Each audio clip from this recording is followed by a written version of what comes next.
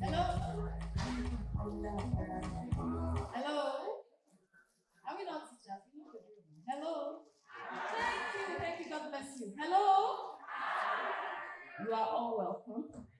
I would like to especially congratulate those of us that are new black belts. If you are new black belts, don't give me a woo! Yeah, congratulations. So, to move things along, we would like you to come up and collect your certificate. As I call your name, you come up.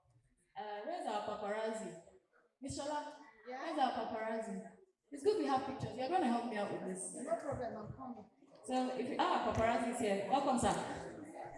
All right, so please, if you hear your name, you come out to your certificate. We want to make it as quick as possible. There's a slogan that Mr. Alasukwame was sharing with us. I've forgotten it.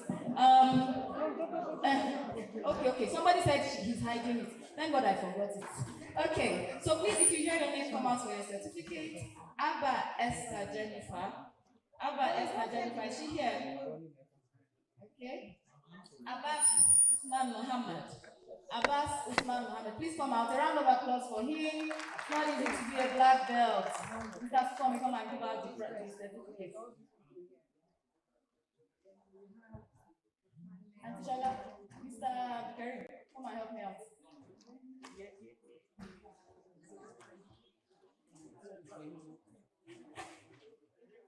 Okay, Abdulaziz Halima. Is she here? Okay, please a round of applause for her. Abbas Usman Mohammed.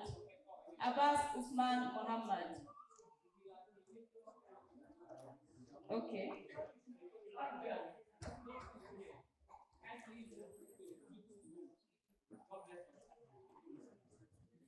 Let me go.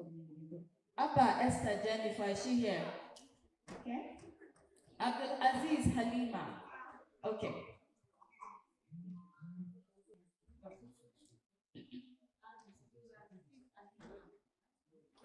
Abdulaziz Mariam, is she here?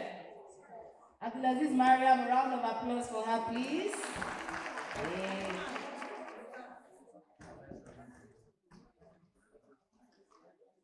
Babalola Oluwaseun Itunu. Babalola. Please let's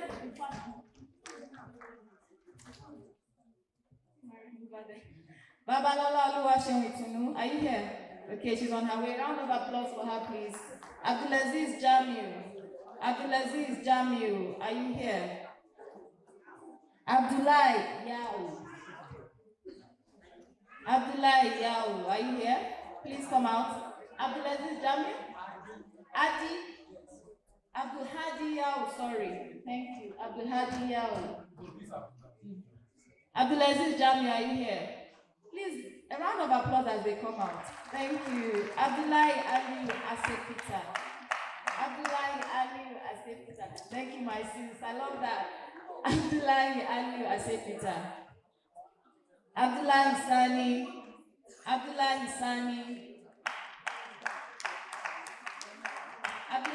is he here? Abdurrahman.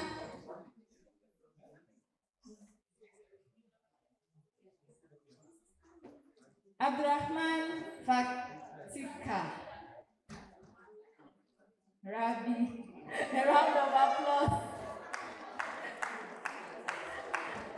Madam, is that your sister? Interesting. Abdurrashid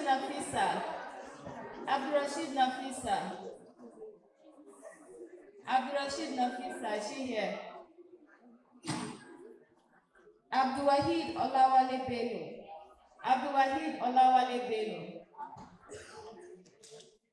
Abidemi Modupe Hassan, are you here? Abubakar Abdullahi. Otijela, I don't know if it's you. It's three. Abubakar Aliu Al-Qasim. Abubakar Aliyu Al-Qasim. Adama Abdurrahman refused to put Fatika on her own. Adam Rufai, coming up. A round of applause for him, please. Adamu Joy Ochewo. A round of applause for her. Thank you. Adebayo Gladys Aniako. On the road, okay. Adedeji Paul Adeumi. A round of applause for him, please.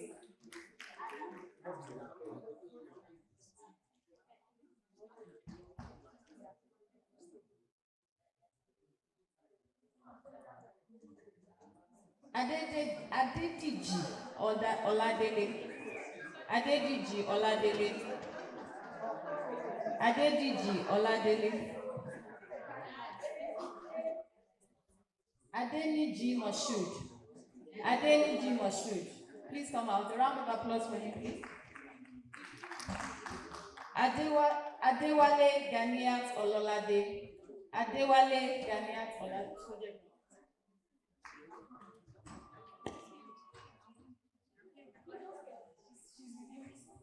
Adeyemi Folashade V. Round of applause as she comes out. Adeyeye Ifeoluwa Esther. Is she here? Yes.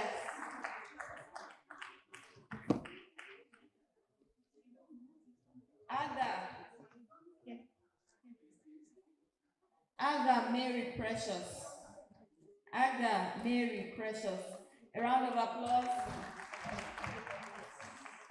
Agim Amarachi Patience. Yay.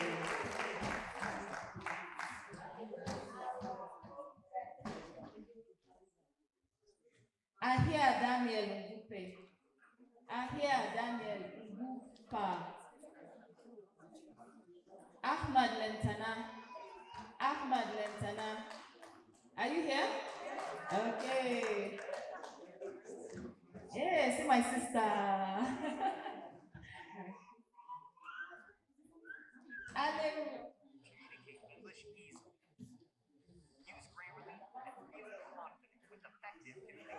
How it is when you be meeting online and you never met in person and then you see the person, you get excited. It's the first time we've been chatting online. Aleru Monsurat Mojisola. Are you here? Aimola Yomi Oluwatosin. Here? Aisha Abdullahi Adam. A round of applause, please, as she comes up. Aisha Musa Saleh. Aisha Yakubu.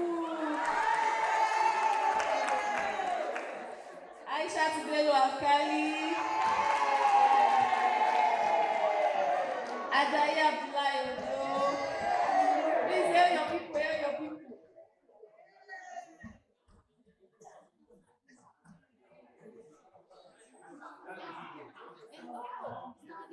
Yep.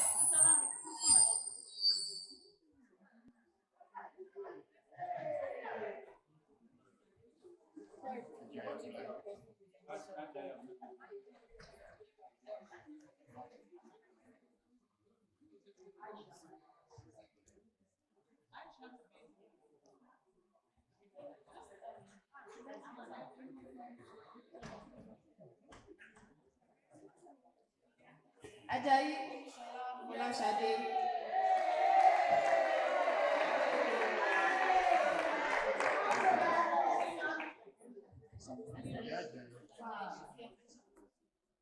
Ajibola Oluwafunmilayo. Is she here?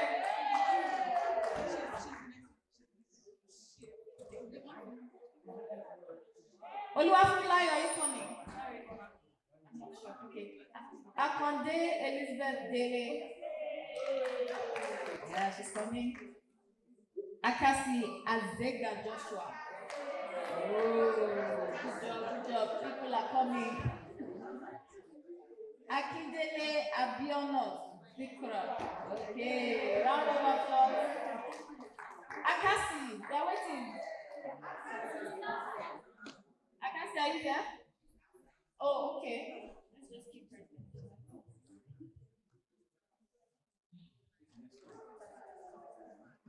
Akpogba Josephine.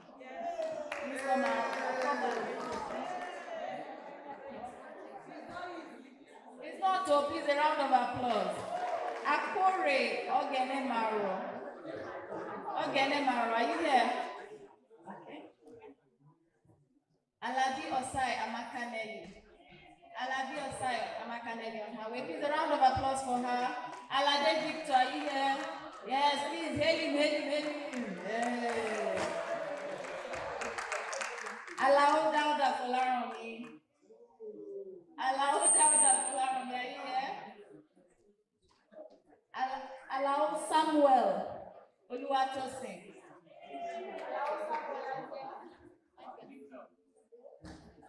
Allow Samuel Oluwatosin. Aleji Isiomaro.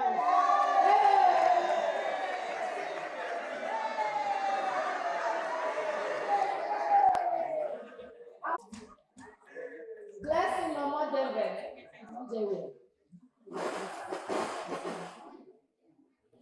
Blessing Afonja. Blessing no more. Blessing Simon Sherman. Blessing Simon Sherman, are you here? Blessing Simon Sherman. Bossede Christy Ajayi.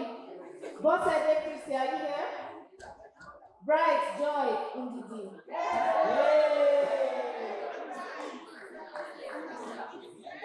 Bukola Olusegun, are you here? Bukola Olusegun. Celestine Zosimus. China Gilbert. This is China.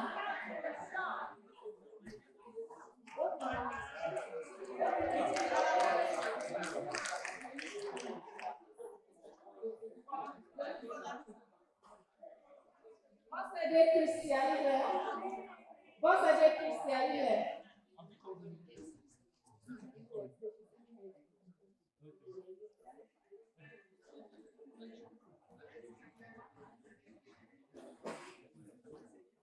China Gilbert.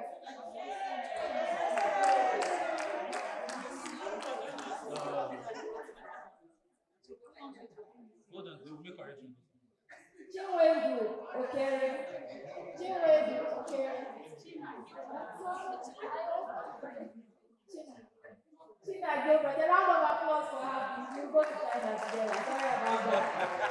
Chinwendu Okere. Are we here? Christiana Ponchak Ajia. Double Nathan Roberts. Double Nathan Roberts. Coming up. Damaris Jeremiah. Damaris Jeremiah.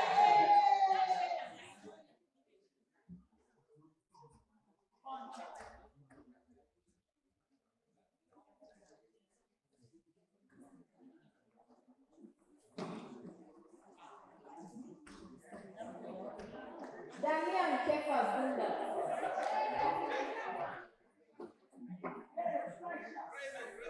Okay.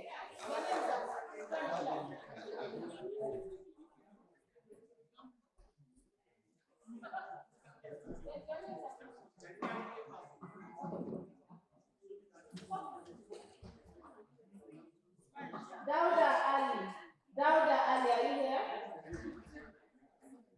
Dauda Emmanuel. Dauda Emmanuel.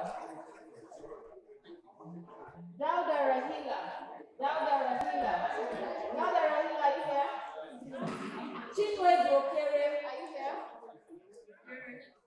David Patrick Apple.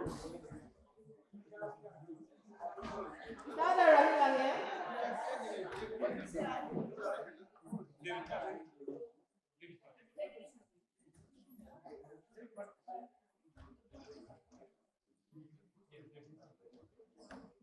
Deborah Oizansi.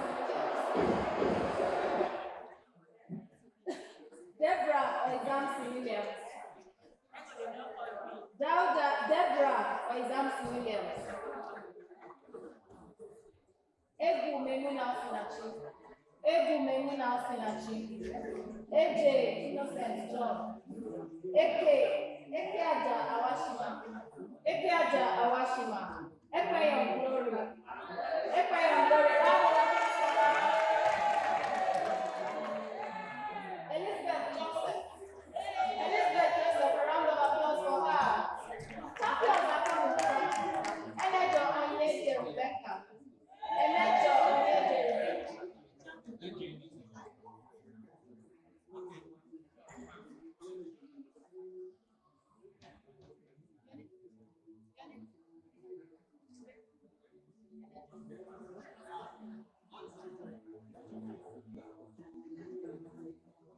Ezirin Onyezi Victoria. Ezirin coming up. Mahat Tijani coming up.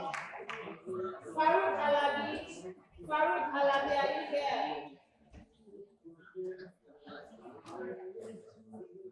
Farouk Husseini, are you here? Please indicate if you are here. Farouk Husseini. Favor, Ines Soma.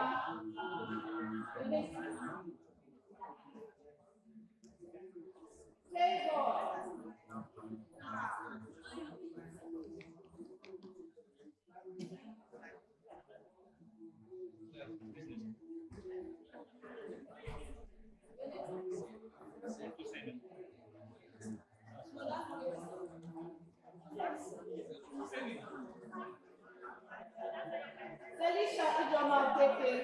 Felicia Ijoma Okeke, are you here?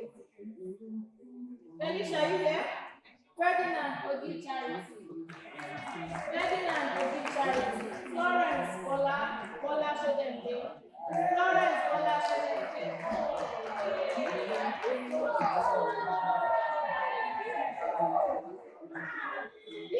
Keep clapping. Fumi Phillips, are you here? Fumi Phillips. Gladys Samson Ola. Grace Emmanuel, are you here? Grace Emmanuel. Gloria Okia Kanachi. Hadi Halima Mali.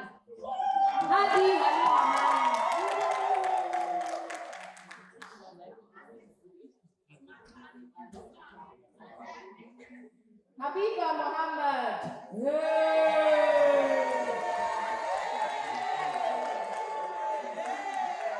Habiba Dafulani.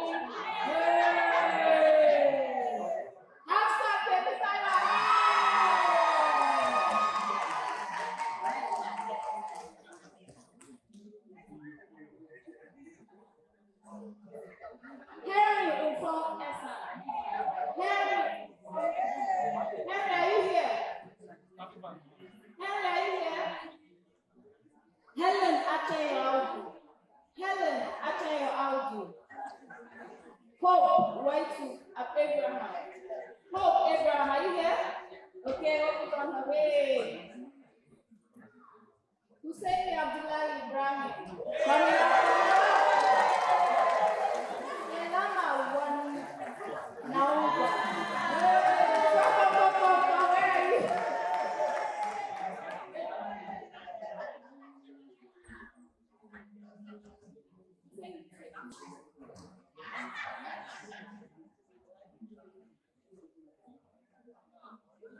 Ibrahim Ilyas Muhammad. Please a round of applause.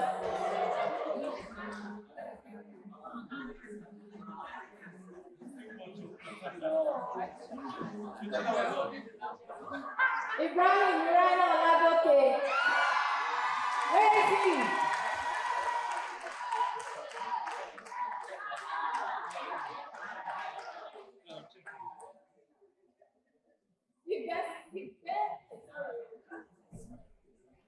Beso Ada Franca.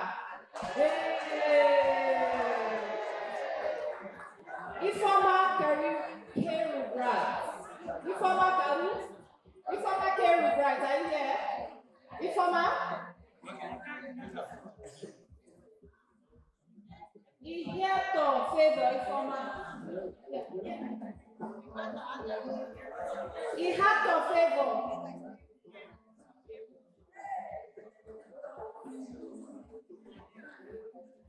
Ihata favor Ifoma. Ilyasu Abdullahi. Ilyasu Abdullahi, are you here? Imhaku Ikenna Periton. Periton,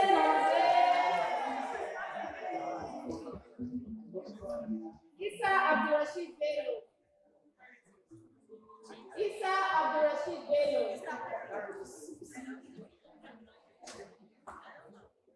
James Blessing Oposin. James Blessing Oposin, are we?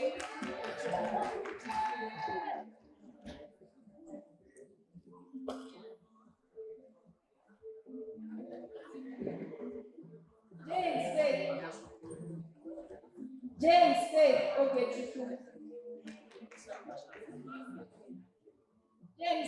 James Faith, are you here?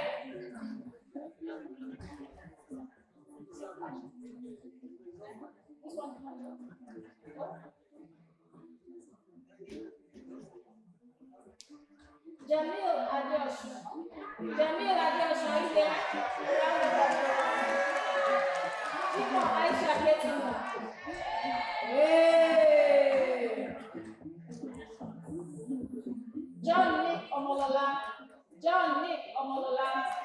She here? Johnny Akojaro, are you here? Joy Ngwaba, are you here? Jumai Umazari.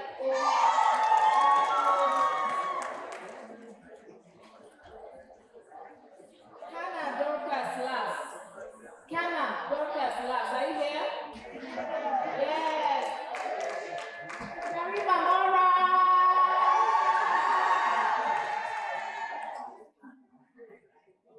Kazim Idris.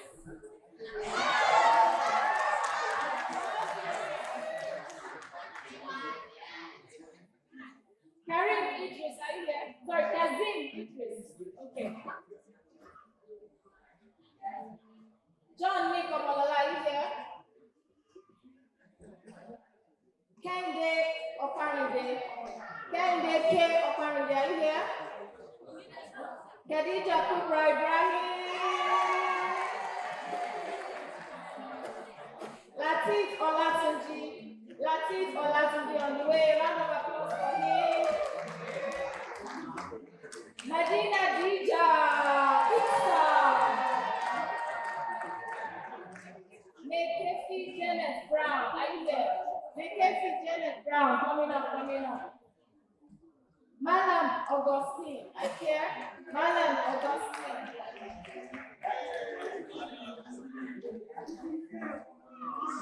Please, a round of applause for her. It's not easy. Maria Marshall Gambo, are you there? Mary Vera Matthew.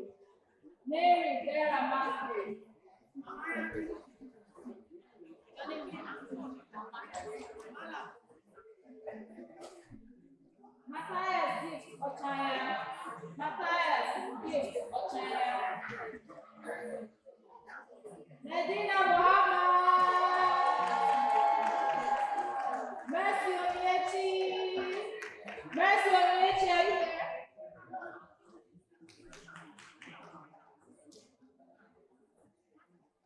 Mary Vera. Michael Ebregis and the peace.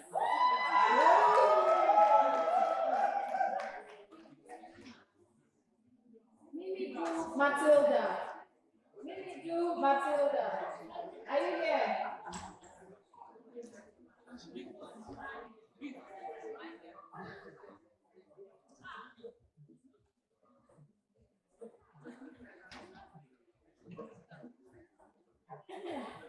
Okay. In the spirit of democracy, we are going to be calling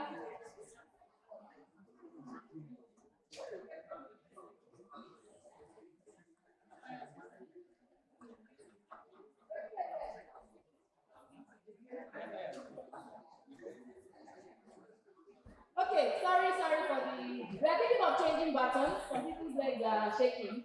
Some people's mouths are weakling. But in the meantime, Modupe Tony Mary, please come out if you're here. Modupe Tony Mary, is she here? Okay. Mohammed Helen, are you here? Yay! Morris Major Jackson, are you here?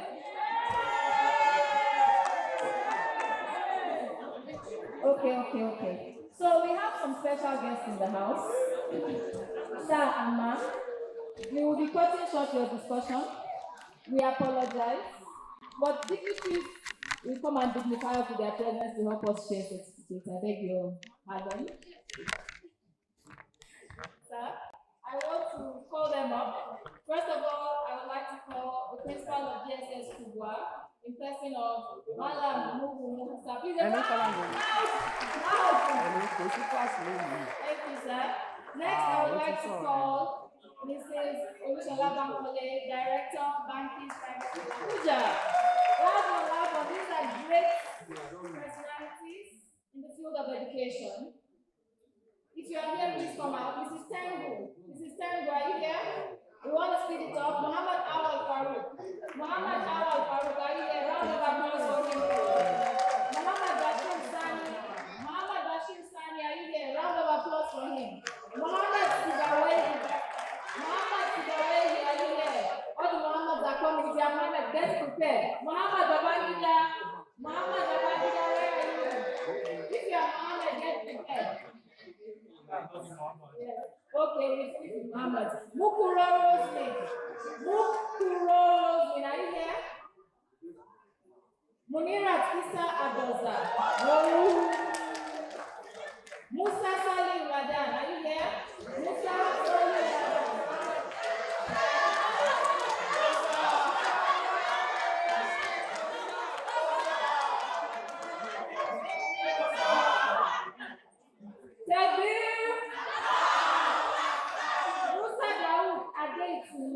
Musa Dawood, are you here? Najat Lawal Mekudi, in the house.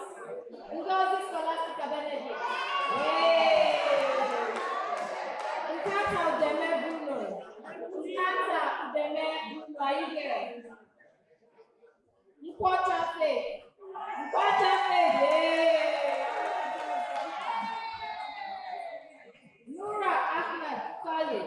Nura Ahmed Khalid, are you here? One day the Chinyere Mercy, are you here?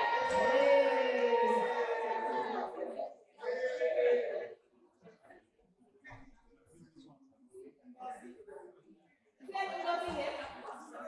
Where is she? Okay.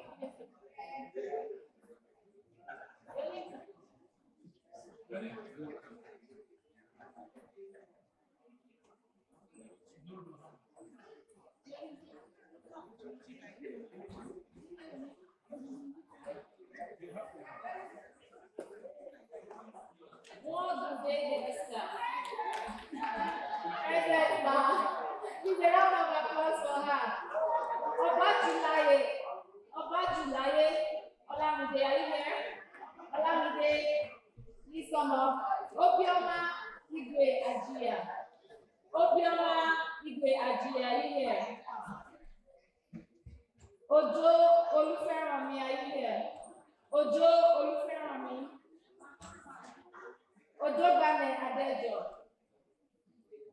Bane Adejo, are you here? Who is here? Adejo, are you here? Okay, he's coming. Obioma Igwe Ajia, are you here? Sorry. Ojubele Samuel Benga, are you here? Okafo Chioma Chika. Okoro Ijoma, are you here? Okusoya Olawale, are you here? Oladisi Opemikosi, are you here? Abdul Tayo. Oladebo Abdul Tayo. Oladeji Oluwaseun. Oladeji Oluwaseun.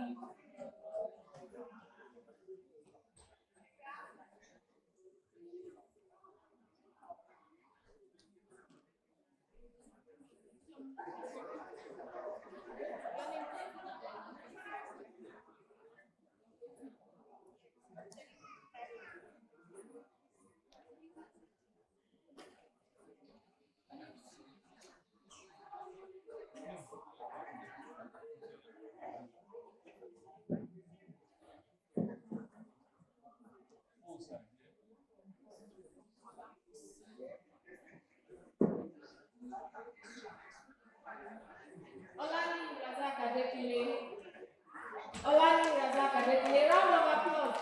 English teacher. I love it when I see my English people. I need to change my accent a bit. Please, a round of applause for him. Thank you, thank you. And that's the one I'm quite proud of. Not yet.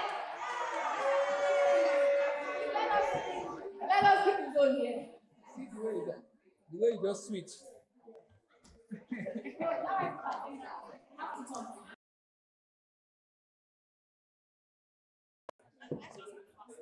Olowe your comfort. Are you there? Please let's make it snappy. Olowe your comfort. Olumili Oluwafemi call. Olumili Oluwafemi call. Olusoya Faith. Olusoya Faith. Please if you're here, let us know. Olusoya Faith. Oluwaya Mr. Adekeye. All look at this, you say Chifu.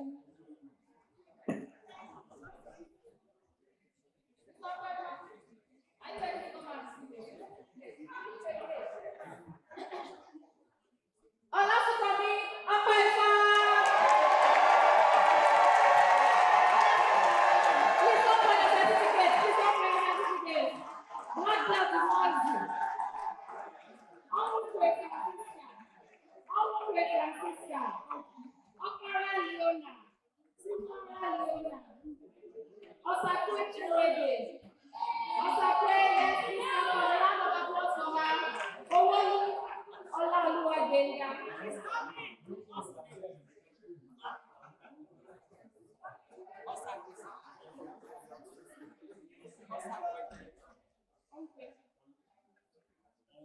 Oyaleke Morufa Dajola. Oyebanji Said Adebayo.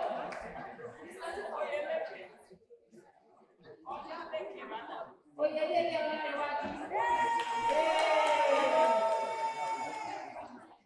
Oyedele Olariwaju.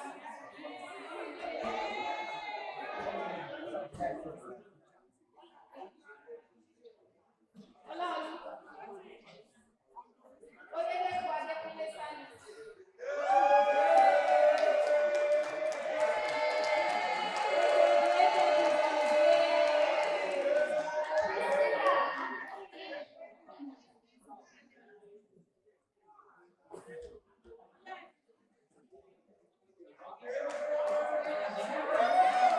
Priscilla, I can't wait for me. Are you coming? Oyedele Elizabeth. Oyedele Elizabeth. Kudus Rafat Ojuolape. Kudus Rafat Ojuolape. Are you here? Rabiat Adede. Rafiat Abduljalil. Rashida Jerry.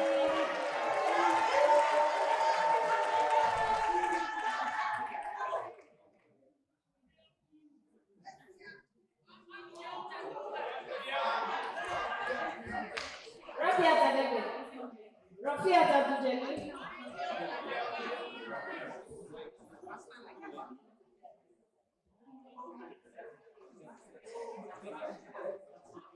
Prince Patrick Osadebe. Where's Prince Patrick? Aha. Please, a round of applause for this man. Wait, this one, nobody's collecting certificate again. Keep clapping. This is somebody all the way from Kano. It's not easy.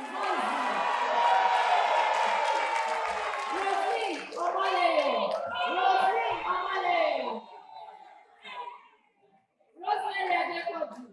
So here, let us know. You tire Folashade, are you there? Rukayat Oluwaseun, are you here? Rukaya Maruf, coming up. Sadia Muhammad, are you here? Okay, Sadia Muhammad is coming soon. Shakirat Eniola Olaigbe, are you there?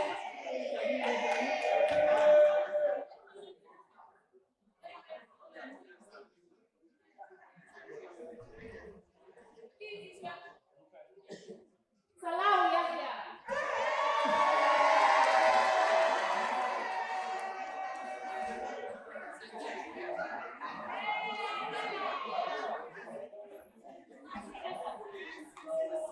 Salimat Habibat Ibrahim, are you here? Samani Sanusi Suleiman, okay? Samson Rhoda, are you here? Samson Rhoda. Samuel Olowolaya, Samuel, are you here?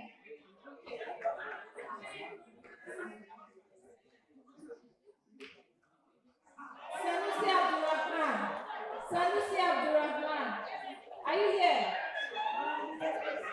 Savior Robert Ugo. Savior, Samson Rhoda, are you here? Savior Robert Ugo, are you here? Savior is on his way, round of applause. Semao Adebayo Taiwo, are you here? Shehu Builder Junior, are you here? Shehu Builder Junior. Shehu Khadija Lami.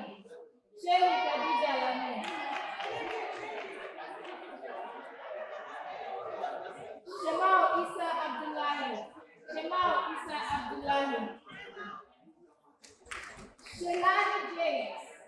Shilani James, are you here? Shilani, are you coming? Shuaib Laba Muhammad, are you here? Shuaib Laba Muhammad. Shoot Elisha Sunday, are you here? Elisha Sunday. Shola, where is she? When they call their name, they will not be safe.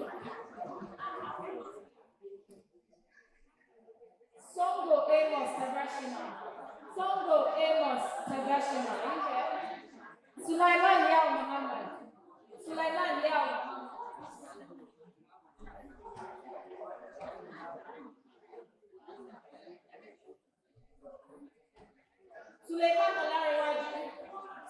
Olarewaju. Sulaiman Yao Muhammad, are you here? Sulaiman Ridwan. Please let's respond if you are here so I don't keep yours. Sulaiman Ridwan, are you here? Sulaiman Garba.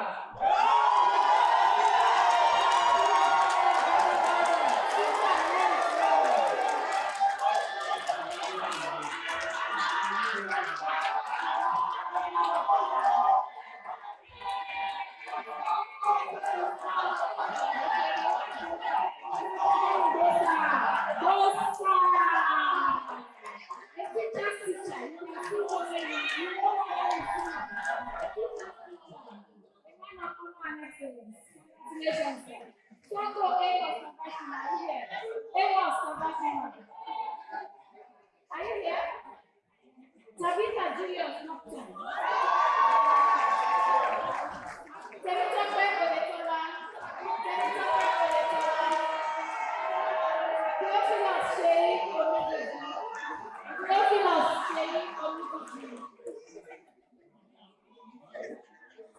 Josie Ann Ine.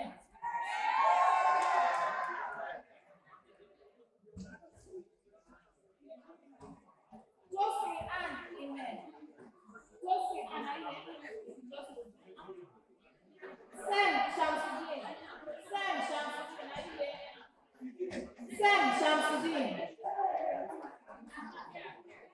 Ubong S.A. Jonah. Ubong Jonah, are you here? Ugonna Vera Bogi. Ugwezia Cornelius. Ugwezia are you here? Umar Idris. Umar Idris.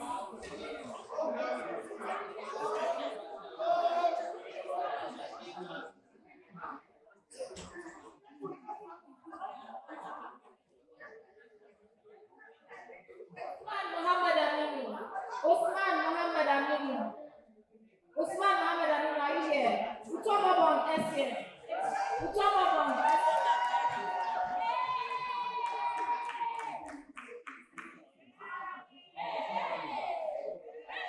Utomabon, are you here? Okay. Usman Muhammad Aminu, are you here? Victoria Ayo FS. Victoria Knawe. Victoria Telitope. Victoria.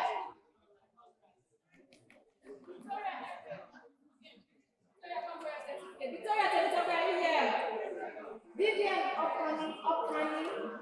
Vivian Okani, are you here?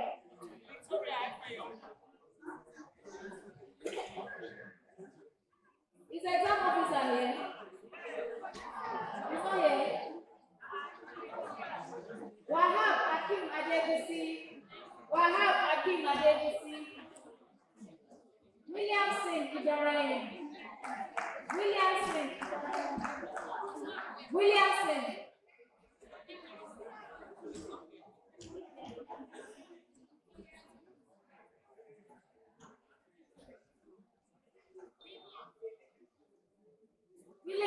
Ibrahim. Wow, Zabe Isaac. Wow, Isaac, are you here? Yakubu Rose, Sulema. Hey, Yakubu Rose.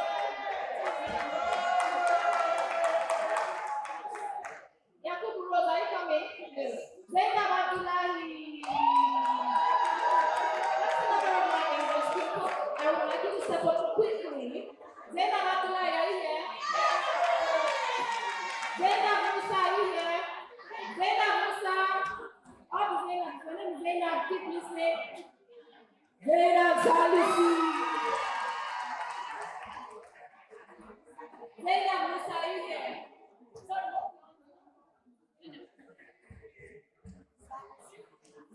Zipporah Kamini Sado. Zipporah, are you here?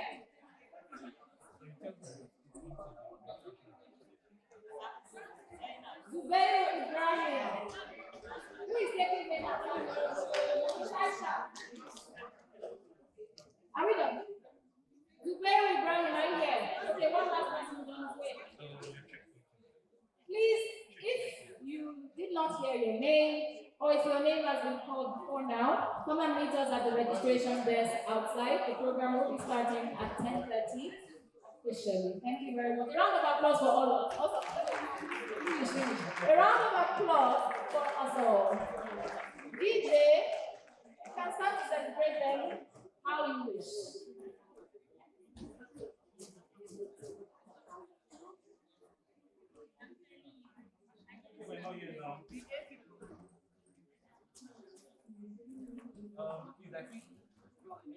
Yes, So, Deborah, are you back here?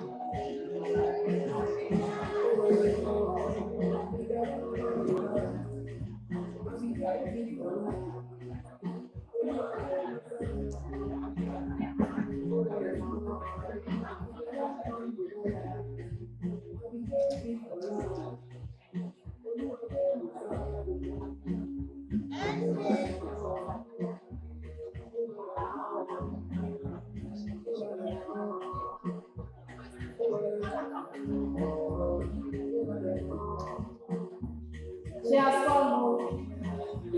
Don't go far. Some people will not be here when they are coming there. They are here this morning walking back. Please, DJ, so that we hear co-convener, Closer for Africa, my sweet sister, honorable black belt. Please start clapping for her. Start clapping.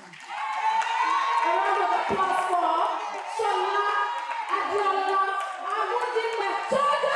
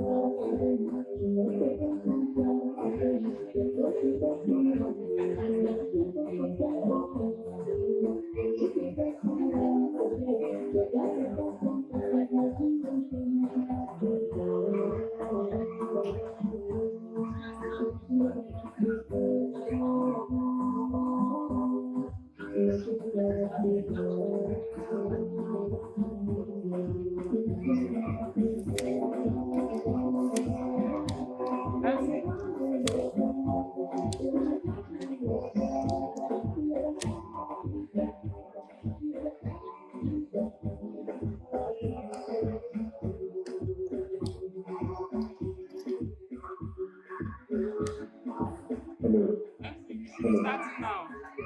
Good morning, ladies and gentlemen. In few minutes, we are going to start the program for the day. While we await our guests and other participants to move in, so that we can start the program in no time. Thank you for your patience, and you're welcome.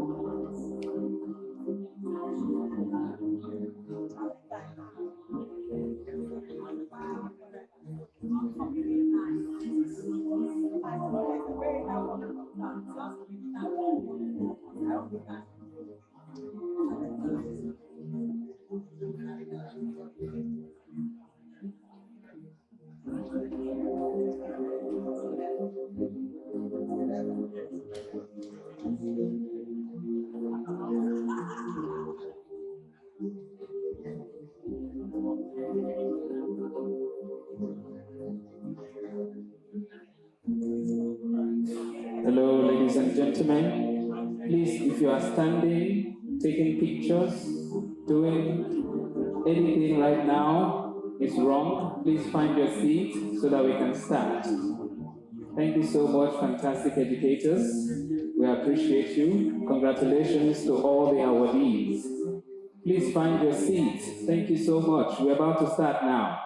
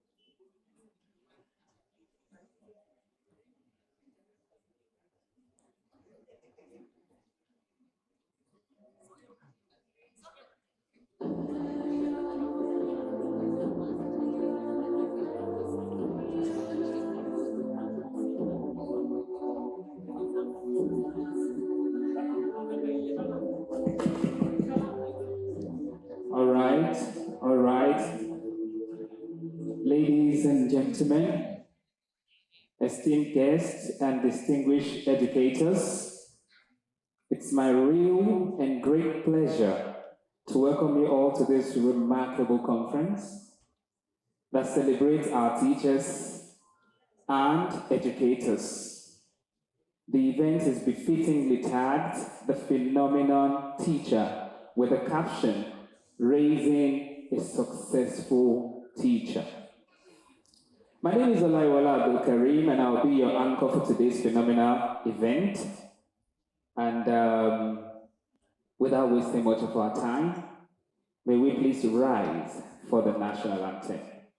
We'll be taking the second stanza. The DJ will key us in. Please let us rise for the national anthem.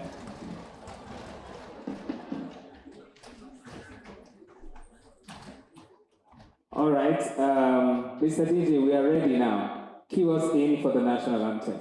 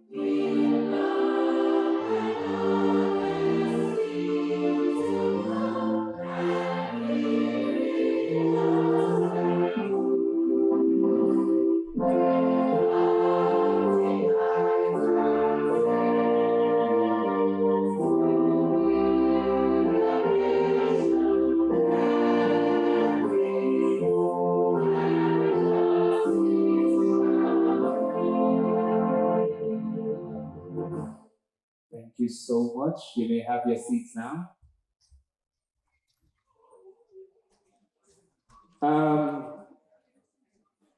Next on our agenda is the introduction of guests. We have fantastic people on the podium that we need to acknowledge their presence here today. I'll start with the Cultural and Affairs Officer for the U.S. Embassy, Ms. Julia McKay. Please stand up for recognition, ma'am. Let's appreciate her. Teachers, we can do more than that. With us here today to grace this fantastic conference, we have the presence of our father, the Registrar, Teachers Registration Council of Nigeria, Professor Josiah O. Ajiboye. Please a round of applause. Thank you so much. We have in our midst today the CEO, 1 million teacher. Aha! Mr. Hakim Sugar in the house. If you are not clapping, you are doing the wrong thing. Yes, you're welcome, sir. Our guest speakers for today, we have them, fantastic people. I'll start with a fantastic school leader, the director of Banki's Private Schools, Abuja. I'm talking of Ms. Olushola Bankole. Please stand up for recognition, ma'am. Please let's appreciate our mother. You're welcome, ma'am. In our midst today, we have the principal of GSS Kubwa. And he was also the best school admin 2021. Please let's make welcome Mr. Nuhu Musa. Teachers, you can do more than that. He's one of us. Yes. Please, teachers, the other time, someone stepped us and said, our teachers can be very, loud. Now, it's time for you to be loud for our guest speakers. Please, I need you to be loud. The applause should be louder than this, okay? Thank you. Another guest speaker in our midst, a fantastic personality. I'm talking about the Fulbright TA alumnus and a winner of AU Teacher Prize. is none other than Mr. Olaleko Adeko. Please, let's appreciate him. He's one of us. Now, as we go on, we will also introduce the panelists, but I don't want to waste our time. I want to go straight to what we have on the agenda for the day. I introduced myself earlier on, nobody appreciated me, so I'm going to do it again. My name is Olayiwola Abdelkarim. I'm a teacher like all of you. That's all, clap. That's enough. All right, thank you so much. At this juncture, I would like to introduce a visionary personality, someone that is tagged the phenomenon himself. I'm talking about the educationist par excellence, the exceptional visionary with positive changes in mind. He has transformed our educational realm in no little way. Thank you for coming in now. I don't know what to say again about this fantastic personality. Please, ladies and gentlemen, let us welcome Mr. Olasukomi Okpaifa, the convener of this conference. He is going to be giving us his welcome address. If you are not clapping, you are doing the wrong thing. I would even enjoy a standing ovation for our convener if you can. Yes. You're welcome, sir. Thank you. Thank you. Thank you. Good morning. Thank you for making this a date. Please just give me a minute, please. Let me get my speech out.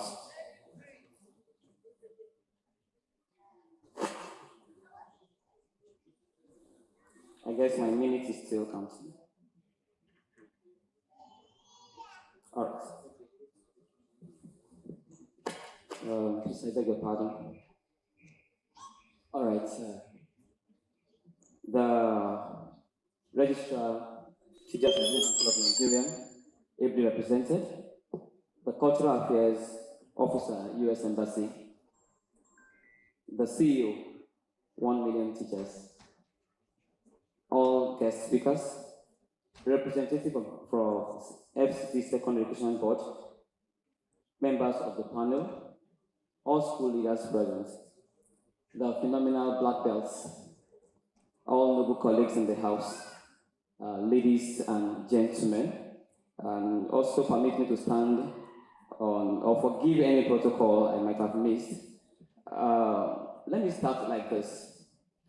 When the foundation is thoroughly laid, when you are intentional on a mission, when you have unflinching support of people, you are most likely not just to succeed, but you have a lasting impression. Hence, people will call you a phenomenon. May I welcome you all to the phenomenon. You are welcome to the birth of a dream that became a vision and now an action.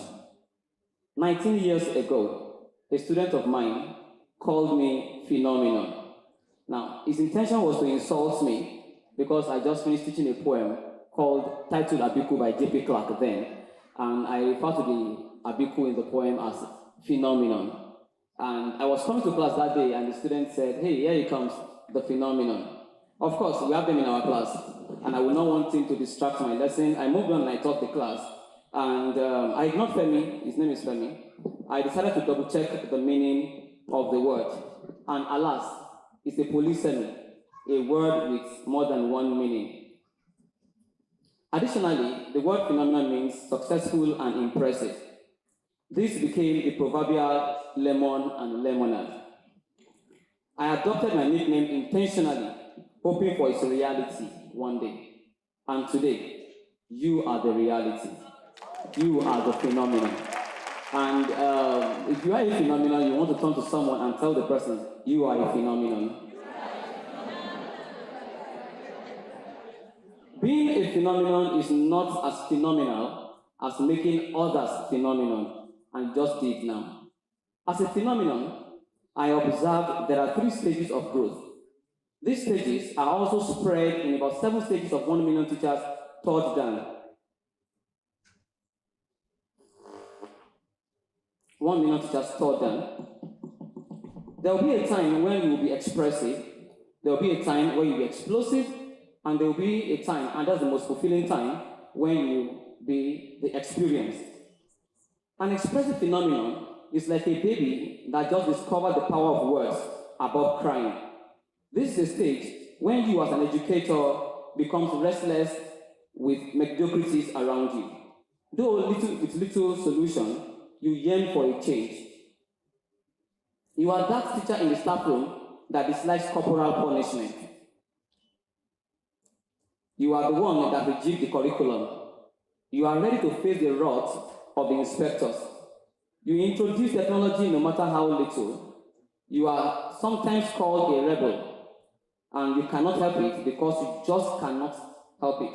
You are an out-of-the-box thinker.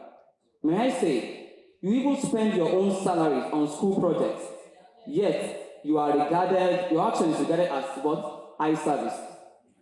Dear expressive phenomenon in the hall, do not give up. Your explosive stage is here.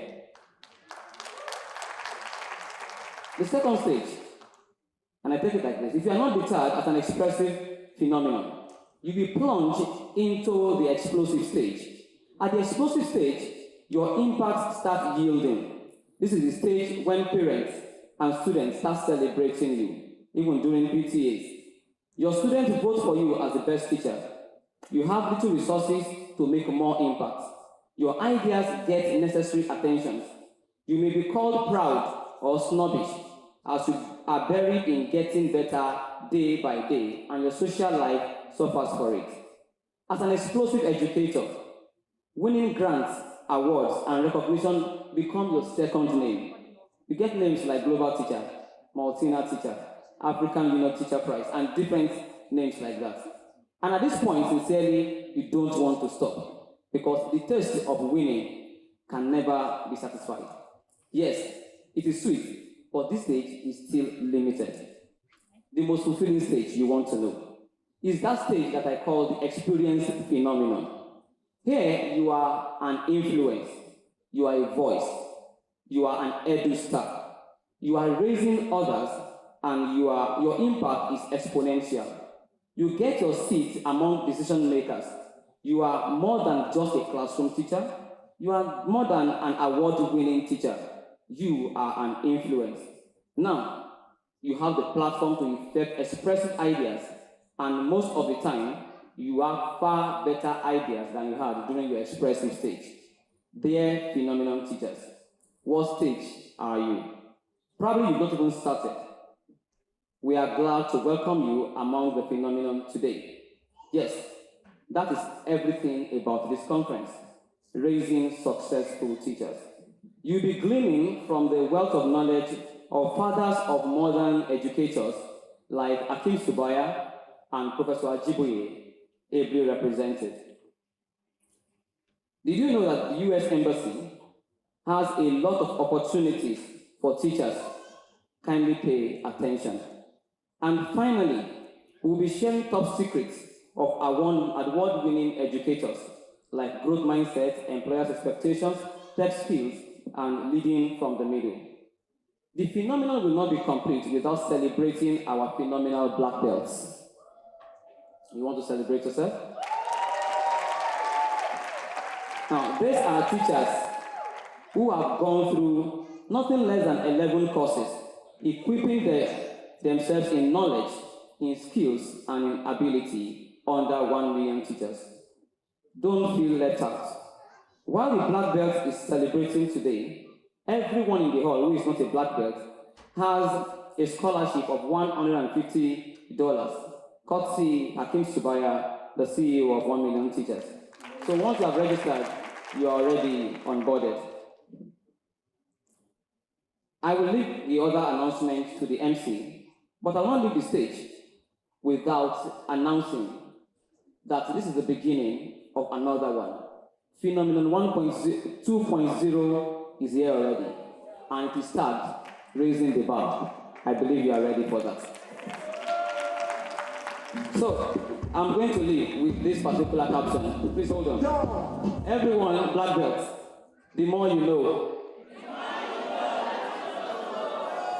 Have a phenomenal day. DJ, you can play my music now.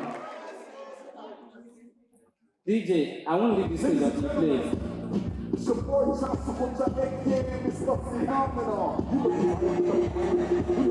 We can vibe to it, it's not too early.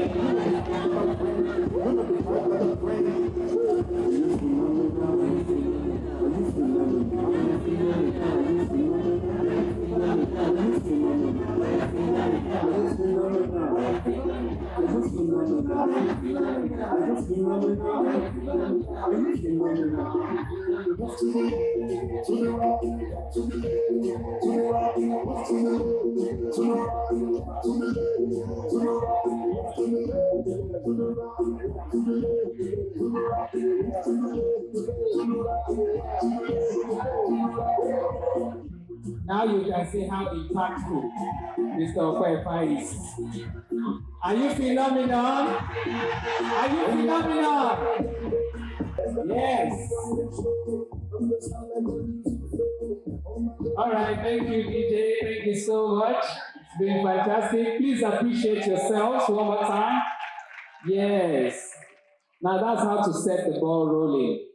I didn't do justice to Mr. Okwefa's pedigree earlier on, so I will say one or two things about him.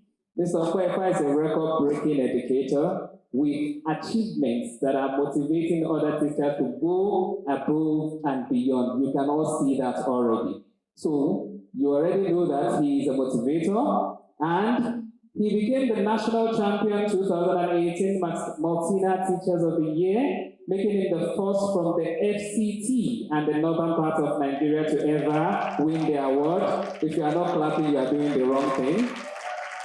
As a result, his school was awarded a block of 6 classrooms with 8 modern toilets and well-stocked library. This is not bragging, this is what he brought home. Please, can we appreciate him one more time? He is also one of the top 10 teachers all over the world for that year. If you are not clapping, look. Why are you not clapping? Mr. Okwefa, thank you for all you do. Thank you for what you are still going to continue to do for the field of education. And on that note, I believe I've been able to do justice. But there is one thing that is missing. Mr. Okwefa is an edutainer. You know what they call edutainer, right? Somebody that loves to educate through entertainment. Now, I told him earlier on that he's going to come out and give us a rap song or something the way he used to do with his students so that they will learn better. So, Mr. Okwefa, that's phenomenal. That's phenomenal. Can you come and give us one thing? Please, let's appreciate him. Yes. Yes. Please, just one, just one.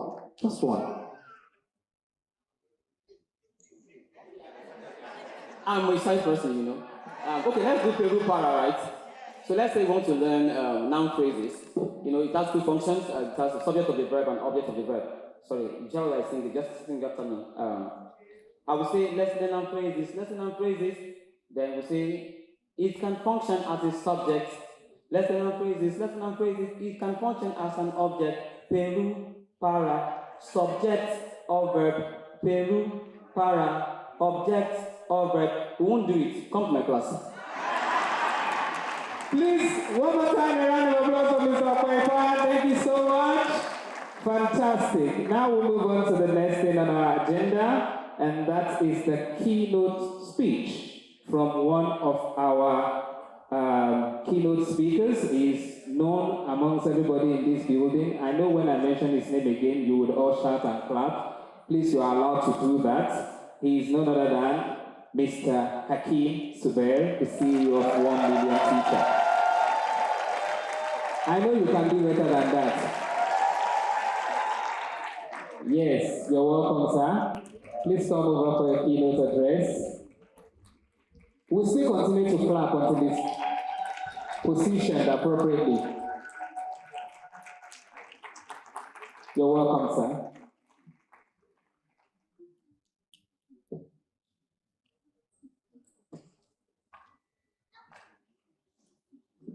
Good morning. I don't even know where to start from. Sukomi has set the bar so high. I'm not an entertainer, but what a privilege. I would like to stand on existing protocol. Today, I want to make a contribution about how we can raise successful teachers in the 21st century.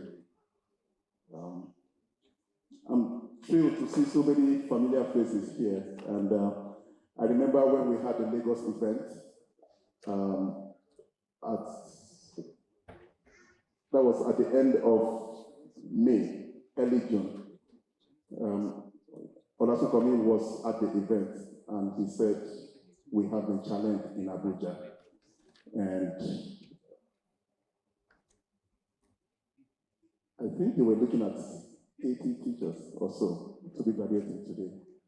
I can tell you that today we're graduating 260 teachers in Abuja. And Olasukomi said, we've already started phenomenon 2.0. And he says, by that time, there are going to be 50 third dan black belts. If you don't know what a third dan black belt is, please contact Olasukomi. And that he's looking to graduate about 1,000. About a year ago when I met Olasukomi, I challenged him. I said, you're an amazing educator, but how do you raise more Olasukomi? How about raising 1,000 Olasukomi? How about repopulating the whole ecosystem with phenomenal teachers? And I think the journey has started. We cannot have a functioning education system without amazing teachers. So let me begin. I'll take you through a brief, from my presentation, you'll get a glimpse into what we do at 1 Million Teachers and why this is important to us and why we will continue to support educators like yourself. I'm sure you're familiar with this quote. If you plan for 100 years, educate children. If you plan for 10 years, plant a tree. So what do we need to have a functioning education system? I've been using this World Development Report since 2018 when it came out. And these are the summary. You cannot have a functioning education system without all of this, having prepared learners. And when we say prepared learners, we're talking about students who are cognitively ready, who are well fed, and who are ready to learn. You need strong school leadership, and I'm glad that in this hall today, we have a phenomenal school administrator, Mr. Nohu, an award-winning educator. And then we say that we cannot have solid teachers without leadership. We need curriculum that is relevant and that aligns with the reality of the environment in which we operate. We need policies that are coherent, all the actors working together at the federal level, at the state level, at the local level. But more important to me is effective teaching, and that's why 1 Million Teacher exists. If you have all of this and you don't have teachers who are capable, who are competent, then it's like you buying a Boeing 747 without a pilot to fly it. So, the single most important when it comes to the education system is you guys, phenomenal teachers, black belts. And as you know, we talk about our society. Everybody is talking about having higher levels of income, decent society, little security, insecurity, and all of that. But the most important part is that we cannot have a well-functioning society without a well-functioning education system. Neither can we have a well-functioning education system without teachers who are capable. And 1 million teachers, I'll tell anybody that this is the hill on which we would die on, and that is supporting teachers. But let's look at the start. 2030, that's what UNESCO says, that this is the gap that we're going to have. This was published in 2016. As of today, the number of out-of-school children has significantly increased, also partly due to COVID. COVID also has exacerbated the situation such that even the 69 million gap that we have globally is no longer what it is right now. A lot of teachers have been frustrated, they've left the school system. But let's take it back home. Sub-Saharan Africa, 17 million. Nigeria, 1 in 5 black persons is a Nigerian. And so we have a huge problem in our hands. We have a fast rising population, a very youthful population. You see some countries in Sub-Saharan Africa like Niger that have 7.4 children per woman on the average. And so this is a disaster, but this problem can be also turned into a great opportunity. But what are we going to do about it? And then back to my premise that we need education and we need teachers. So what are we doing about it? We have what we call the triple challenge. That's our mandate. How do we ensure that we close this gap? By making sure that we help create a system where new teachers come in to close the gap. Then, how do we ensure that those who are already existing and those who are coming get the training that they need? And then more importantly, how do we ensure that teachers stay motivated? 1 million teachers, we're not government, we're just actors in the society like everybody else trying to do something about it. We're here today as a result of phenomenon, but this is part of our mandate to motivate teachers, to create a professional learning community where you will support yourself.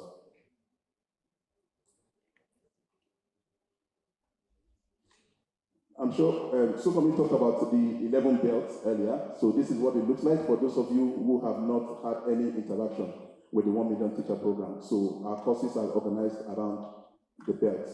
Some have 4 courses, some have 5, some have 6, and there are sub-modules in between. But you go through all of this and you get the badges. It stays on your dashboard forever. You have access to it forever.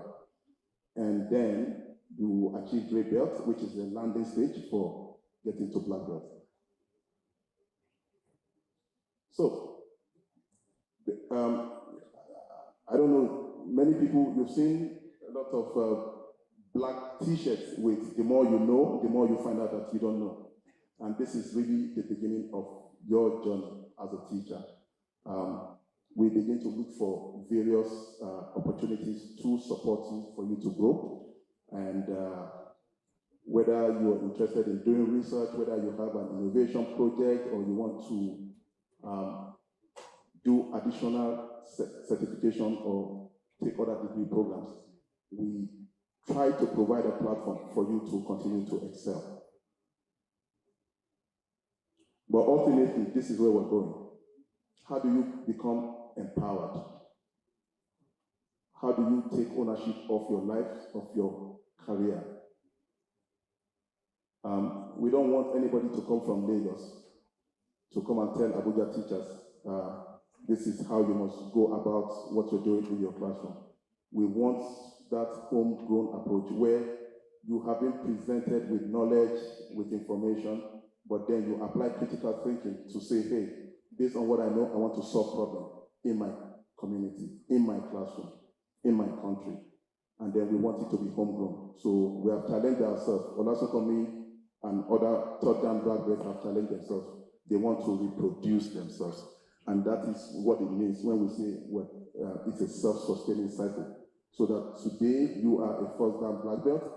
As you continue to grow, you know that the more you know, the more you realize you don't know, you begin to elevate yourself. When you elevate yourself, what you're doing is giving space for other people to rise. You understand? And as they rise, you are going to rise further. And that's how society develops. So this is the premise. This is our destination. And we want to raise as many as possible. We will do whatever we can to make sure that we support you, but more than anything, it is your own responsibility to take ownership of your career. So this is one of the many programs. I'm sure Rashida is here. Many of you know her. She's like Olasun Komi, she's also a superstar teacher. There are many of them doing wonders in many places. Currently, we have 2 of them in our program. They're in New York, attending the UNESCO Summit. You know, we try to put you guys in a space where you see what is possible. It's not by magic, and these people who are doing it, they don't have 2 heads. We all have 2 heads, and it's possible for all of us. So that's Jane Chikapa from Malawi. This was, so that's one of, she's from Abuja, she's one of you guys. Last year we got her to the United Nations to address the General Assembly about transforming education, and this is possible for any one of you.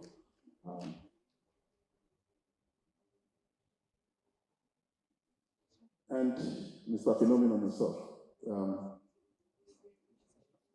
I don't think I want to say beyond what has been said about Olasun Komi, because I would go on and on and on and on again. But that's not the purpose of my presentation. My purpose is to inspire you guys to recognize, to see that it is possible to be phenomenal. And I'm so excited to be working with him, to be working with many of you who are here today to raise the bar. This is one of the black belts also. He's currently in New York attending the Youth Summit. So whatever you see from next on is all the work we do. We are in 16 sub-Saharan African countries, including India, Philippines, and all of that. But the bulk of our work is the heart where the problem is biggest, which is Nigeria. We have about 40,000 odd teachers in our program, and about 45% are from Nigeria. Most in Lagos, Kano. Abuja is coming up fast.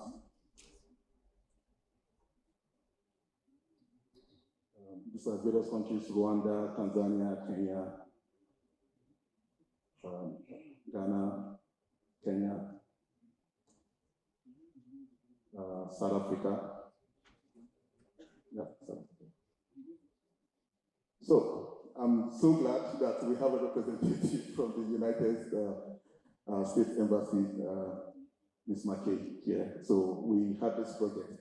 When I found out that somebody's going to come from the US Embassy, I said, I'm going to put this slide. Just so you know, this was Ibadan. We ran this project in 2021 in Ibadan for 100 teachers, funded by the United States Embassy.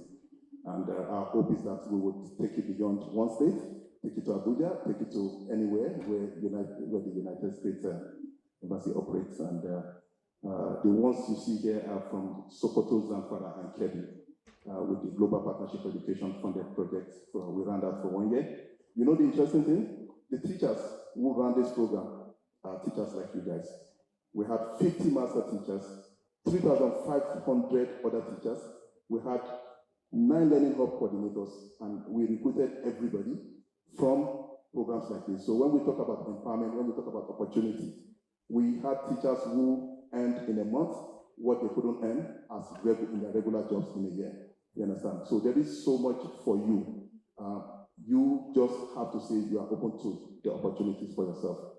Of course, when you do work like this, you are going to need a whole lot of people to collaborate, to work together.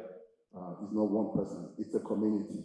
And that's why we are very focused on partnerships for development, for helping to strengthen the ecosystem. We work with literally anybody who is passionate about education, any entity whatsoever. So today we're going to be celebrating some anchor schools in Abuja. We have 4 at the moment. And we just saw that, yeah, this was Canada New York.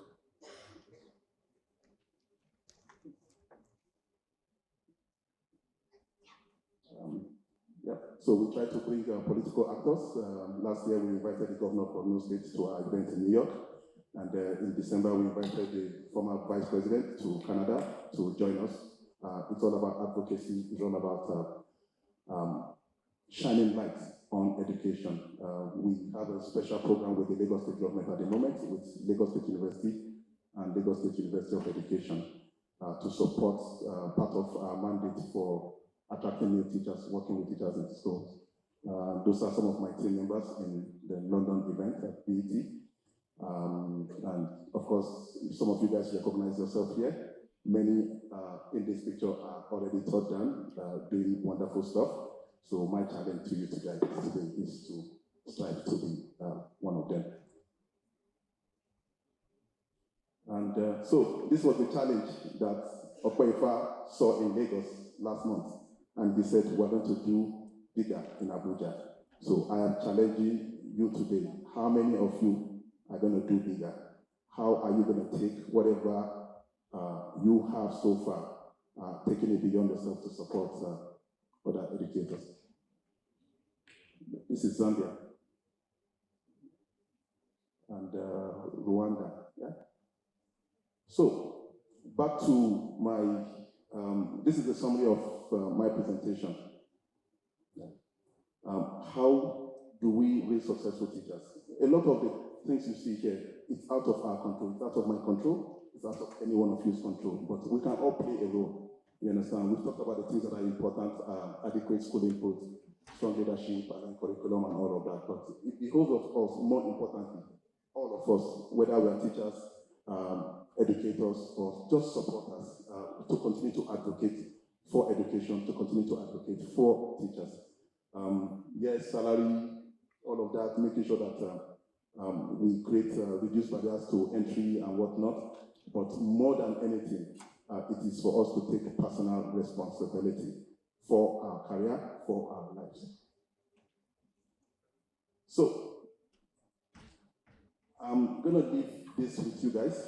Please, even as I leave the stage, it's something for us to reflect on and recognize that we cannot have a functioning society without a functioning education system, and we cannot have a functioning education system without competent teachers. So thank you for your time.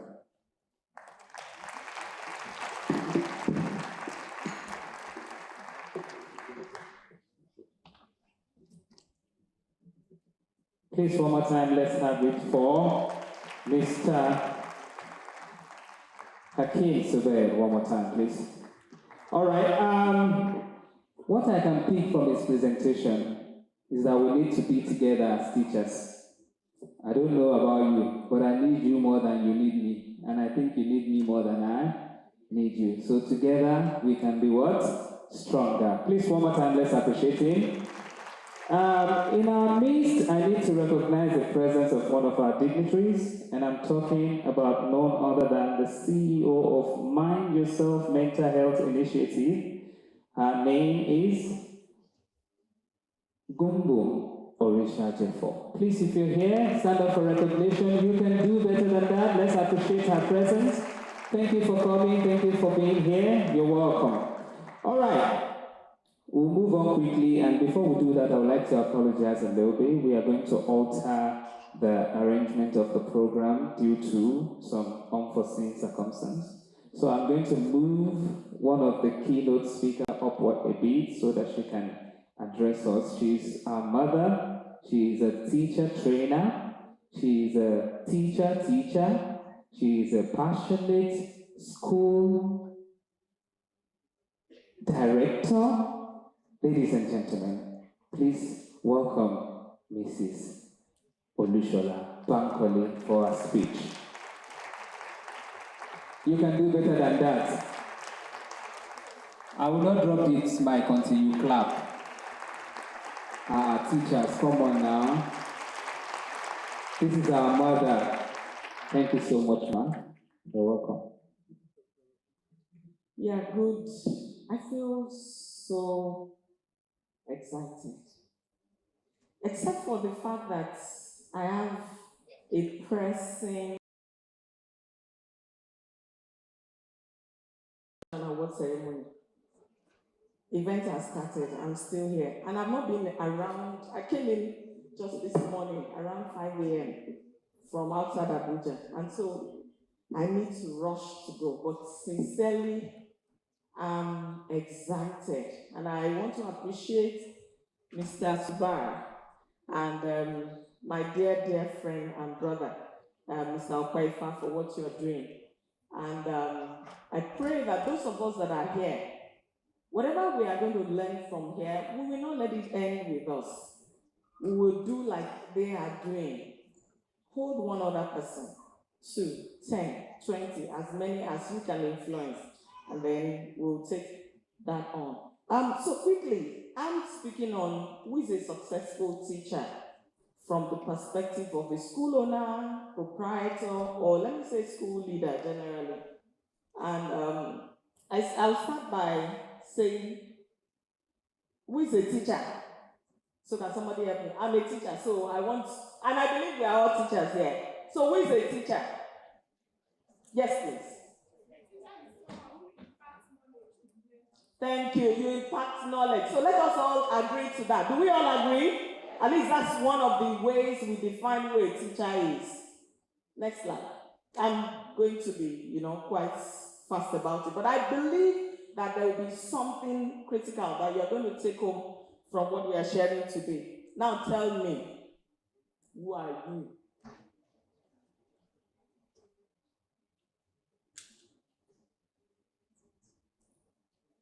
I guess you are answering the question within yourself.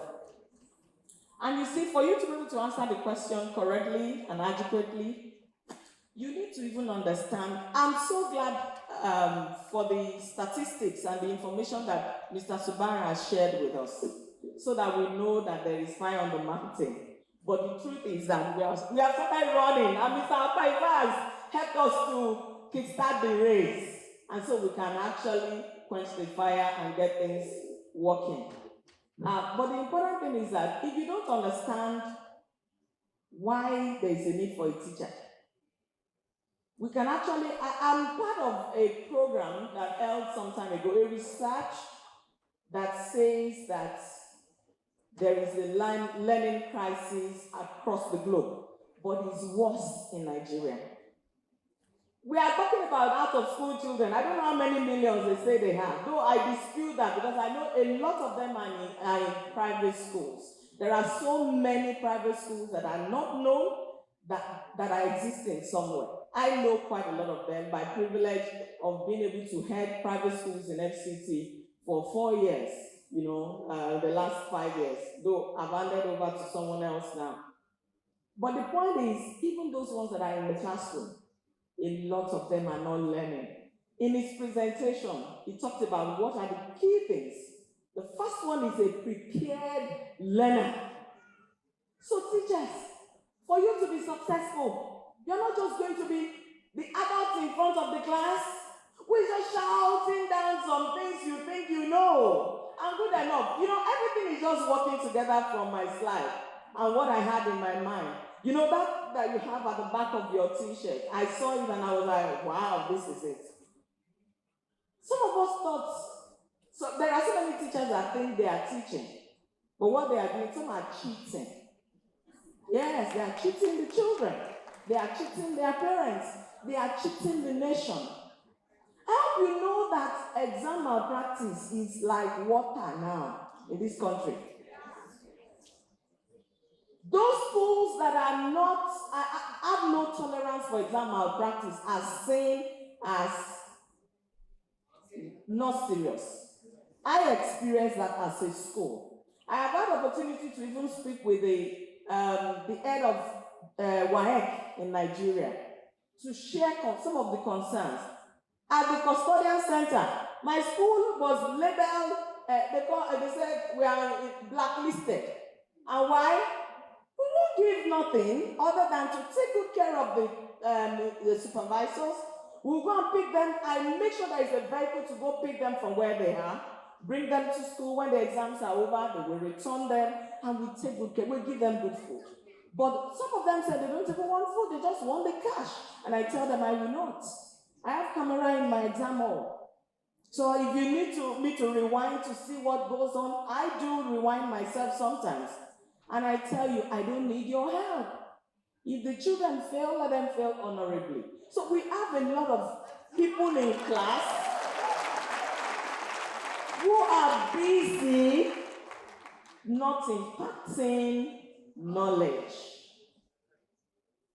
And I believe that 1 million teachers is not out for crowd that are not doing nothing. All right.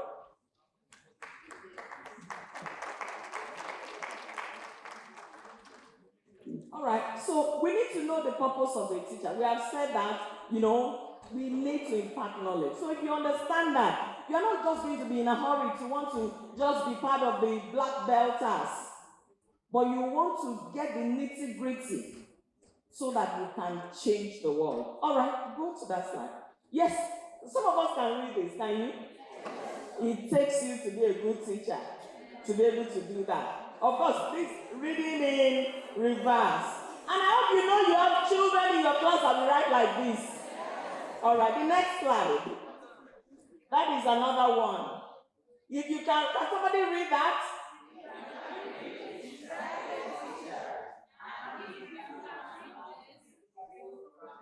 Okay. That is the way, particularly for those of us that take early years children, and those in grade 1, primary 1, they begin to write their answers in exams for you like this. So, when a teacher can understand this,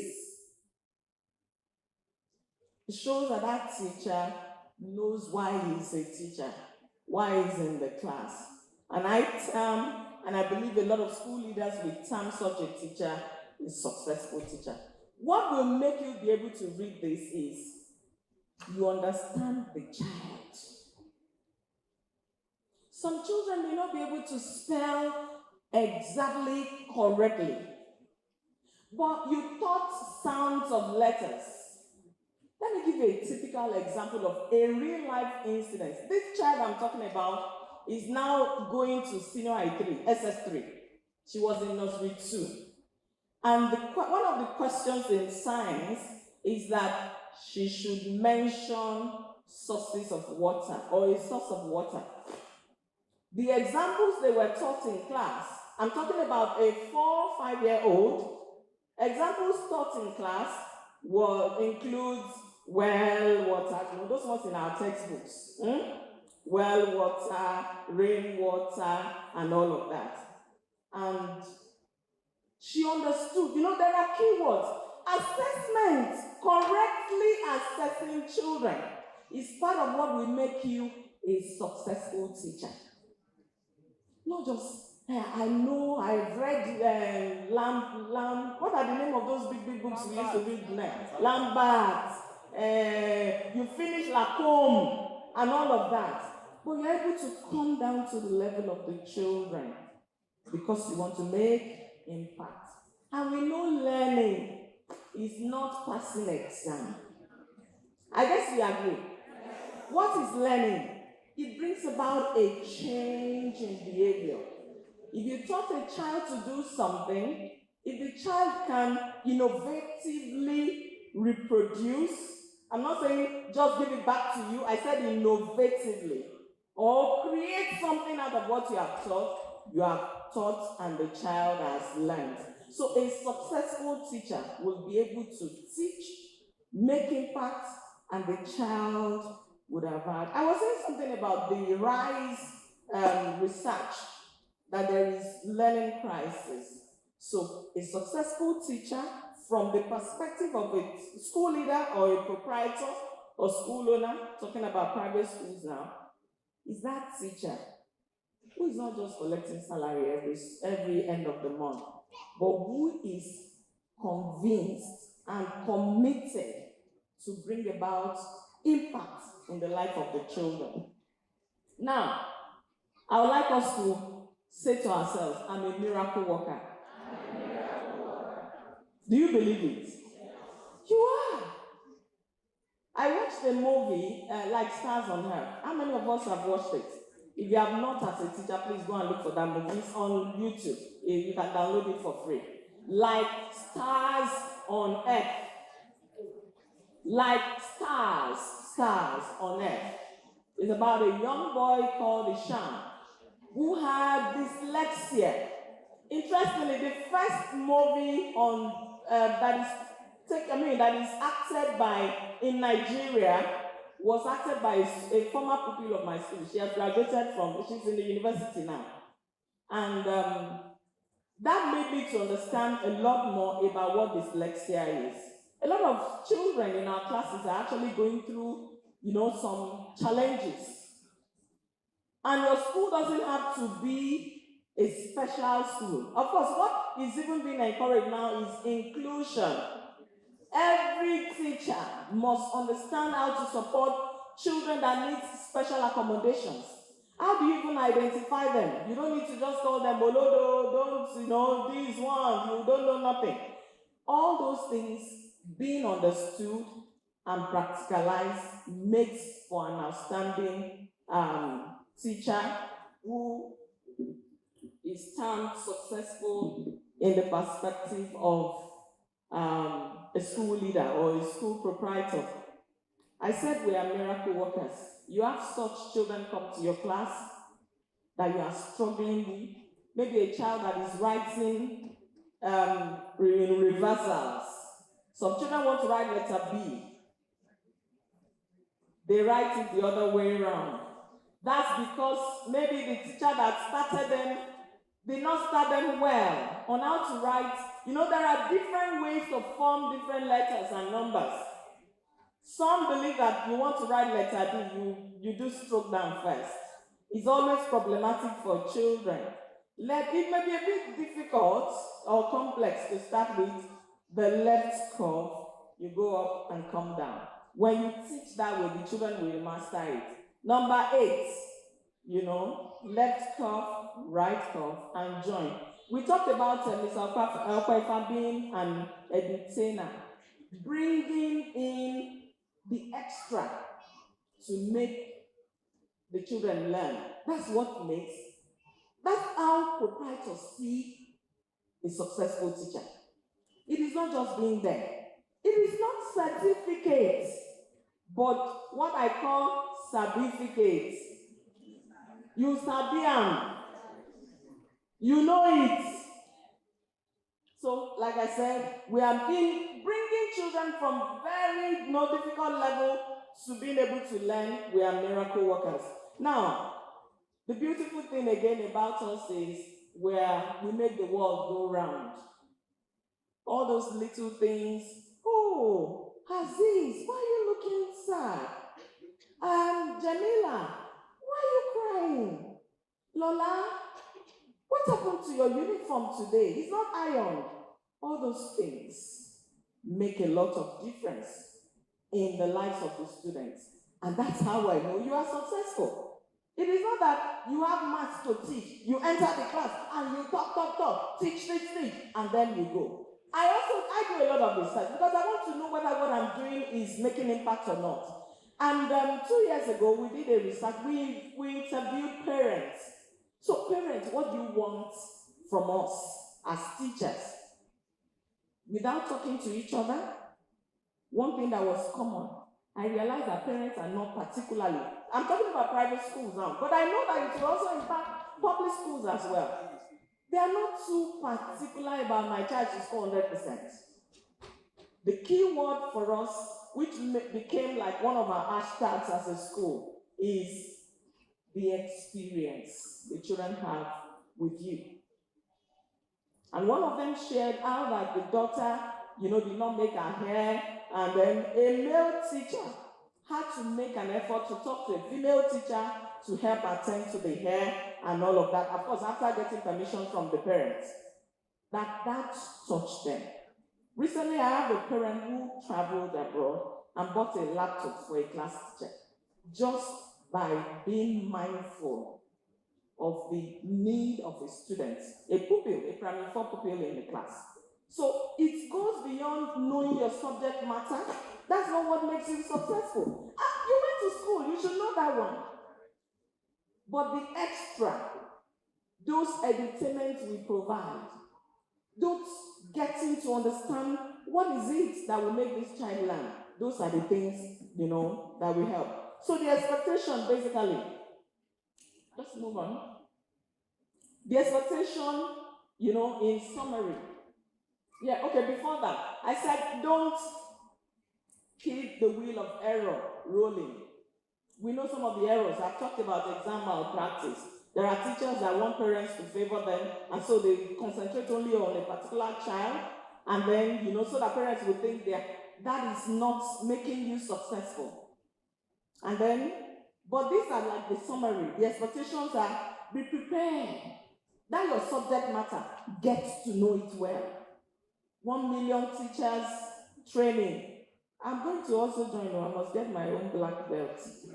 I actually had started. I went through my phone just now as we were talking, and I realized that I even have a password. So what it means, I had registered somewhere sometime. I am going to surprise you. I will get my black belt soon. And I'm going to take the message across too, even to all my staff, by the grace of God. So the point is, we need to be prepared. We need training and retraining. Where you see, people are learning something new and constructive that will improve the quality of learning your students will get more knowledge from them, and then gives the students a great experience, then understand the vision of the school. If you understand, I'm sure Mr. Okwaifa also understood the vision of the principal of the school. That's why he kept bringing all those awards and all of that. And then, we should also know as teachers, for us to be termed successful in the perspective of a school leader or a proprietor, we should know what it takes for the school to run. That's a big challenge that I know a lot of school leaders have with teachers. Some teachers will assume, you have 20 students in your class and the school fees is 50,000 per child. They just multiply. That is 1 million. This school is making a lot of money. And then I'm the teacher here now. What stops them from, is it not just for 3? Some will even remember that they pay 4 months in a term. They just say 3 months in a term.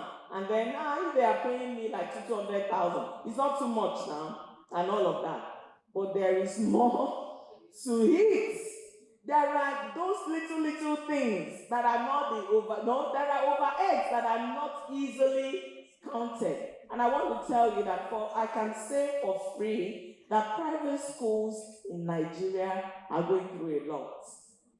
Many schools, or most schools, are running on loans from banks, 28% interest rate. And I put it to a lot of people. I've said it in a lot of fora that private school leaders, particularly those that are running effectively, are actually just passionate to keep running. That's the truth. If not, it is not profitable. So if a teacher understands some of those things, you will also be able to see how to help to ensure that the school continues to run, and by this, you'll be able to, maybe improve in the quality of teaching you give, and then that could also bring in more students, that could bring, therefore, more money, and therefore more income to you as well. But like it was said, I'll run off with that. Teachers, we are the most important puzzle in a school system. And as it is right now, we cannot continue to, as everybody is doing, let us do. We have to go the extra mile. I tell my teachers, and that will be the last word I will share, or maybe second to the last. You are as good as the weakest child in your class. You have 20 students in your class. You have 18 of them high flyers. On their own, without too much stress from you. They score 80, 90%, that is not your strength. You see, that one, that is the weak one that is struggling to score 40%, that is even having issues with emotions, that is not able to, that is having behavioral problem, that is your strength. So you are as good as, don't forget, you are as good.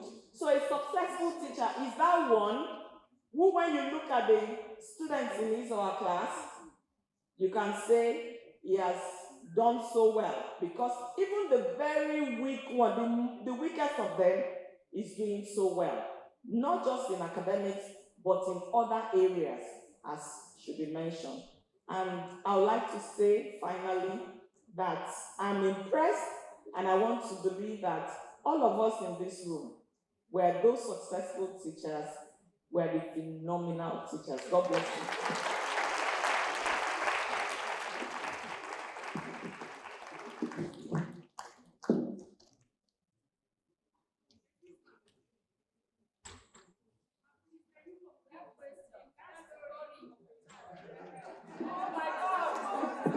You see, that's the thing about teachers. They enjoy hearing from teachers.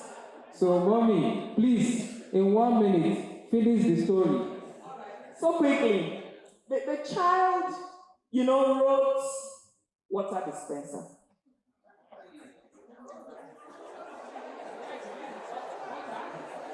And the teachers were arguing. No, it can't be. We never taught them that. What we taught them is well, rain, tap, stream, river, whatever. But they know me. They know that this woman, if you go and mark this thing wrong and she sees this, it could become a problem. All right, let's go and meet her. So they met me. And I said, what is it? So they explained. I said, oh, this child deserves extra mark.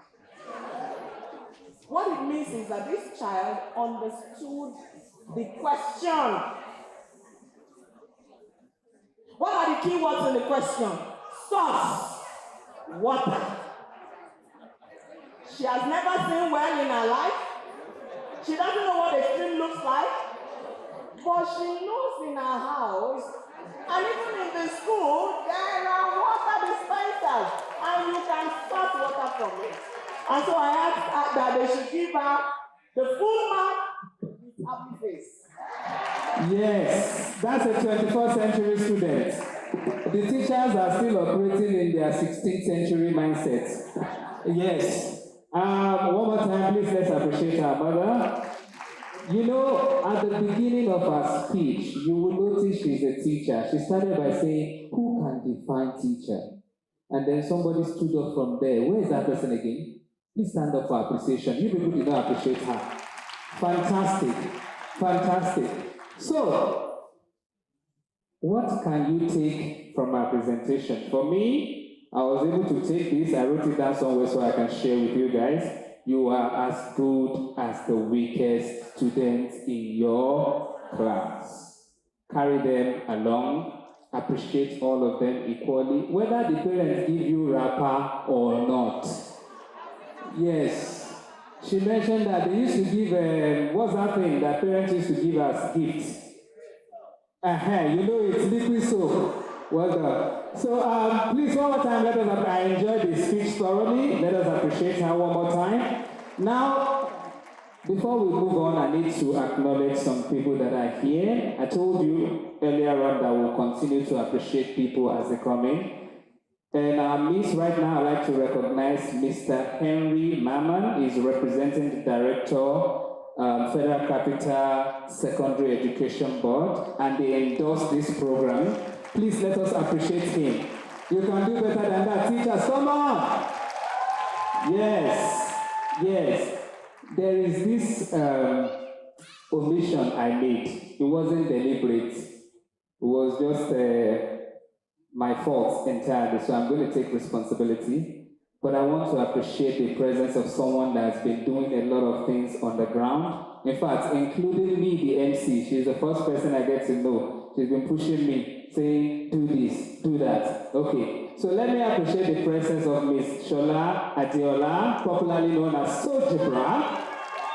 Yes, she is a school instructional leader and a fantastic math tutor. Sorry, I know that's where the name Sojibra came from. I will come to your class. I had F9 in math as a secondary school student, so I want to learn math again. I want to write it again. Maybe when I meet Miss Sojibra, I will do better. All right, another person in our midst that I need to acknowledge is Dr. Mrs. Mary Ogbere Abba. She is the head of Planning Policy and Partnership for TRCN, and she is ably representing the register. I mentioned his name earlier on, and she stood on his behalf. Now I want to mention her own name. Ladies and gentlemen, if your hands are not too busy, let us appreciate her for being here today. Also, I want to appreciate the presence of the principals, who is ably represented by the VP Admin, Principal of GDSS Karu, who is ably represented by the VP Admin, Han Haruna Fatima. Please, if you are here, ma'am, stand up for recognition. Please let us appreciate her. Your people are here, I can tell. We can do more than that for her. Yes. Thank you so much. So we'll continue with our program. The next person to speak to us is a keynote speech that is expected to be presented by Professor Josiah O. Ajiboye, the Registrar, Teacher Registration Council of Nigeria. But he is now being ably represented by Dr. Mrs. Ogbere Abba. Please, let's appreciate her as we move forward to deliver the keynote speech. You can do better than that. See, this MC can get angry if you are not clapping. I'm not that kind of anchor that will be quiet. Yes, thank you. You're welcome, ma'am.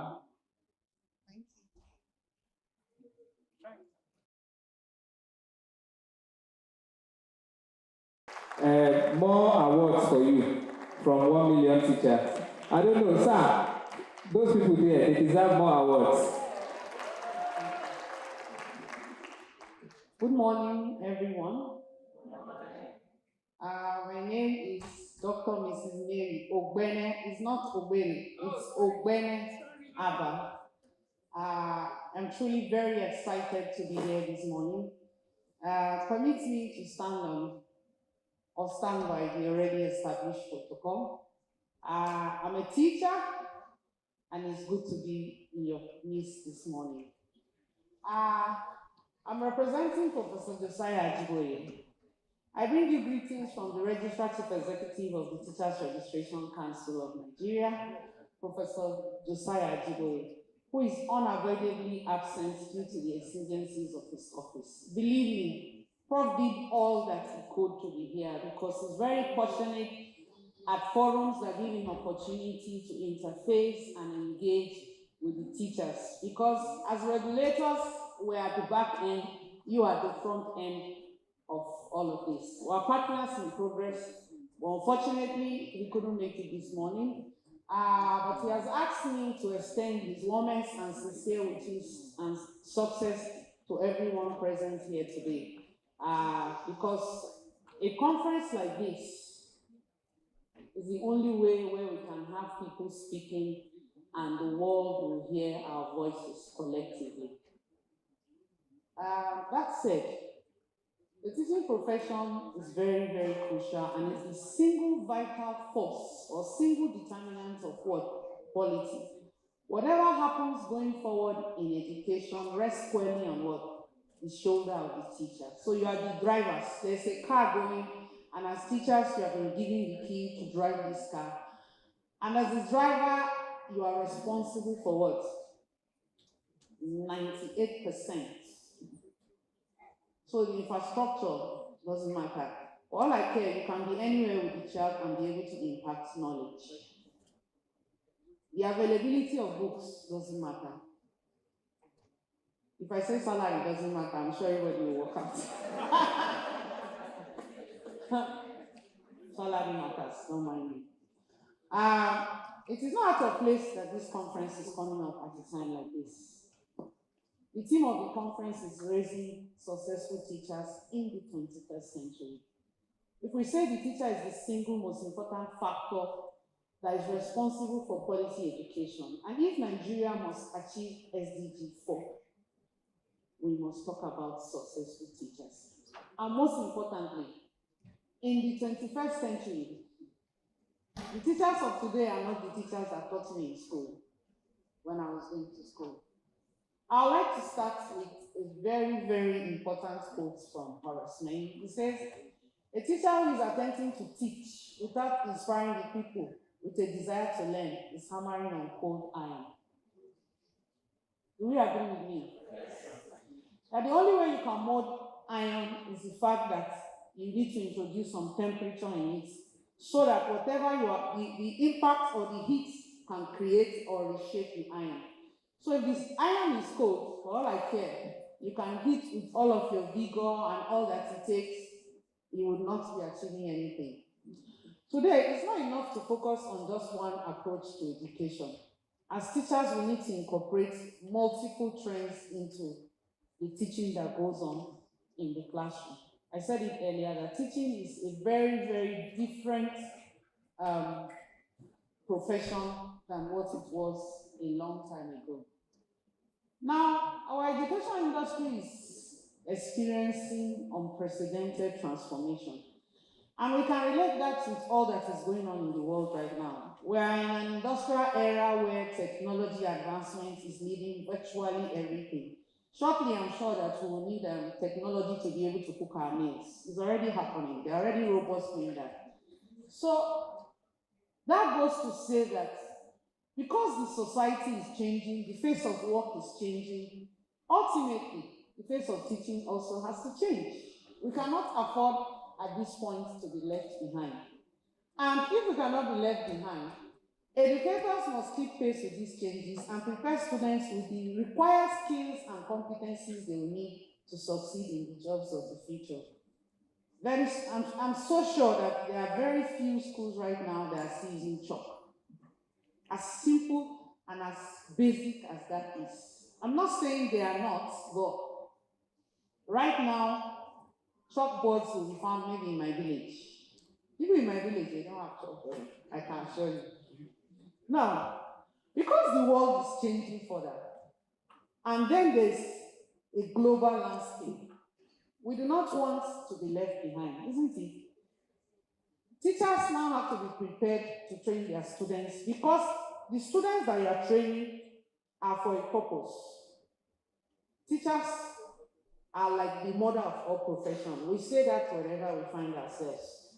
You are the ones training the doctors, you are the one training the lawyers. The engineer was taught at one point by the teacher. In fact, while he was getting his engineering degree, he was taught by an engineer that was doing the job of a teacher. Isn't it? That means that the mother of all professions should not be left behind in whatsoever we're doing. So I would like to tag this whole presentation the 21st century teacher, which is a teacher that is so different from what we know. Interestingly, what worked before cannot work today, isn't it? That goes to say that for us to be able to adapt or to create an education that is suitable for Industry 4.0 or to match the technological advancement, it means that we must bring some form of innovation into education. And the time for that is now. Hello? I like this other quote again that says, if a child can't learn the way we teach, maybe we should teach the way that they learn. I like the last speaker when she referred to the research. The truth is that at one point in the country, we were faced with the issue of access to education. But right now, some form of access has been created. But children are in school and they are not learning. So when I watch some funny videos on social media, and then somebody is wearing an NYSC outfit, and they ask them, what's the full meaning of the NYSC? and that person doesn't know what the NYSC acronym stands for. I like the reaction I'm getting in the room. It means that you people feel the way that I feel. At first, I thought it was a joke. I thought they were making comedy. But then I was made to understand that we have youths that have gone to that level. For you to wear that NYSC dress, it means you have gone to a tertiary institution. And then you have been in an orientation camp for 3 to 4 weeks.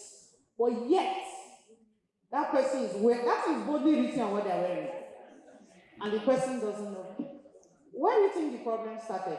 Is it in the university class? I like it. Thank you very much. So, for us to be successful teachers right now, we need to put on our thinking cap and start to think of what we can do so that she said earlier that the principal work of a teacher is what? Impacting knowledge. If you have not impacted knowledge, it means you haven't done your job. Isn't it? Now, if learning is not taking place in your classroom, in my children's school, at the end of every end of every school year, the teachers are assessed based on, so there's a student in your class that failed maths last term, and then at the end, you are supposed to put that child in like a remedial class. At the end of the school year, the student still fails. For the school leader, as far as it's concerned, that teacher didn't do any work in the course of that term. Because the high flyers in your class, you didn't impact any knowledge, or you did very little. But for the people you're supposed to focus on, and let's see that, this teacher really did their job, it's lacking. And then we can't say, you cannot beat your chest. You can't go home at night and say what I've achieved. Yes, I agree that there are children that you do all you can, but yet they are struggling. But are you making that effort as a teacher to accommodate? I'm going somewhere with all of this. What then are the key characteristics of successful teachers? It is in no particular order. We need to revamp our role. Gone are those days where the teacher will come to the class and you are like you are the know-it-all. You can talk from morning to night. You can present your lesson in very wonderful ways. But your teaching is not learner-centered. You need now to switch roles and begin to involve the learner more in your lesson delivery, so that the whole purpose or the concepts become more clearer to the people that you are teaching.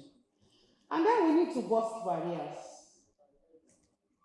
School, as we see it today, in time past, has gone to another level. Our schools are no longer confided by time and space. I can be in my room and be engaging with my teacher that is in the US with the aid of technology. Shortly, we want to see our children being homeschooled in Nigeria. Yes, so I register my child in this school, but I have the option of taking the child to the location of the school, or I have the option of the child is in my house under my security and watch, but the child can be what? Conveniently. I like the fact that I listened to the presentation on 1 million teachers, and I like the collaboration going on, and I like the fact that we are creating a community of practice. At the school level, we can have community of practice among subject area teachers. We can have community of practice among grades. So all teachers of primary 1 can become their own community of practice at the school level. We can have cluster of schools that are close. So we have several schools around Kari. They can come together and form community of practice even among clusters. So what will you do as community of practice? if in the science class, one of the topics that people find hard to teach might be the skeleton. You can have one of you develop a model lesson and micro-teach each other. People can bring up what challenges are you going through teaching. Of course, we expect that people start using virtual realities right now. You don't have to go and bring the bone or the skeleton to be able to teach bones or teach skeleton right now in a science class. It has to take a successful teacher to think out of that. Otherwise, you would have to go and bring the skeleton. So I was in India, and my daughter is in School of Medicine, and I'm like, God, I wish I had the money to send her there. Do you know why? Why the girl is facing a lot of trouble in Nigeria cutting cadaver? Out there, they were using models. Yes. The student there could actually sit in a lab and have the human body modeled and dissected without going through that trauma of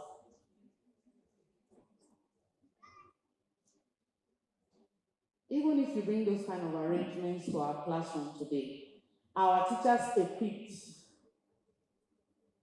to think outside the box. Our teachers, do they have the capacity or do they have the competencies to be able to deliver a proper lesson outside what we are comfortable with? People are so comfortable with where they are that they are not willing to change.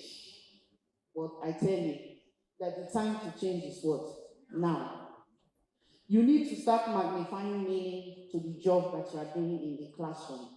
You need to start elevating the experiences of the learners so that your classroom is not a one-way form of communication. The learners are engaged. You can relate what you are teaching in the class to their everyday life. If that happened in the case of that school, of course the teacher will know that water dispenser is a source of water. That's all that child knows.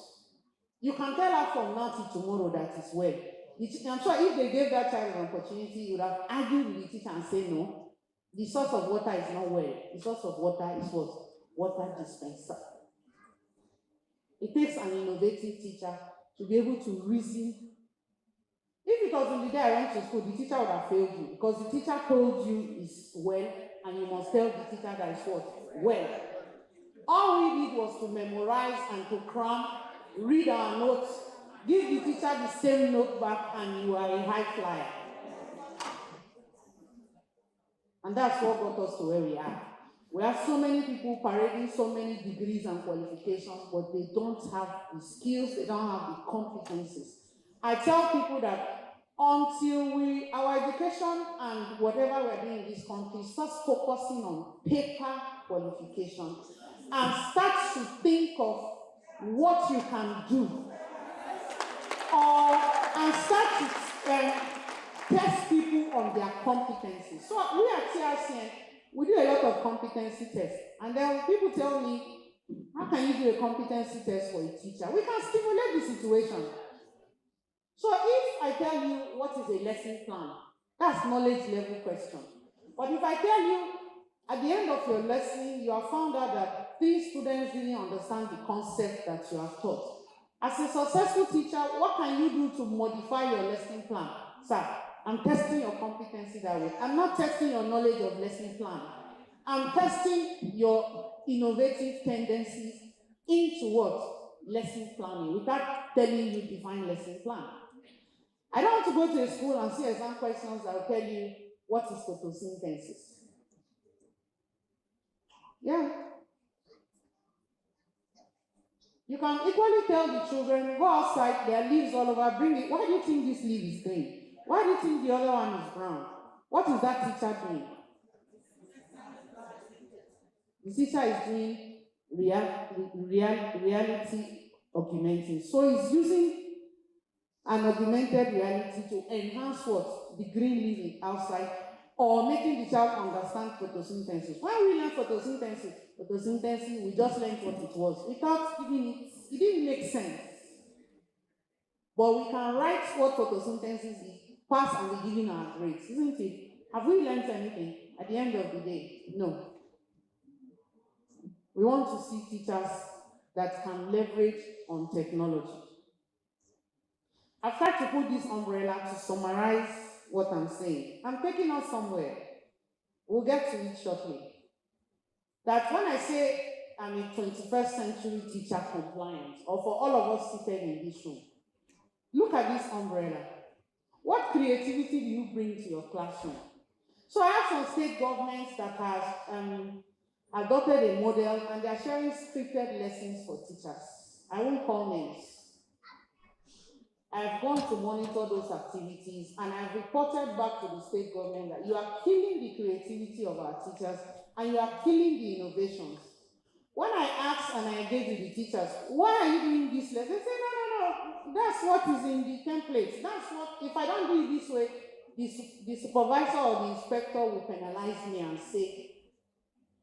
So for me, I advise those kind of state government that yes, teach them this model, but allow the teachers bring in their own creativity and allow them bring in what is suitable to their class.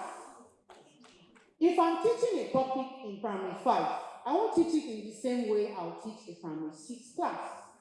Because they are older, they have better experiences. Teachers in the 21st century, if you must become a successful teacher, creativity is a big one for you.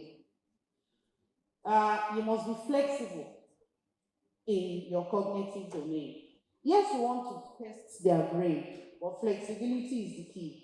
I can't say this enough. You must collaborate among yourselves and you must what? Go global.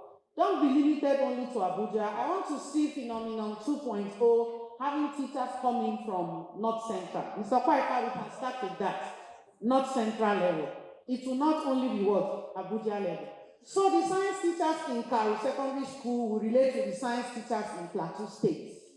That's the way to go about it. We must share knowledge, we must collaborate, we must exceed our boundaries.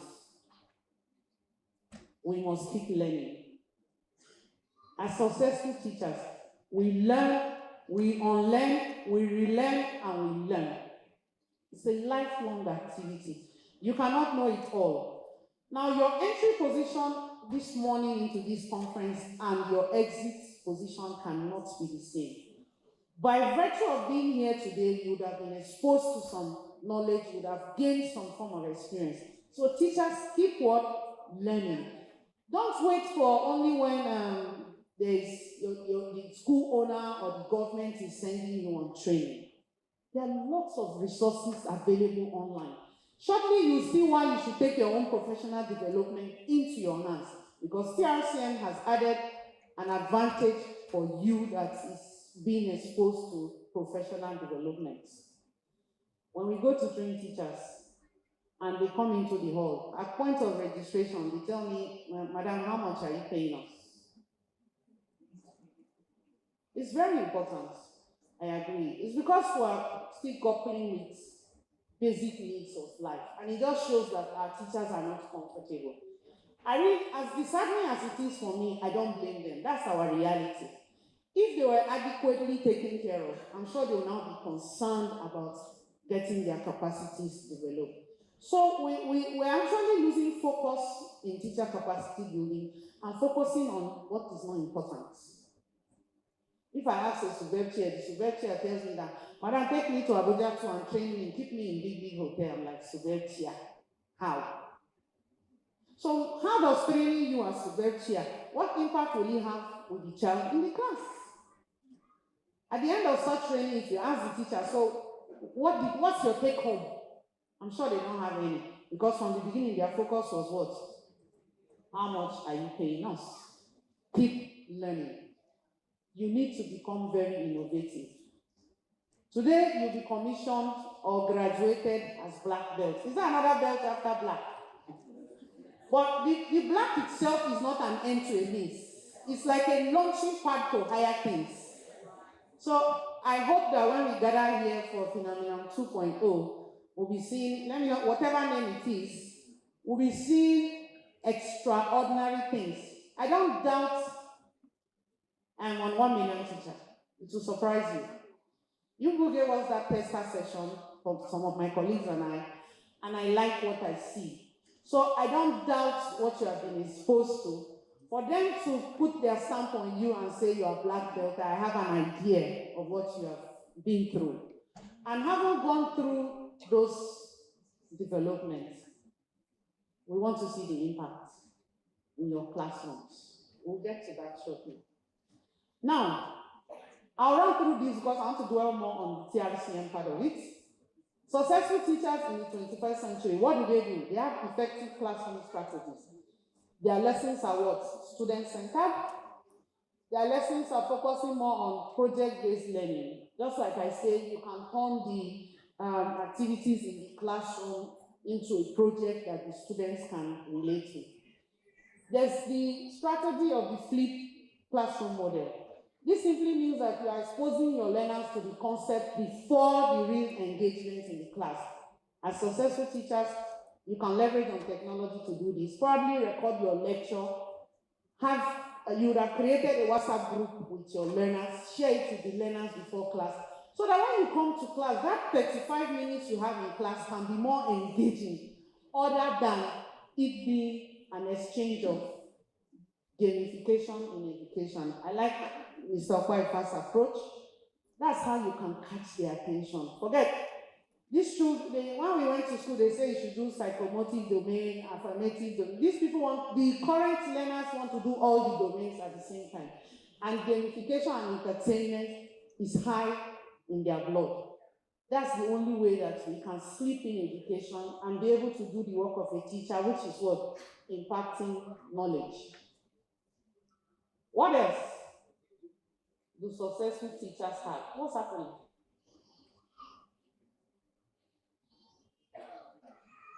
Okay.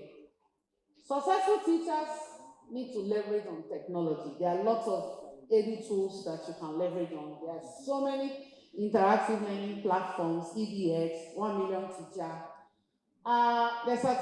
When I tell people that we need to embark artificial intelligence in education, but in Nigeria, I say we should start our own level, because I find teachers that can't even move the mouse. They don't know the basics yet. So when you tell me that your continuous professional development for teachers is focusing on artificial intelligence, I tell you, is it tailored to the needs of those group of teachers that you want to train? Maybe the black belters are at that level, but if they are not, we can take them there. Professional development for teachers should leverage on all of this. We can have continuous learning opportunities, teacher training programs. There are lots of online resources and webinars. And then we can network and collaborate among ourselves. All of that will help us to do what? Foster collaboration. And you know, there's an adage, if there's a heavy load and we're all carrying it from different parts, the bodies become lighter and we can actually carry the Nigerian education system higher. Remember I said we rest squarely on the shoulder of what? The teachers. I will rush through all of this because I'm trying to go to the TRCN part of it. Now, I must talk about inclusive education. Is your classroom inclusive? Is your school inclusive? What does it mean? The learners in our class have what? Diverse learning needs. And if they have diverse learning needs, it means as teachers we must also do what? Differentiate our learning, differentiated learning. So you are teaching madam to her level, you are teaching Ajia to her own level. You are not teaching across board. But the challenge is now that our teacher-student ratio in Nigeria is so high. Teachers tell me, madam, I have 150 students in my class. How do you think that I can carry out differentiated learning effectively? That's where your innovation and your creativity as a teacher comes in. Yes, we know that part of the challenge you are going through. But then what are you making the best of the situation? Are you working with what you have and doing your possible best? Teachers tell me that, madam, we're already busy. You are adding so much more. It's one of the challenges we know. I think I've said all of that because of the work. We are not oblivious of the challenges that teachers are going through. You have increased workload, and we're adding more. Your creativity and your innovation is what will help you to overcome this challenge. We say you should leverage on technology. Even the technology changes rapidly, isn't it? The one you learned in January, probably there is an update and you're not able to keep up. So you need to move with the trend and engage properly with your students. But most importantly, the challenge the teachers have is about maintaining the work and life balance. For you to function effectively, it means that you are taking so much back home from the class. Can you do all that we say you should do within the class time? No. Can you do all that in the staff room? No. I have 5 minutes and we must dwell on this. If this is all you take home today, it's very important. What are we as TRCN doing to help the teaching profession, to make sure that our teachers are 21st century compliant from the point of view of what? The regulator of the profession. So we have professional qualifying exams that is computer-based. We have had a lot of people come up and tell the council that we should go back to pen and paper. No, we can't go back to pen and paper because the world has abandoned pen and paper a long time ago. All we can do is build the capacity of our teachers so that they can take professional qualifying exams online. Now, mandatory continuous professional development programs for teachers on digital literacy and remote learning. For the past 5 years, long before COVID, TRCN has been developing and building capacity of teachers on digital literacy and remote learning from the very basic level. I dare to say that a needs assessment was conducted and the teachers in FCT were used as the pilots. So I tell teachers in FCT that program by TRCN is very suitable to your needs because you were the population that was used to judge the remaining teachers in Nigeria. It's very important for us to talk about the career path policy. It's a new policy. That policy is a paradigm shift from the scheme of service approach. Shortly, TRCN will go around the country and categorize teachers. It's international best practice. We have, in the medical profession or the lawyers, in addition to their ranking in the civil service, you have the house officer, the resident doctor, the consultant, or the lawyer goes all the way to SAN. TRCN has developed the career path policy where you have the beginner teacher, the proficient teacher, the mentor teacher, and the very high one that is the distinguished teacher. When TRCN will consider placing you on that career path, a very big criteria will be professional credits. The number of workshops and seminars that you have attended will count as professional credit for you. Going forward, your licenses is not going to carry the category A, B, and C anymore. It's going to carry the career path that you bear. And we're working with the government to see how to add an added value so people would give it value. It can now count for promotion of teachers because that's the only way that people will take this serious in Nigeria. That goes to say that I appeal to every teacher in this room right now. Don't wait for government to train you. Don't wait for the school to train you. You can find professional development opportunities anywhere in the world that is accredited. Go to those, assess those resources, self-develop, earn your certificates, or check TRCN website to look for programs that are accredited so that you can progress in your career. I was hoping people would be excited for that. Now, we have an online conference of registered teachers that is similar to what is going on here this morning, where we invite teachers like you to share experience and learn from each other. I'm a teacher, but I'm at the policy making end. And then the teachers on the field, we actually share experience of what is actually happening in the classroom. TRCN is collaborating with so many sister organizations and partner organizations to see that we move this profession and give it its rightful place in the league of profession. Teaching is no longer an all-commerce affair. We cannot allow that. For instance, they can't let me go to a hospital and treat somebody. So why would you let somebody that is not a teacher stand in front of our children and teach them? For our education to change, these are 10 things we must do. We should stop limiting school to school time and within the walls of a classroom. School has become so flexible. We should personalize learning and give people free choices. Examination and assessment must change. I like when the last speaker was talking about examinations and assessment. Examination, the way we know them, should change.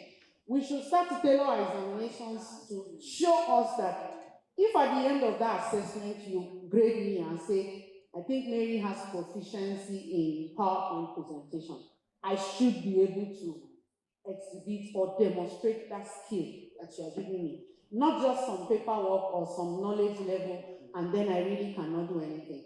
Teachers' roles must change if we must get it right in our education system. Mentoring must start. For the experienced teachers here, Madam Vice Principal, I expect that when I come to your school, I should see you mentoring so many teachers around you. For our school leaders, you have a dual role right now. In addition to your administrative role, you must become instructional leaders because you have experience that the new teachers can learn from. There are things that you can guide or direct them, or you are with them in the school daily, you can provide immediate feedback after a lesson observation, and that way we can improve ourselves.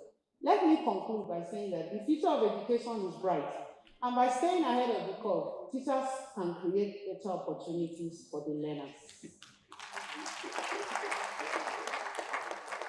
Now, these are tough words.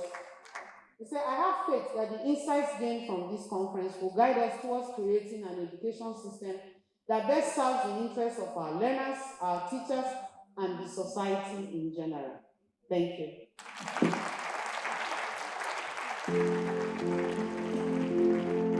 Yes, please, one more time, a round of applause for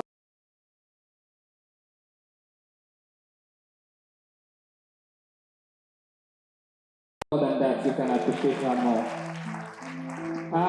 Before I move on, I would like to apologize for the element of butchering of your name.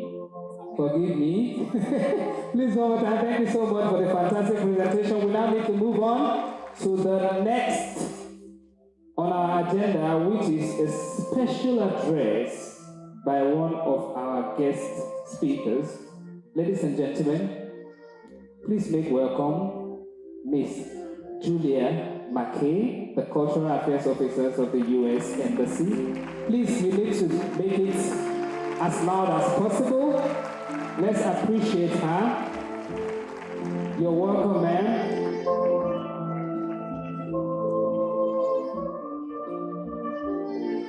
Thank you so much. Good afternoon. What an inspiration. Let me stand on all existing protocol before I start. Again, my name is Julie McKay. I'm the Cultural Affairs Officer at the U.S. Embassy here in Abuja. And I used to be a teacher. And of course, I wouldn't be here without my teachers, right? The work that you do changes your students' lives. You're the product of your teachers as well, right? And I think that every day you are creating lifelong learners, right? I'm a lifelong learner thanks to the teachers that I had. You know what I've learned today? I've learned that there are 1 million teachers in a program where I probably should get a black belt. Congratulations to all the black belts. I learned that I should have my own theme song about phenomenon. I had no idea that I should work on edutainment as well. I'm learning. That's something that I'm learning. I learned also that you're only as successful as your weakest student. And that's so true. Always, in anything that you do, you have to be inclusive and bring everyone along. The things that you do make a difference, and you inspire young people. So today, I wanted to be here on behalf of the U.S. Embassy to thank you for everything that you do and to help celebrate you as successful teachers. Give yourself a hand. I'm going to learn to be a better MC also. and a moderator, because if you're not clapping enough, you're not doing the right thing, right? So clap a little bit more. I also am here to celebrate somebody who participated in one of our exchange programs, and to also tell you about opportunities that the U.S. Embassy has for teachers. So Mr. Phenomenon, whose name I will absolutely butcher, so I'm going to say Mr. Phenomenon, one of our alumni. Did he step out? Is he even in this room right now? He must have stepped out. But he went on the Teaching Excellence and Achievement Program. And this is a program that's open to all secondary teachers, not students, teachers. It opens once a year, and it's 6 weeks of training in the U.S. It's professional development, it's mentorship. You meet other teachers that do what you do. You learn different teaching methodologies that you can come back and share with other teachers. Hopefully it will increase your skills as a teacher, help make your classes more interesting. I'm sure they're already interesting, but maybe get some more tools. That program is not open right now, but it opens in next year and will close in March. But we have a lot of other things that are open to you, totally for free. How many of you know that we have something called the American Corner at the City Library? Has anybody heard about that? So it's a location where we do programs, where we offer free trainings. The best way to find out about that is to follow our American Spaces web. Oh, here is Mr. Phenomenon that I wanted to celebrate as one of our alumni. And if you're not clapping right now, you're not doing the right thing. Thank you. One of the reasons we love to celebrate and work with people who have been on our exchange programs, we want to continue that connection and that support. Keep providing tools, and even sometimes fund projects that they have. So here, we're here supporting one of our alumni. We want to encourage you to know more about the opportunities. So I mentioned there's a space where we do free programming at the City Library. One of the things that we offer are free MOOCs, massive open online courses. So if you're looking to increase your knowledge, to be that lifelong learner, you can do that through our resources. Also, we sometimes bring U.S. experts. So if you have a conference like this, and you know of some American educator that you would like to be part of that, sometimes we can help them be part of it virtually, and sometimes we can bring them to Nigeria to actually speak to you and help with the training. We also put out every year a call for proposals for different projects to work with the U.S. Embassy. And education is one of our priorities. So please pay attention to our website, but also our social media. I hope that you're already following the U.S. in Nigeria, U.S. in Nigeria, on Instagram, on Facebook, and that's where we put up our opportunities. But we want to support you. We are so proud of everything that you do. You are successful teachers. You are phenomenal, and we're so pleased to be here to support the phenomenon. But thank you for all that you do, and please don't stop being lifelong learners. We all can keep learning. So congratulations today, and this is amazing.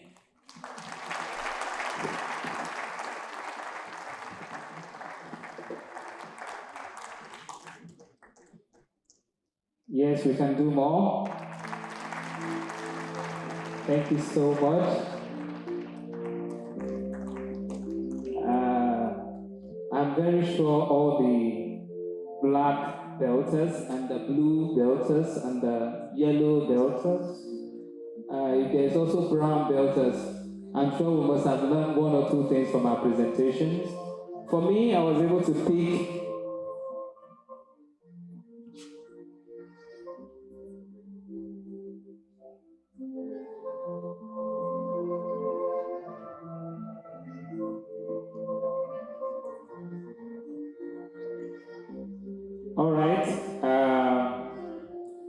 more time, please, before we move on to the next thing on the agenda, let us appreciate the U.S. Embassy representative. She made a fantastic presentation, and she said she wants to be a fantastic MC, which is a symbol, like a sign that I'm also doing a fantastic job, right? Yes, yes. You can clap for me too.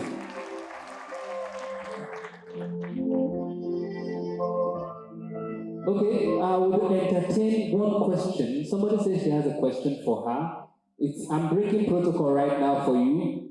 It must be a fantastic question. If not, I have, don't worry. I'm very sure it's going to be a fantastic question. Please quickly come over. Come over.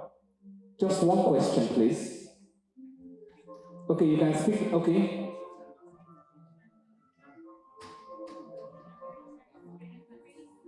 Oh, she mentioned it. She mentioned it. She said you can check, what's the name again? US in Nigeria.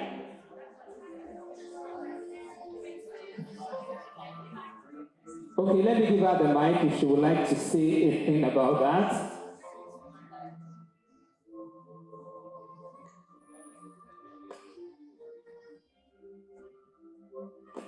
So you're asking me for how to find the online site for the American Spaces, of which there are more than 20 all over Nigeria. I believe that is American Spaces in Nigeria, but you can also get to it from our website, which is the U.S. Embassy in Nigeria. But yes, they have virtual programs every week, professional development, digital literacy, like on every kind of topic, entrepreneurship, all kinds of things, including education. So we will get this to this group and make sure that you have it. Thanks. Okay, yes, we are doing justice to everything so that you will go home with rich experience. Now, moving on, I'm going to call on my favorite person in this house today. I called her name earlier on. Maybe I did a little bit of butchering too, I don't know. But before I call her for the next thing on the agenda, I would like to recognize the presence of Mrs. Mma Charity Asonye. She is a registered nurse and she's the admin head of health and wellness at CMDI, which stands for Center for Media and Dialogue Initiative. It's an NGO. Please, if you are here, stand up for recognition. Let us appreciate you.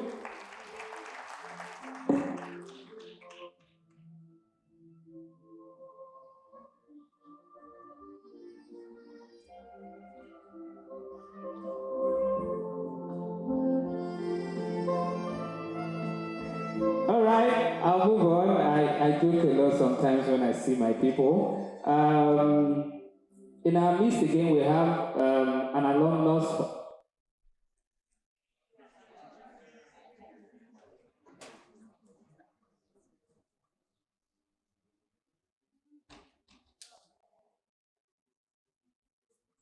Okay, I'm a teacher. Can you hear me at the back? Yes. Fantastic. Can you hear me there? Yes. Okay, good. I'd like to introduce the presence of a U.S. Exchange alumnus of Cuba Humphrey Fellowship. His name is Mr. I. Chukwu. He's from the FCT Secondary Education Board. Please, if you're in the house, stand up for recognition. You're welcome. You're welcome. In the meantime, the activity we have, we need this electricity running. Okay, we can use our phone. All right, so I'd like to call on Miss Shola Adiola, popularly known as Sojiwa. You can do better. I want it louder. Sojiwa. Please come forward to give us that fantastic capital gain that you promised us on the agenda. If you cannot have it, I will sue you. And I'm not going to sue you in Nigerian courts. I'm going to sue you in American courts. So please, can we give her a round of applause, please? We are back online. Don't worry. We are back. We are back. Thank you so much. You are not clapping. I'm not happy. Thank you so much. You're welcome.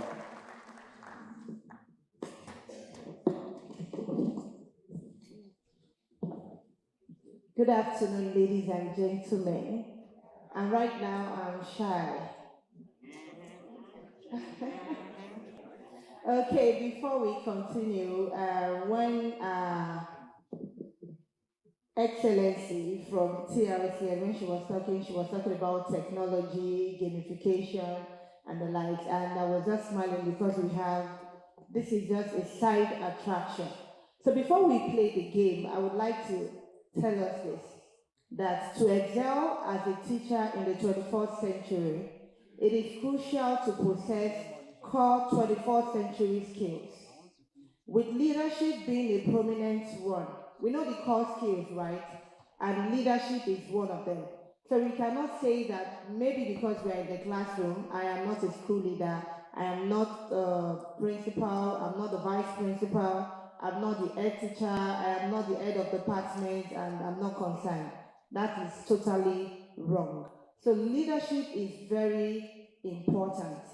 And leadership can manifest in various ways, extending beyond formal positions to influence, guide, and mentor colleagues. In the game we are about to embark on, while there will be a winner, yes, we are going to have a winner, maybe more than a winner, there's something for them today.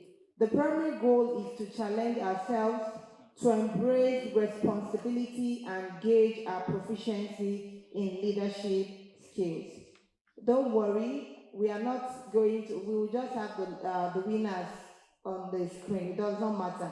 If you fail anything, then you know that, okay, you can assess yourself and go back to your drawing board and learn whatever skill you feel you need to learn. So let's participate wholeheartedly and recognize the extent of our leadership abilities. Mr. Lalikon, can we have the game? So kindly bring out your phone and go to joinmyquiz.com, your browser. Just type in there, joinmyquiz.com.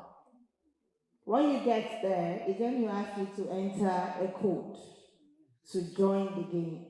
So the code is on the screen already. And we are going to see the names. As you're joining, we will see the name on the screen. Join my quiz. Don't leave, so just join a good. I'm even in the game. The code is on the screen, 1006689. 1006689. You're going to be winning something, and you are not just going to win for yourself, it's something for your school, and I'm sure you will want to do that.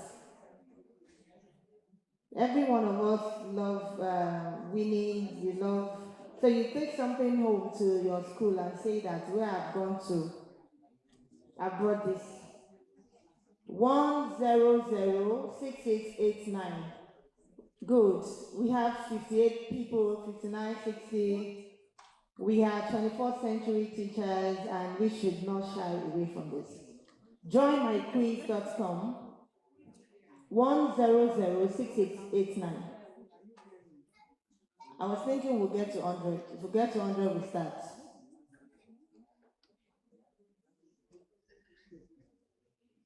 Join my quiz. Just type it in your browser and then send. Then you use the code 1006689. It's going. We have 8 more. If it's 100, we can start.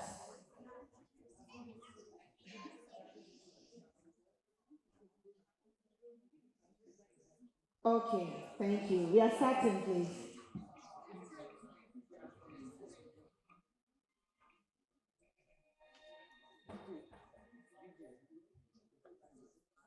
I'm not reading, so just make sure you.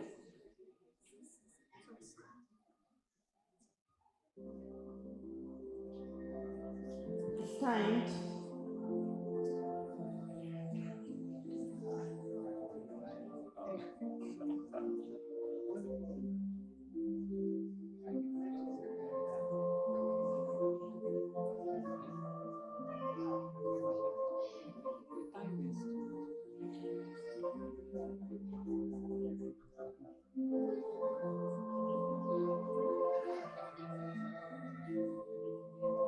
It's going and it's gone.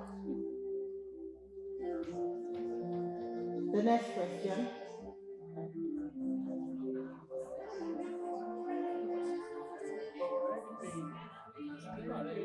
They're already playing. The screen is on the screen.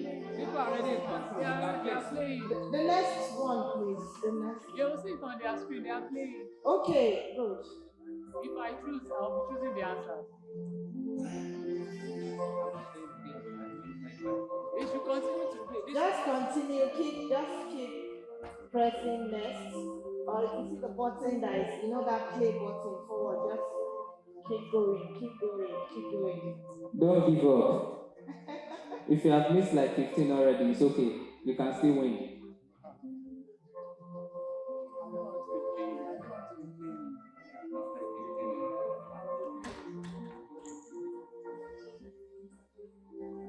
Okay, we have, some people have already, they are pushing me. How did I enter the game?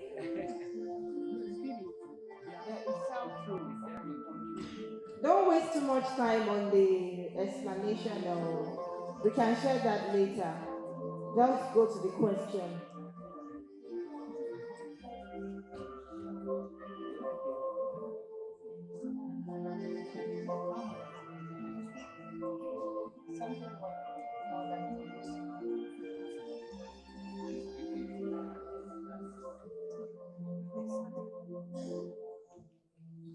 Two people dropped because I can see that we have 98 instead of 100. In fact, we had over 100 when we started.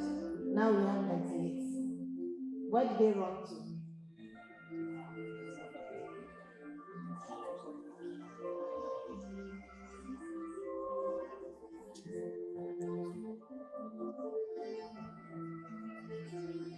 Mr. Deco, you should go next so that we know when to stop. They should be. Anytime you want to stop. Anytime you want to stop. We should finish it on the screen and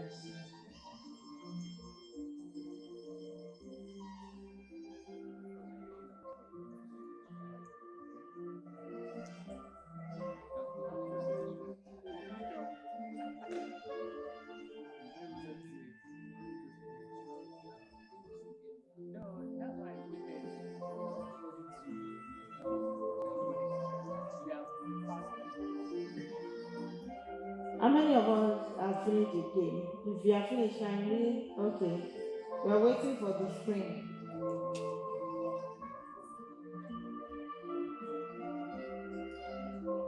People are just dropping. No, they are not dropping off. Just pick anyone and let's go.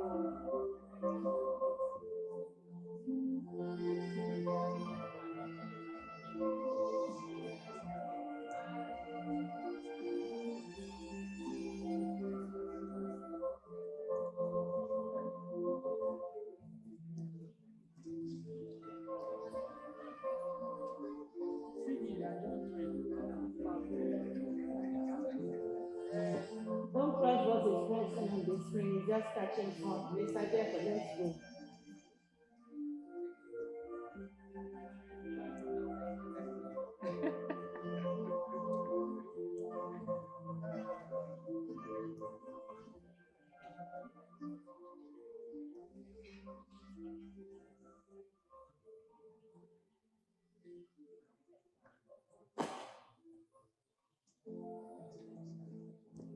We're almost done.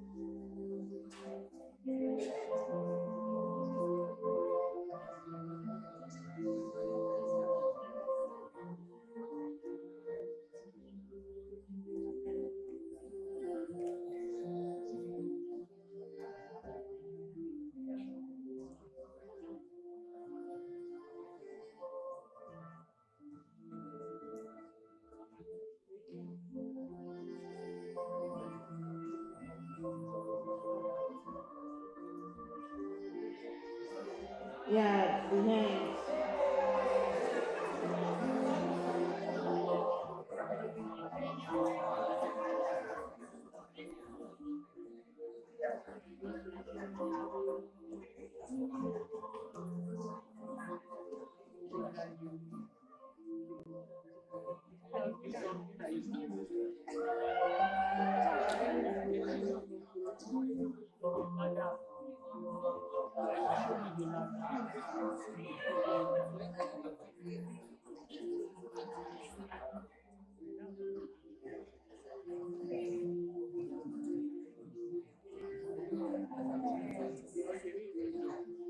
Okay, so we have the winners.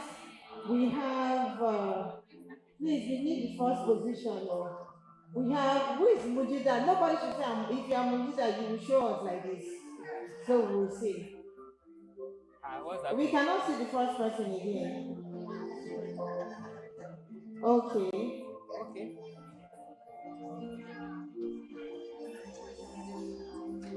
Is it there?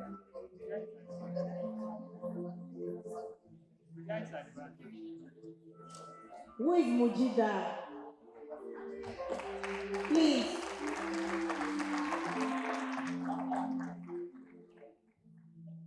Who is the second person? MC, can you just call the name out? Basambo, Ajibola. Ajibola.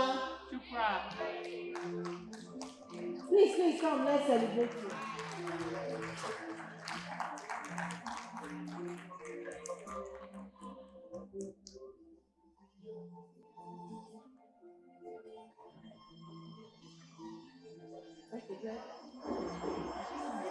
And the next person is Olaoluwa.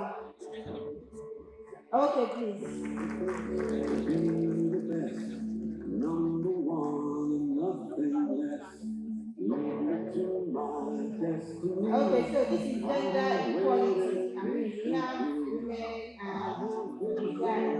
Please, let's give them a round of applause. Celebrate them, celebrate them. Celebrate them.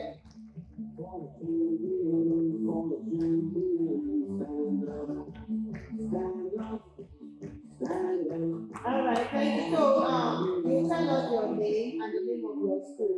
So, in the course of the event, you'll be receiving the gift that comes with the game. Thank you. Thank you, everyone. My name is Mujida Ajibola, and I am a teacher educator. So I run Sustainable Schools NG. I am Basam Ushukura Ajibola. I'm from ISLS International Academy, Guarimpa. My name is Olaoluwa Owolu, and I teach at the Discipline Correctional Foundation.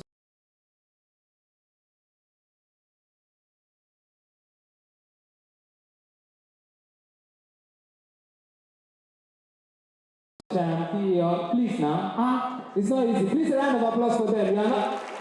You think it's easy? If you check, you will see my name at number 77. It's not. You see, I was intentional. I tried.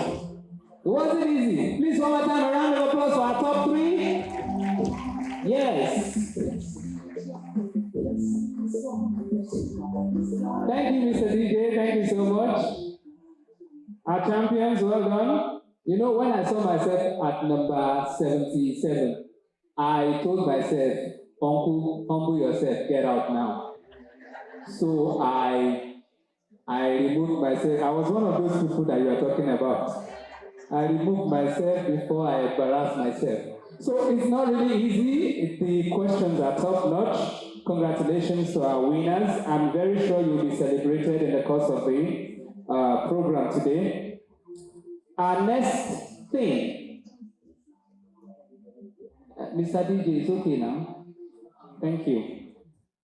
We are moving on. Our next guest speaker, who will be talking about growth mindset for teachers, is a renowned educator and is the principal of GSS Kubwa and Best School Admin 2021 PT and SA. Please make welcome Mr. Nuhu Musa. Please a round of applause for him. You can do better than that.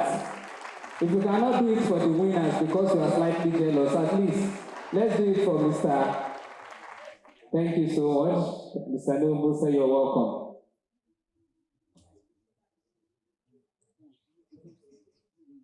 Thank you. Actually, I'm humbled to be here. Talking on the issue of positive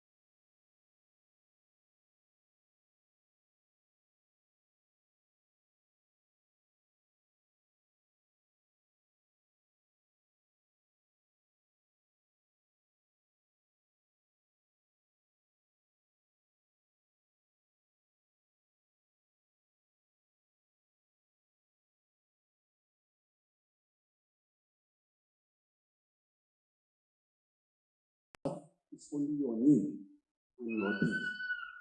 I said, that is what you should do. But today, lesson plan, and you have them, they will say your lesson plan is up to date. That is not what makes you up to date. It is collaboration, training and retraining, research, going to school, making sure that you learn. Okay, move to the next lesson. Furthermore, if you want to develop a positive growth mindset as a teacher, you must improve in all areas that concern educational development. Begin with the way you manage students, play a role in making the classroom a very conducive and enabling environment for learning. Be less authoritative in classroom, be teachable, innovative, attend training and retraining programs in order to improve yourself. You must have a good knowledge of modern teaching skills to cope with the 21st century children. Move again. Note also that having a good mindset for growth in Nigeria is just a process of embracing and doing what others refuse to embrace and do. Meanwhile, what we call growth in Nigeria today include things, certain paradigm shifts, which are generally old, but we fail to embrace them early enough. Why I'm saying that it's easy to be a champion in Nigeria. Whatever we are even rewarding people for, they don't even deserve to be rewarded for. Let me give us an example. Coming to school early, you need not to be recognized because you are coming to school early to do your work, that somebody should look at you and reward you. Because you teach and you cover your syllabus, it does not mean that you are a very hard-working teacher. Because you mentor these students, it's what you should do.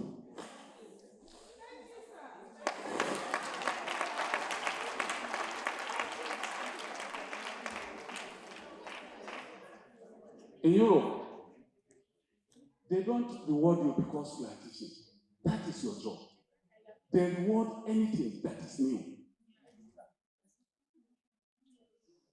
But you sit down because you come to work very early, then you will be looking at the either the principal or the proprietor that you have tried today.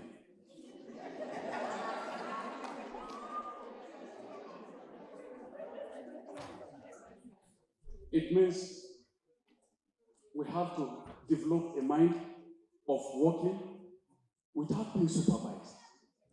The reason why all of us and every system is working in Europe, it is their ability of taking responsibilities, of doing things by themselves. Whereby before you act, somebody must supervise you. And that is why my emphasis now in my school, my teacher is here, he can bear me witness. My emphasis is, I don't waste my time, then you can get the best from the teachers. When teachers do what they know they're supposed to do in order to build themselves, when teachers understand that actually growth, and our problem now is to have how to solve the problem. Definitely, population will be increasing in our classrooms. Now is our ability is for us to sit down and think of, okay, how can we manage large classroom size? That is the only thing we can do now, because we can definitely not stop parents from giving back. And that is why you see the Europeans are having this problem now. They have created an opportunity for most of our teachers to migrate. But let me tell you, the reason why is because they don't have the population. They want you to work for them. And that is the reason.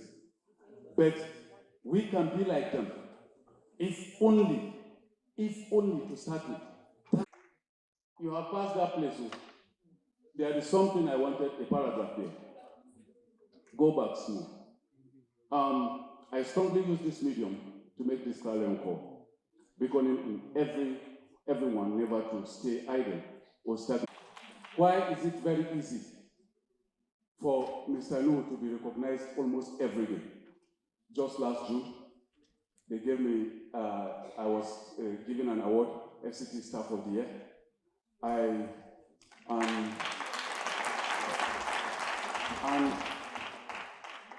a principal was asking, He said he is meeting non-governmental organizations and they are doing things for him. I pick up courage. I say, can I tell you something? It means if I can lower non-governmental organizations to come and work for me, people define our possibilities to be an impossible situation. And I always tell people that are seated like you, it is actually very easy to develop a positive growth mindset, and at the same time, I choose to do things differently. When I introduced TRC, my teachers now that were transferred, about 45 of them that were transferred in one of the schools close to me, the principal came to appreciate me because he made the work easy for him. And that is why you mentor. That is how mentorship is. You don't celebrate yourself alone. If you see yourself being celebrated alone, then there is a problem. When I won that emerged as the 5th best teacher in Nigeria after I won. And it is because of... Some of you may be thinking, okay, what did he do? Is it not GSS Kubwa? Let me start with toilets. That is why I say it's easy to be a champion. Public school toilets, most of us here before cannot enter tanks in all the toilets. I tile them. I employed a woman to supervise the usage of that place. You don't know that our children like good things. Immediately they discovered that, I started mentorship by talking to them on the assembly. Because in the morning, what I did on the assembly, I've never seen a person that wants to be a future doctor defecating on the floor. They will now laugh. I say we have toilets, we have enough water. I say you go and be defecating on the floor. I say it's wrong of you. And you know, you can go and check my toilets while we are on session.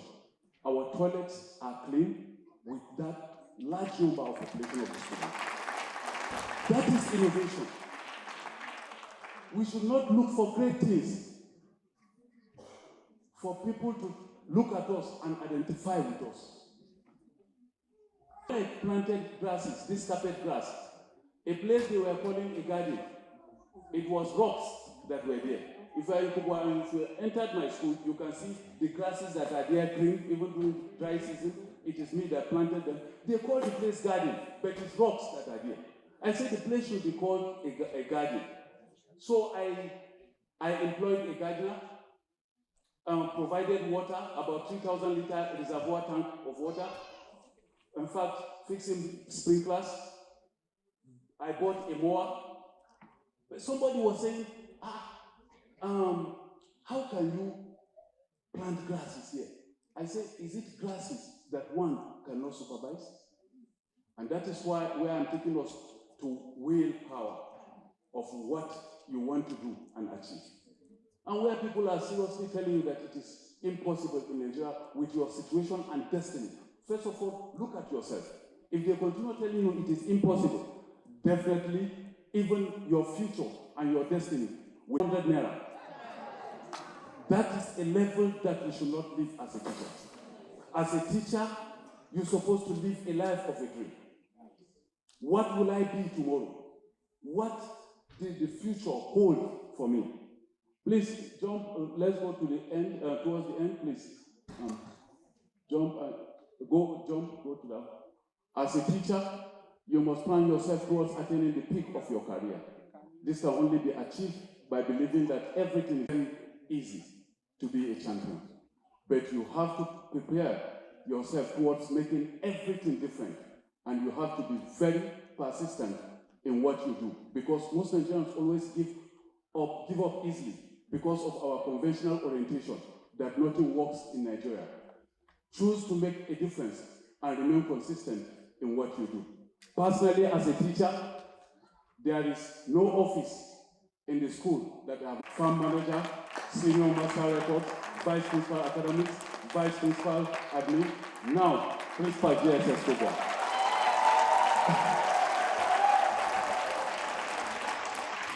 And by the grace of God, watch out, it is very possible.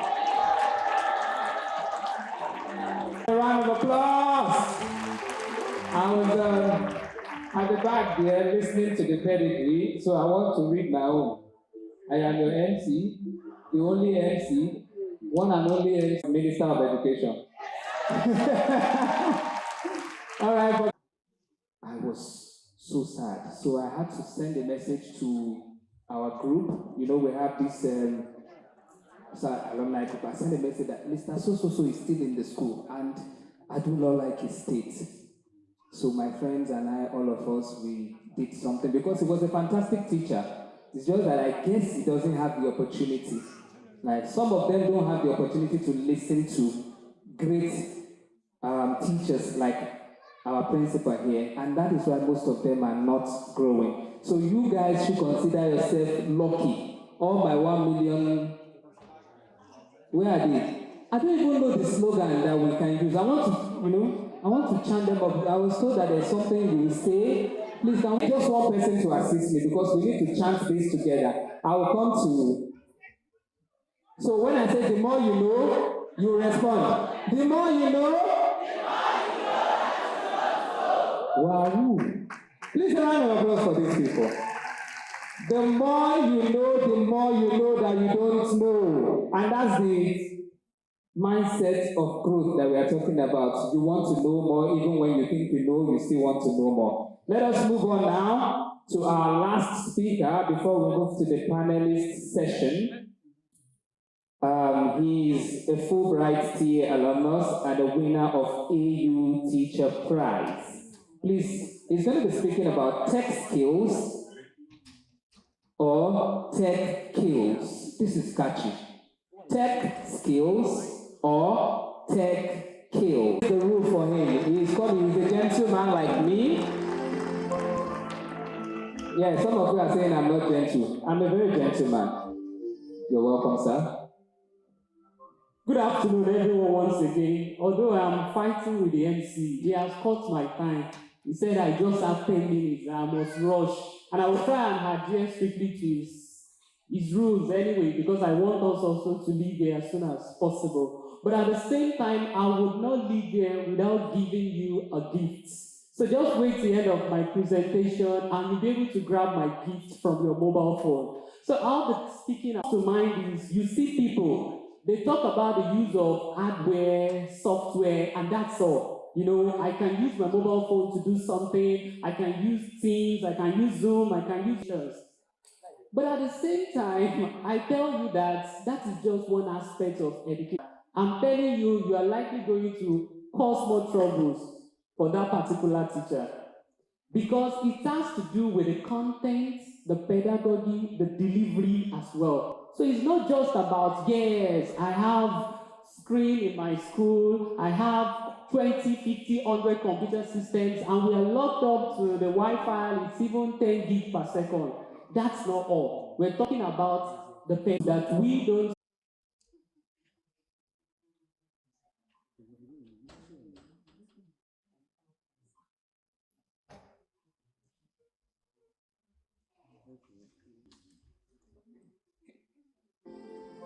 Describe to yourself what you want your future student to feel about education.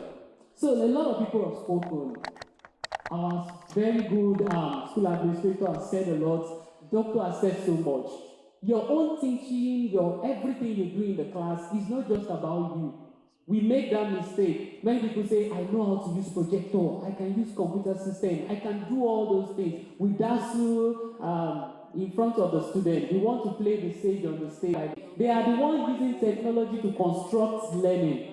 They are the ones using technology to make sense of whatever you are teaching them in the school. That is when you are now using technology. Doctor talked about the 21st century learning. You know, you talk about the C's, collaboration, critical thinking, use of technology, self-regulation. You talk about problem solving, real life problem solving.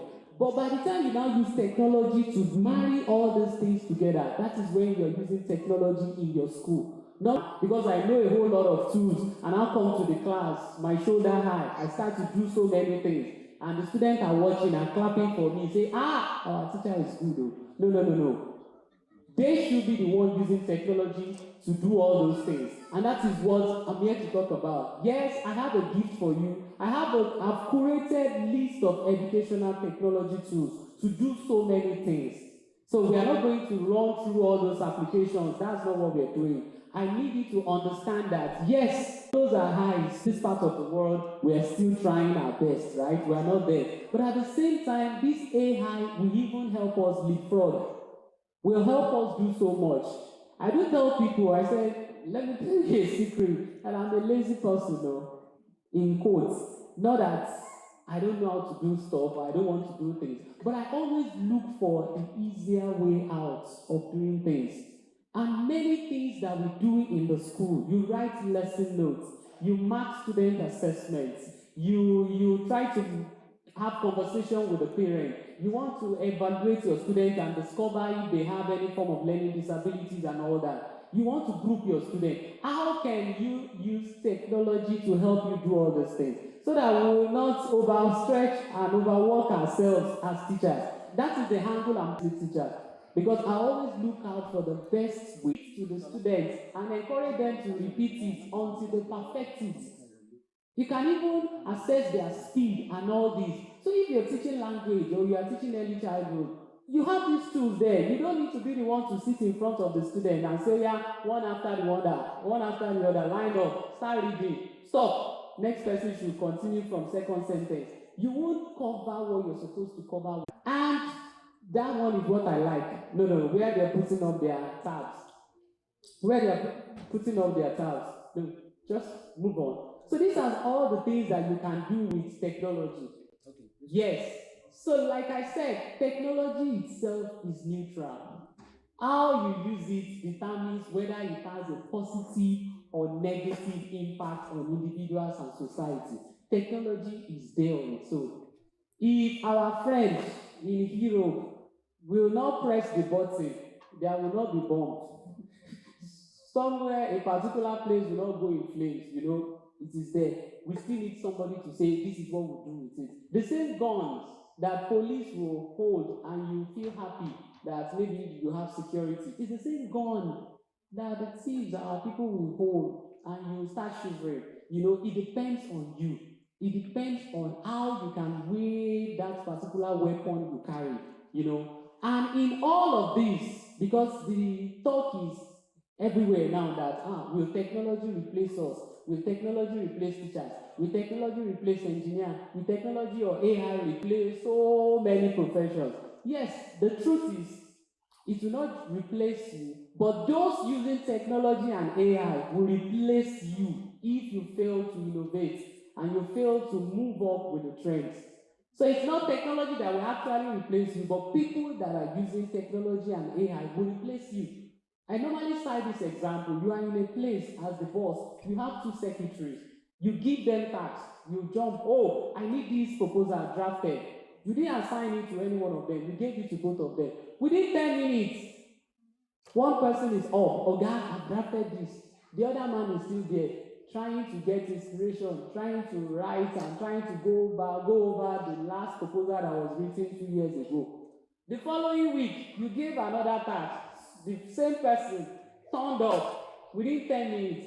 You start thinking, do I need this second person again in the office? Why am I even paying this second woman? Why not just stay with this one that is there, that knows how to use the tools available to get the job done? So that is where we're going as teachers too. We should not just be left behind. And the reason again, one important reason why AI will not just take your job is this: humanity and empathy. Technology will not give that. Technology will not come to class and notice that everybody is not smiling. That you need to just cheer them up. Technology will not do that. So as teachers too, if you do not have empathy to yourself, you don't know how to still balance the entire thing that you do in your class. Because the infusion of that technological innovation, plus your own humanity and empathy and your competence in terms of pedagogy. You talk about the SAMR model, you talk about the TPAC model, and so many other models out there. If you are not familiar with all this and you are not adopting it in your class, then you are denying Nigeria, Africa, and the world entirely that prosperity that we want. And that is where we're going. You know, balance whatever you're doing. Use tech, balance it up with your right use of pedagogy, with it plus your empathy. Then we'll get there. So this is my own program. Outsource the doing, not the thinking. Let us say that. Those guys that I mentioned, they outsourced everything, no? Both the doing and the thinking. They did not even think at all. So we are still the one thinking, you know, but we want to use technology to help us do the heavy lifting. That is the approach that we should adopt. We cannot replace that, our creativity, our innovation, our thinking. But the heavy lifting, you want to mark 50,000 notes in a day, you can adopt it. While I was teaching, I normally use one app to mark my objectives myself in my school. I downloaded that app. I normally pay for it. I download it on my app. So I will print my own answer booklets to school because I don't want to stress myself marking 1,000 notes. No, I don't do for that. So I'll print it. They will say, why are you not using the normal paper that students will say? I say, no, don't worry, I will pay for my paper. I will print it out, give it to them, and when they are done, I have my map. I'll just place it on the paper. We just grab it and tell me their marks, and installing it in Excel file. I'm okay that way. You know, outsource the doing, not the thinking. So this is my gift to you. You can bring out your mobile phone, open your QR code scanner, and scan this. So or if you don't have that code, just type that URL on your mobile phone. It has hundreds of EdTech applications, hundreds in different categories. You want to create lesson notes, you have list of applications that can help you. You want to edit videos, you want to convert files from one version to another version, you have list there. Tell me anything you want to do as educator, you have it in different categories there that you can take your time to go through and just keep it in your own arsenal as anytime you need something, you can just go there. I also added the AI tools, different lists there and what you can do with them. Okay, so again, don't forget, I said outsource what? The doing, not what? And then when we are talking about the use of technology, who should be the main actor? The student, and you should not be the sage on the stage, trying to just do paparazzi and say I am there, you know. All right, so let's go through this lane and we will be inspired with a list of EdTech tools that we can go over and use on our own. But if you are there, that's my last word here now. If you're still sitting here and you're thinking, oh, maybe I'm in level 17 now or 16 now, I don't need to dabble into technology again. Me, I have gone. Oh, let's leave it with you younger teachers. I tell you, you're missing. Who knows whether your pension, you won't even be able to process it without going online to fill a form. And you want your younger ones, your grandchildren, to come and stay with you, and you won't be able to help them check their WAEC results or JAMB results. So we all need to jump on that train and not be left behind. Technology is just dynamic, it keeps changing every day. So you need to be on top of the game as students, as teachers, because your students are running at jet speed. And you just need to match them. Else, you will lose them in the class. So thank you all for listening. All right, come. You cannot go yet. Please, can we give him a round of applause one more time? Let me know whether what I picked from his presentation made any sense. He said, technology is neutral. Technology is neutral. It is how you use it that matters. Fantastic quotation there. Please, can we give him a round of applause? There's a reason why I'm asking him to stand here, because he's not going to be my co-MC. I'm not going to do this alone anymore. Please, one more time, a round of applause for him. Thank you so much. It's because you put me out there earlier on, that's why I'm putting you out there. You say I'm strong. All right, we would like to make this quick announcement. All black belts outside, please, you should come in. Immediately after this panel session, there's something fantastic we have for you. So if you're outside, you are going to miss out. Please, all black belts that are outside should please come in. I would also like to announce the presence of someone. I will be crucified if I do not mention that we have in our midst the Mrs. Phenomenon herself, Mrs. Keynote Okwaefa. Please, if you are here, stand up for recognition. Please let us appreciate the woman behind Mr. Phenomenon that is making Mr. Phenomenon to tick. Is beside now? Okay, yes. I'm even thinking she's in front. All right, please, we'll now move to the next thing on our agenda, and that is the panelist session. I will call the names of those that will participate in this session, and the person that will be moderating is none other than my favorite person in this building today. Please, you will pardon me if I call her my favorite person because she's been on my, like she's the one that is making me tick as the MC. Please, let's have let's have Mr. Yemi from B. Please, can we give him a round of applause, please? He's one of our panelists. Please come forward, sir. The next person that will join him from Know the Blog Maven is Mrs. Aruwolo. Please, if you're here, please come forward. The next person that will be joining them is none other than Mr. Moses from Nigerian Breweries PLC. Please, if you are here, come forward. Let us appreciate these people. They are going to talk to us about some fantastic things that we need to learn today. The next person, okay, I introduced her earlier on. She's Mrs. Mma Charity Asoye. She's the head admin head of health and wellness at CNDI. Please, if you're here, please come forward.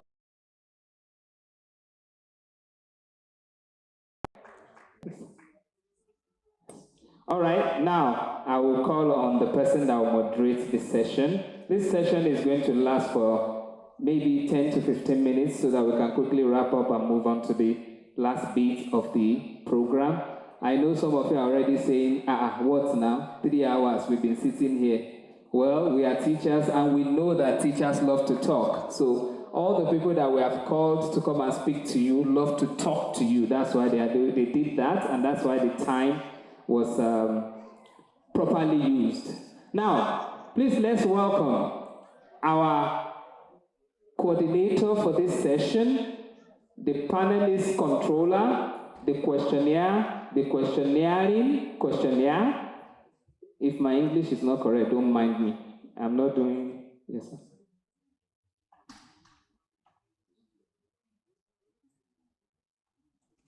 Oh, yeah.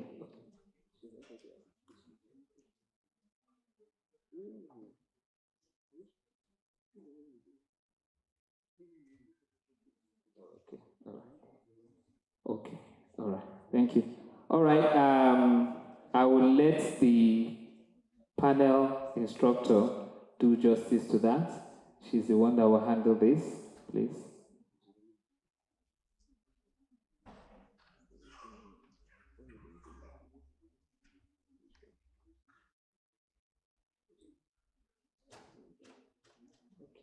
All right. All right, I think I'm getting too old. There's a mishap somewhere, there's a mistake. The person I'm supposed to call is Miss Orisha Jo.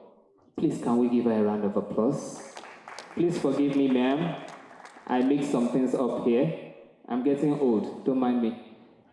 Please, if your hands are not too busy, let's appreciate her. She's coming forward. She's one of our panelists. Thank you so much for joining us, ma'am. All right, now I will call on Miss. When I call a part of her name, you know how to help me conclude the part. I'm going to call on Miss So. Miss So. People are sleeping. Dear Lord.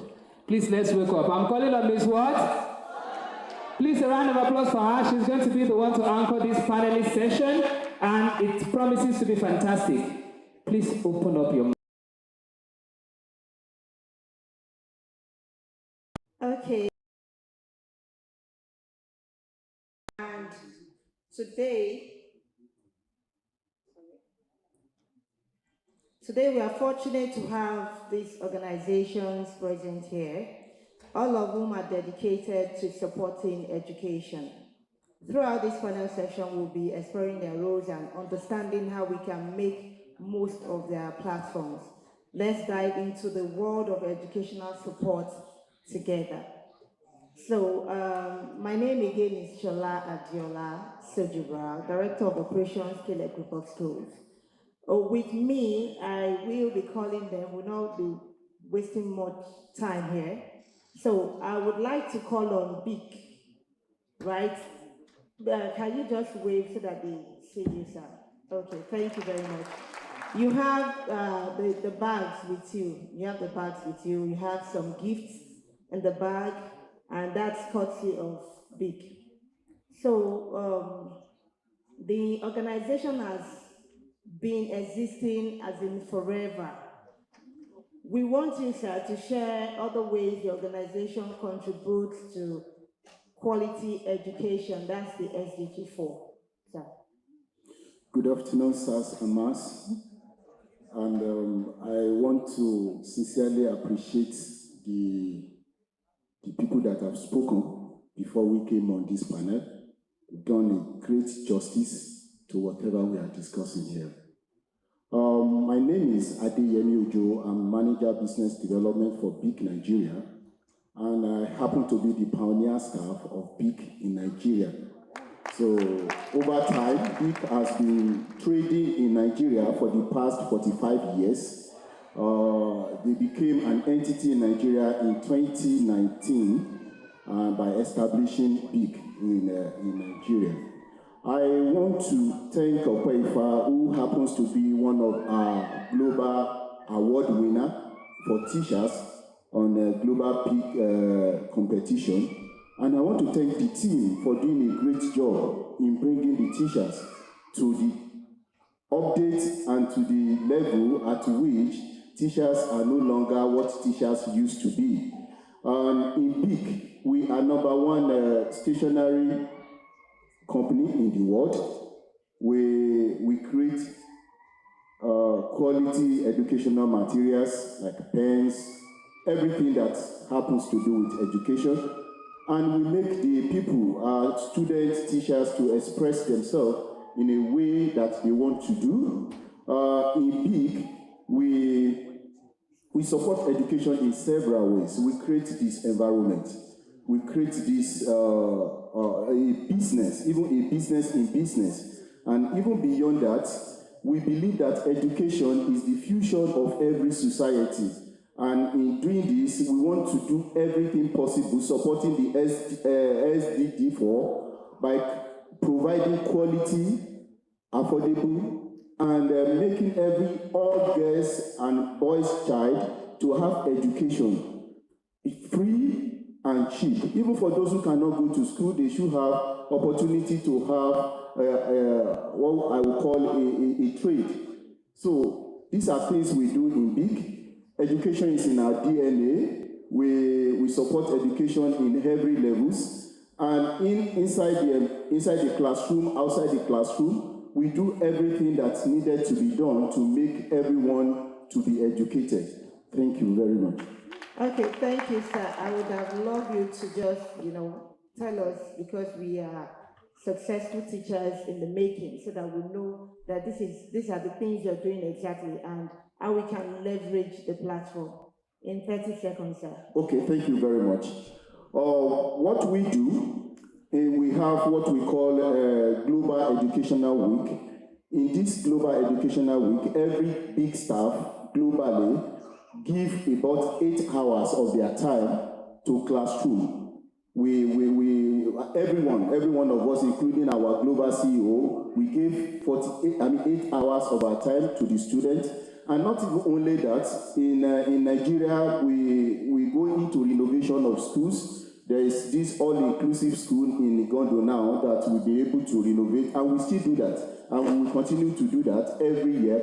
And it is our focus that by year 2030, we would have impacted 260 million students in educational support way. We give support materials we give money, we give materials, we give writing materials, coloring materials, we give everything to students, and every year we do school sampling. School sampling is a system whereby we go into all schools and sample schools with our pen at free of charge. Then, and other things we do, we in a way have a means whereby we have a competition for teachers globally. In that competition, we give up to 3,000, up to 5,000 euros to the best performing teachers globally. So we do a lot of things to make education and the environment conducive for the students and for the teachers.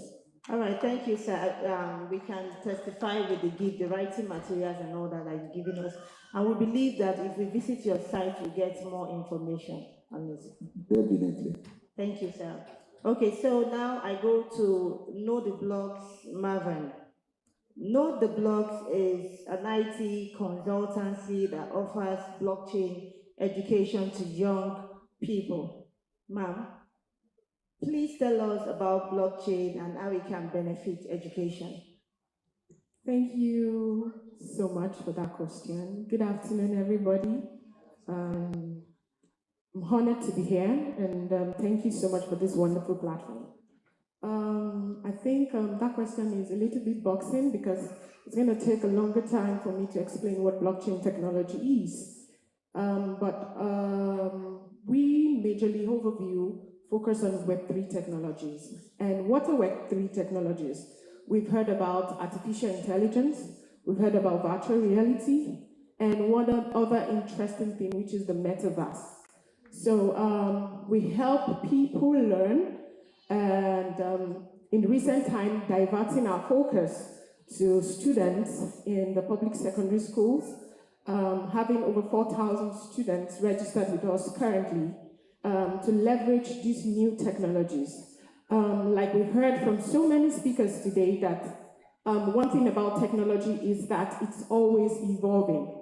And like our master creator himself, we've all heard about evolution in itself. Human beings itself evolve, and I think it's a comical way of God keeping things interesting. You can imagine eating the same food every day. It's so boring, right? So technology itself is always, and it keeps changing. And right now in this generation, we are lucky to have the interesting aspect, which is the Web3, right? The artificial intelligence, the metaverse, the blockchain technology in itself. And we don't want African countries that are considered to be third countries or underserved countries to remain dark about the innovations and the things that are battered by these technologies. In recent times, we've been considered as the layback country where we take our time in infusing into technology. And one major stumbling block for that is because we don't have enough teachers. We don't have enough people to teach, this innovative technologies, one. And secondly, so many people might not be able to afford, learning about these new technologies because it's still a high-end skill. It's still pretty much new, and it costs a lot for people to access it. So we identifying these gaps, we're trying to bridge those gaps between our own cultural environment, our own traditional school environment, and the outside world. And that is why with Blocks Melvin is a free platform, very free, 100% free for students, for teachers to learn about the Web3 technology. So you've been hearing about artificial intelligence, and you're interested in knowing more about it, virtual reality, metaverse, and you're wondering, okay, now I understand the importance of technology. Technology is something that has become a must for us now. And how do I go about this? How do I learn about this? I have restricted salary budget as a teacher. I don't have so much. And if I go online, if I see these courses, they are costing thousands of dollars. So how do I still get this knowledge in the highest quality form I can get and be able to compete on the global scales.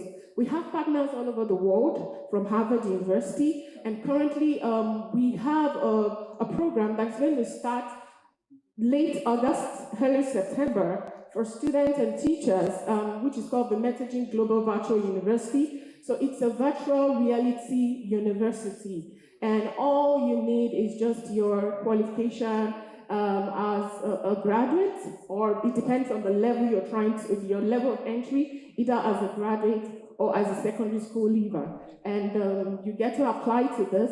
You get to interact with professors all over the world, especially Harvard professors, and they teach you about whatever it is you want to know about Web3 technologies. I don't want to go into all of that. And last but not the least is that it is open to all. So it is not something that is, we've identified the fact that in our own traditional system, a lot of roadblocks is availability of tools, right? So many of us, or many of the students or teachers, they want to learn those things, but they don't have the tool. They have the time, but no tool. Because most of Web3 technologies, they require a specific level of gadgets or tool to engage in that. For example, in one of the presentations, we saw a virtual reality glass, which an average one cost about $800. And we make all these things or these tools available for you in our school, free of charge, of course, and for you to learn more about these technologies. We are bridging that gap between teachers. For you as a teacher, you are learning about the importance of technology now. And but you can imagine talking to a 6-month-old baby, right, and speaking grammar and explaining the theory of parallelogram and everything. He's just wondering, what are you saying? So instead of us to be the best teacher, innovative teacher in technology, and our students don't understand too, so we are bridging that gap for your students to understand what AI means, what blockchain means, what metaverse means, what virtual reality means, while you two also being an awesome technological teacher. Thank you. All right, thank you very much. Remember what Mr. Deko said, that we should not deprive Nigeria of the future prosperity. So you'll be getting further information on how you can get on board, know the blocks. Thank you very much. Okay, so quickly I go to Nigerian Breweries PLC.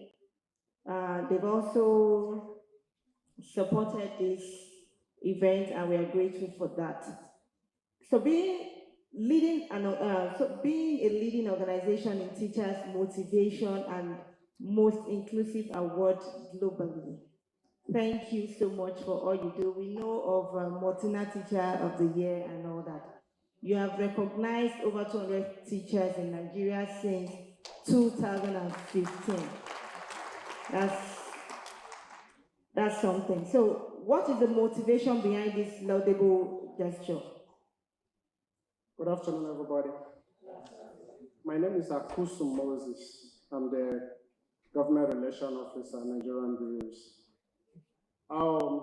Nigerian Breweries has lasted about 76 years in Nigeria, and I think we've been doing very well. And it got to a point in our business career, we said, okay, it is time to look at the areas we can share love to our citizens. And we decided the logo or the tag for Mortina is sharing happiness.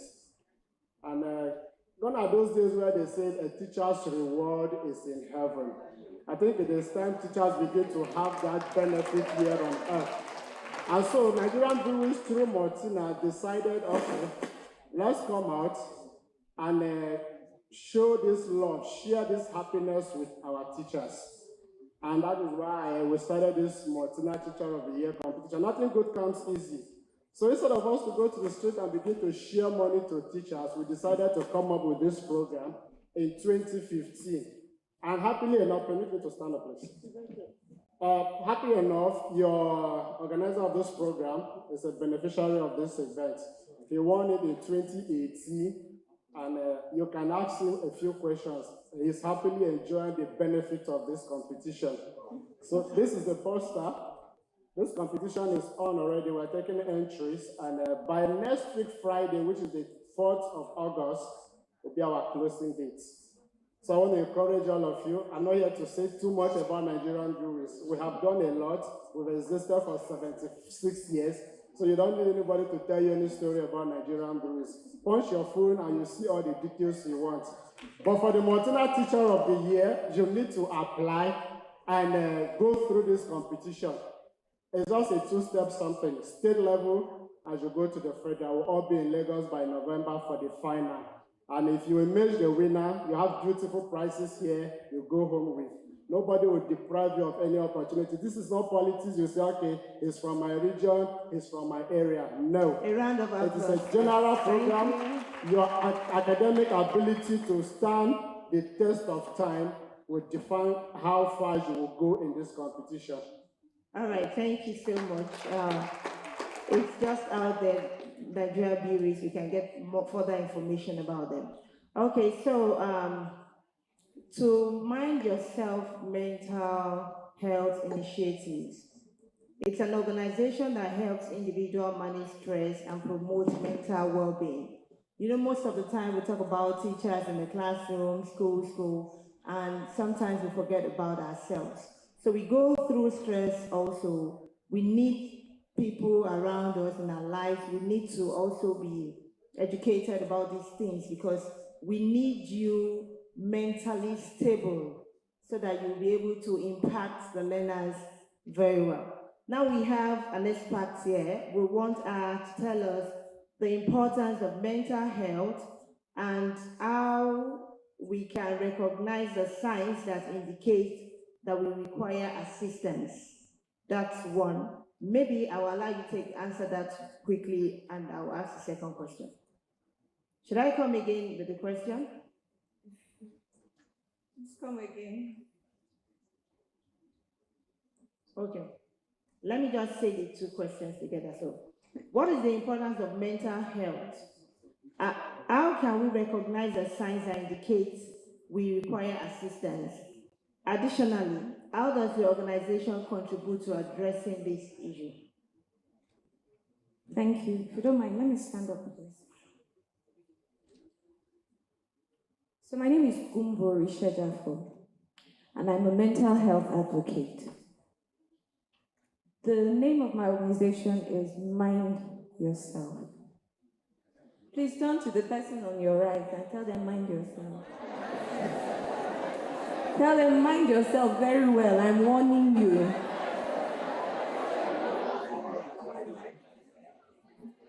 You know, ordinarily, when you tell a person to mind themselves, it's a problem. But when you tell yourself or your friend tells you to mind yourself, you know that you should check yourself.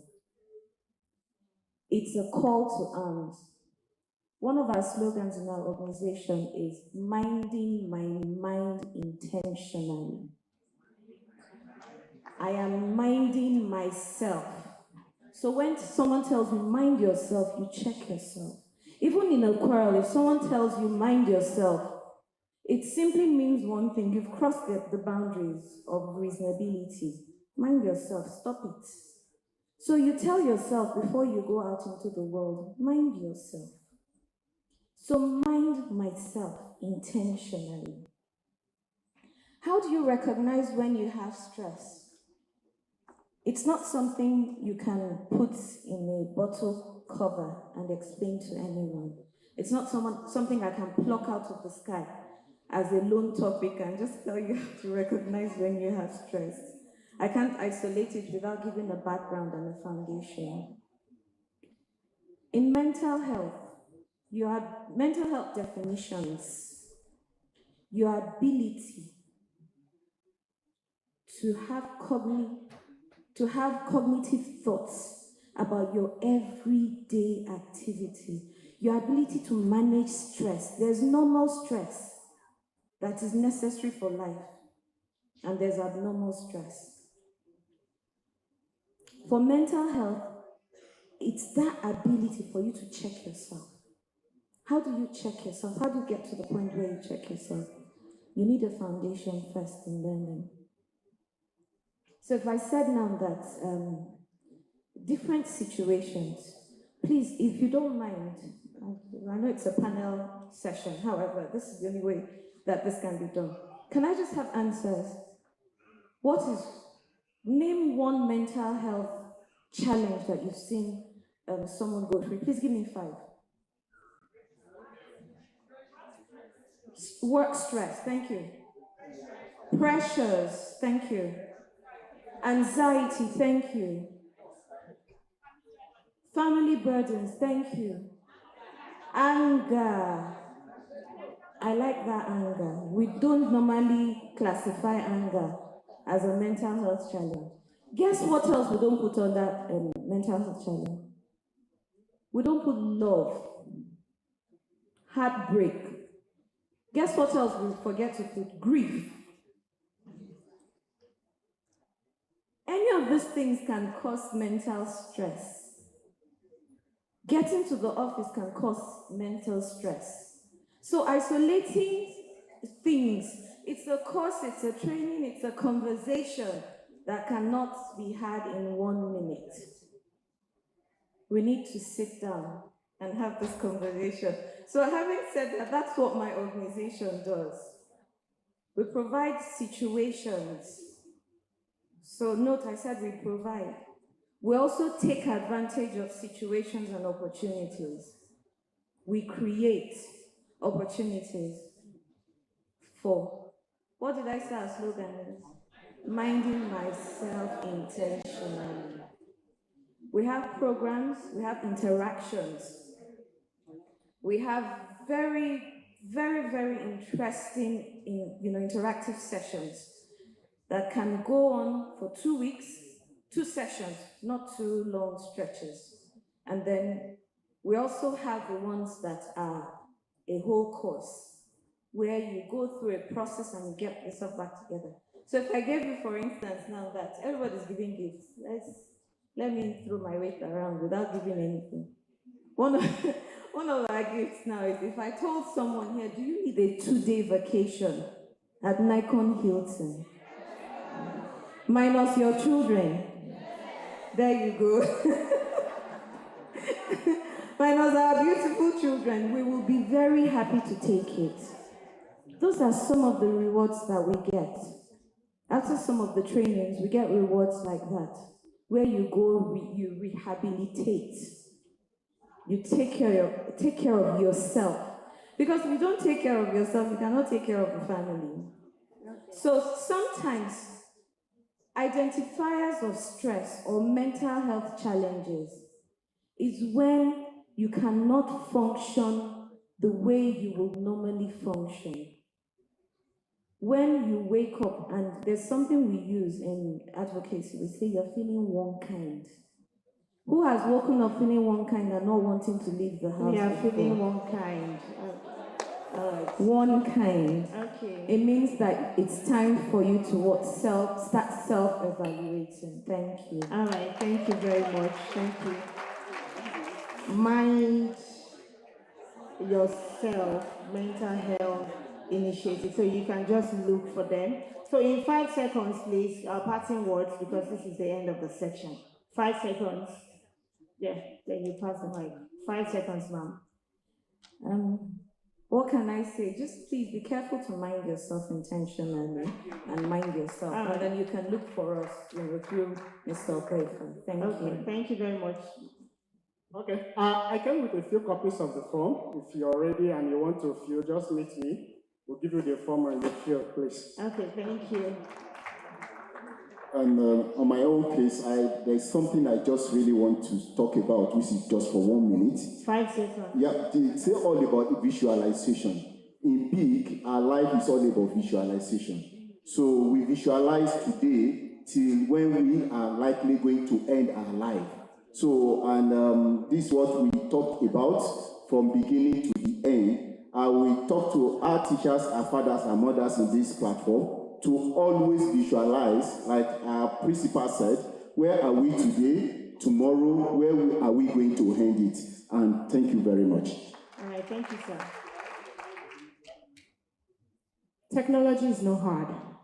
Integrating yourself into technology and learning technological tools is not hard. You just have to be in the right community, in the right environment, and having the right tools. And KBN is providing you that, and we're looking forward to having you. Thank you. All right, thank you so much, our panelists, and thank you to all the successful teachers that listened to us. Thank you. Please, one more time, a round of applause for everyone. I'm already thinking I'm going to get Ms. Shola a program on the national television because she anchored the program fantastically. Please, one more time, give her a round of applause. I know right now we're already thinking, when will this program end? We are getting to the tail end, and we need to do one particular thing right now, and that is to give the graduates some recognition in the house today. That is the 1 million teacher black belt graduates. If you are here, please raise your hand, wave your hand, let me see you. Fantastic people. Wow. Wow.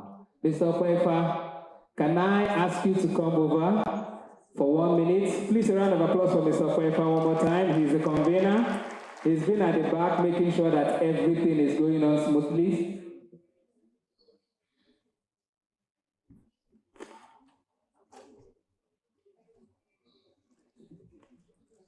All right, thank you, MC. You've been doing a great job. Good afternoon. When I came, I said good morning then. So sorry taking so much of your time. The lunch is ready. So as we are moving out, you just pick your lunch and then it will be a wonderful day here. However, quickly, the more you know, it doesn't seem that you're even hungry. Fine, fantastic. All right, so please, we want to take a picture quickly as we are seated, and then we also want to recognize some schools, anchor schools. So I think the first one, we'll do the second one first while we are preparing for the first one. So if you're a black belt, I think from what I can see here now, we are more concentrated on this side. Is it possible for us to find space in here, those who are here now, find some spaces here, and then those who can stay on the staircase in order can stay. Then you bring out your certificate, and the dignitaries as they are here now can stand up, okay, and then we'll take a picture together as a general one. Then we'll recognize some schools. So while we are doing that, just if you can see a seat here, just sit. I would like to invite Mr. Hakim Subaya to the stage to recognize the 4 anchor schools that we have in Abuja, and we're doing everything now in 1 minute. Thank you. So just hold your certificate with you, fill in the spaces. If there is no space to fill again, line up. So another thing I'm doing quickly within this minute is the surprise. Yeah, all right, there is a surprise award also. We'll do that in this same minute too. Let's sit down. We don't want, but the camera guys, cameramen. Okay, so please, you want those spaces to be filled, right? Please fill in those spaces. Don't over, please, we have space, madam. Let us do that while I am welcoming my mentor. I mean, okay, don't let me say that. I will leave that. I'll leave the story. He doesn't like me to say so much about him. And if you are among the first, I'm looking for this attendance. Please, somebody collected, we wrote physical attendance. I mean paper attendance. If you have a list of the attendance, please kindly pass it to me. If you are among the first 10 that arrived here today, now initially we want to do the first person alone, but we are doing the first 10. Now if you are among the first 10 that arrived here today, they didn't send me, but I'm doing it on behalf of big organization. You have 50,000 naira worth of big products next session. 50,000 naira worth of big products for next session. Just reach out to me and then you will pick your products in our office. So I have my boss here. Camera, okay, while you are still trying to sort that. Oh.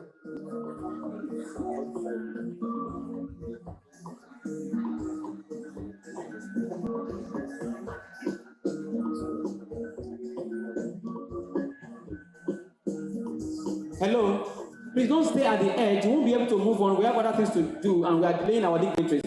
While you are doing that, maybe we'll move on to our surprise award. Okay? Yeah. So for those who played games, okay, and won, you have won some gifts for your school. So we have your certificate here, and very soon I'm inviting the Luwada Google partners to come and present your award. Free training, free onboarding, and so many other gifts are here for you. I will invite you, but while we are waiting for this to be fixed, is it okay now? Is it? You do it this way. All right, let's do this then. Mr. Kim, I'm so sorry. You could join us here because I will still come down too to join. Please, our dignitaries, maybe we also come together in the front. Then we can take this picture. You can see it's very beautiful. And where's my name?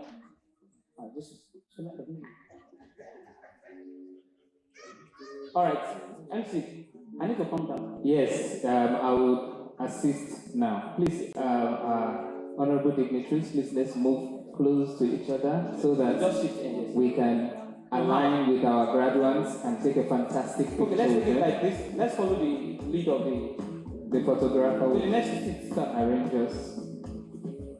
In fact, this is looking. Sorry for the inconvenience, ma'am. We don't want to bring everybody here because of time. Oh, thank you. So I have the list of the top first 10 that arrived. Okay? So reach out to Mr. Usher, you can join the. I will join outside. Usher, if there's any Usher in the house, please let me reach out to Amarachi outside to bring something inside. Usher, please. All right. As we arrange ourselves, graduates, are you ready? The more you know, the more you know.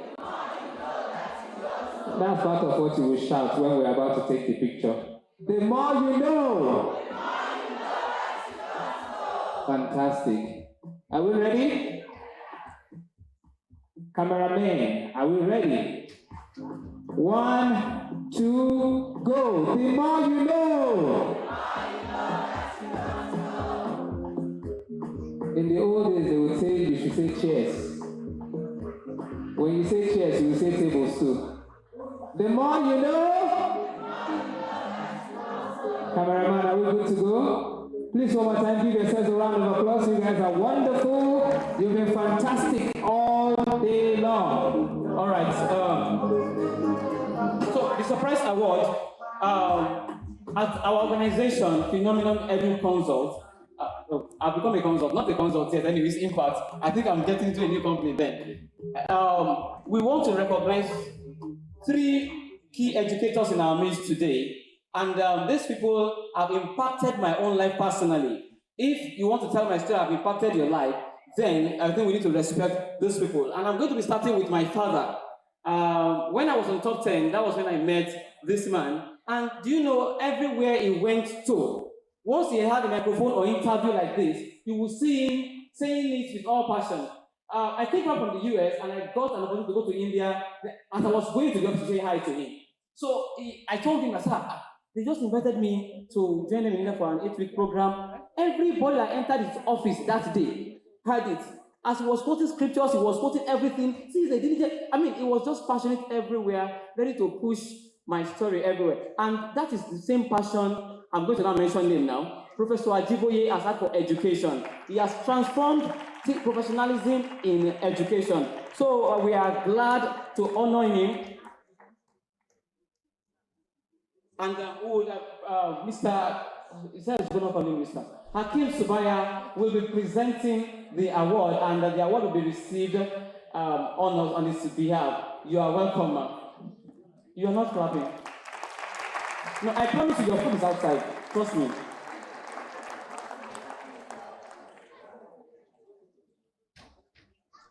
Okay, I'm not the one. Okay, you are snapping me. Okay. For dedication to excellence. To Professor Joshua Ajiboye, represented by Dr. Mary Abba. It's my pleasure to present this award to you. Congratulations.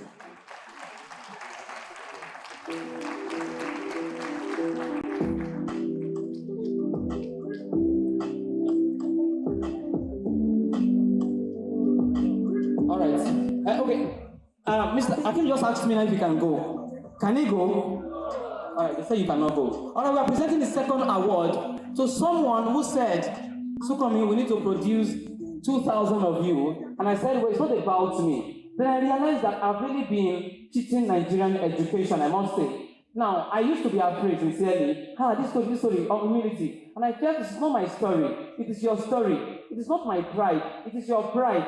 It is not anything about me. It's everything about Nigerian education. And as soon as he said that many months ago, it's a reality today. We are all here. We are all doing fantastically well. So, who will present this award? Okay, now I'm going to be inviting my own overall boss to present the award for him. Sir, this is the man that encouraged me. This is the man that put the thoughts in my mind, and today we are here.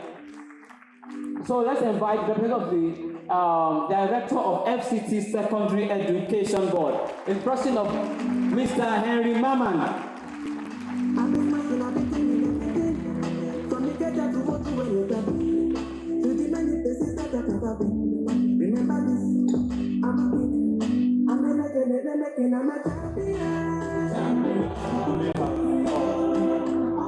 Director, Secretary, FCT Secondary Education Board, Dr. Sani Ladon. With all pleasure, I'm highly privileged to present this award to Mr. Hakeem Subar, in recognition of you being a pioneer future educator. Congratulations. Congratulations.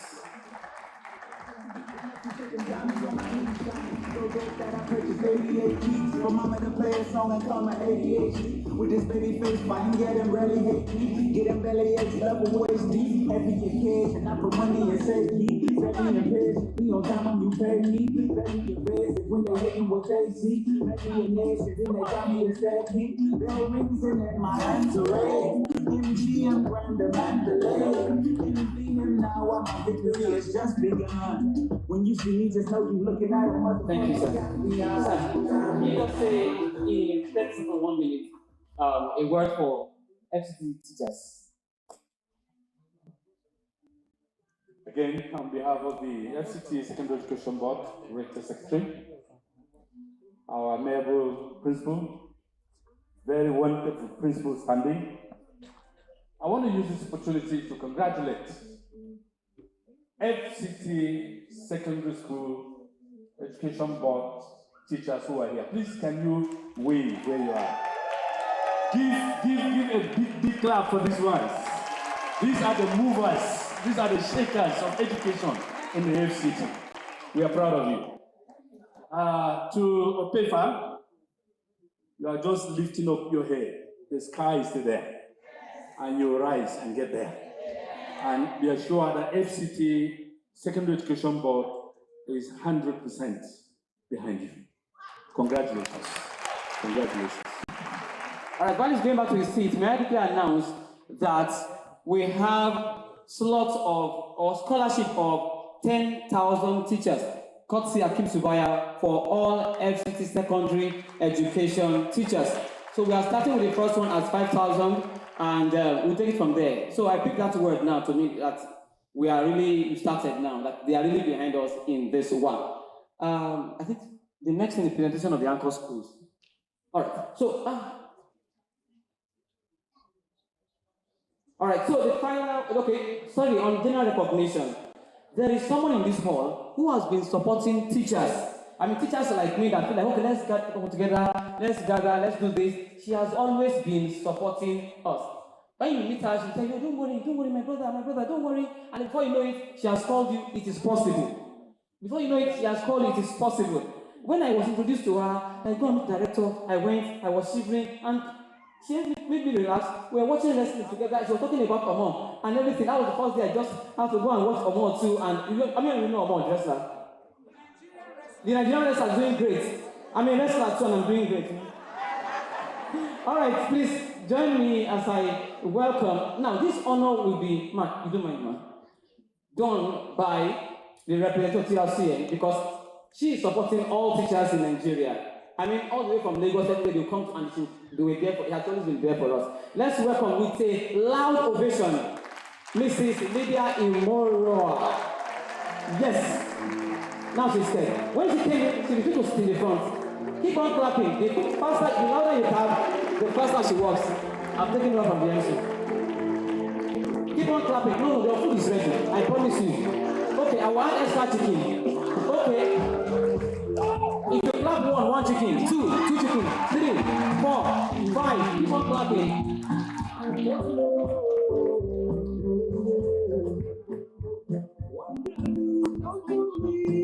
Oh.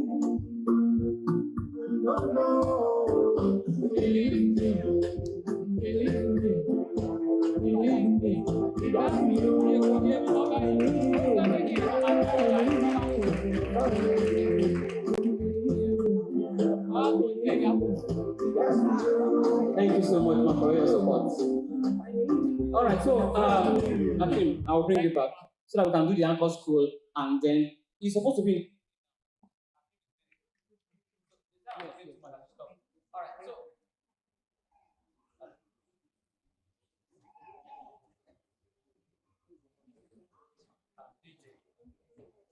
All right, we want to honor some anchor school, and the CEO Milan teachers will also be recognizing them.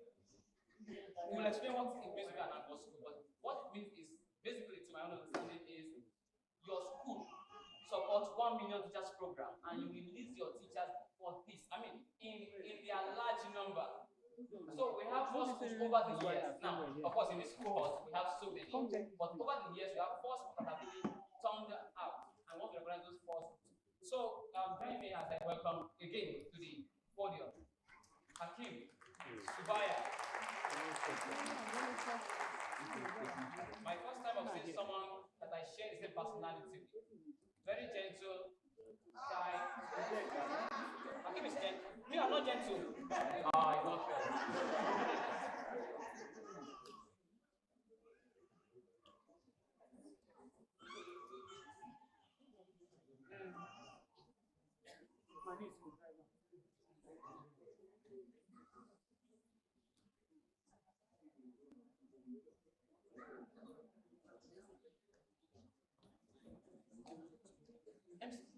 What am I to brought?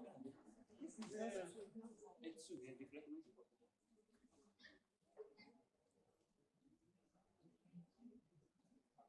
Please, can we have this mic back? Okay, DJ, sing then. Walk it on. Walk it on.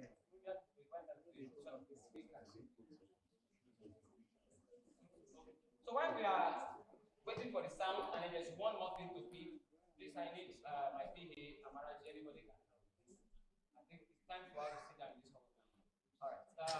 We want to bring to the stage. He will tell me, and then I will do the what's time.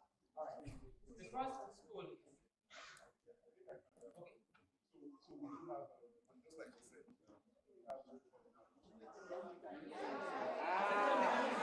can you hear me? Your teacher voice. I think he's a lecturer. Teacher voice. Okay, so can you all hear me now? How do you think I hear? Well,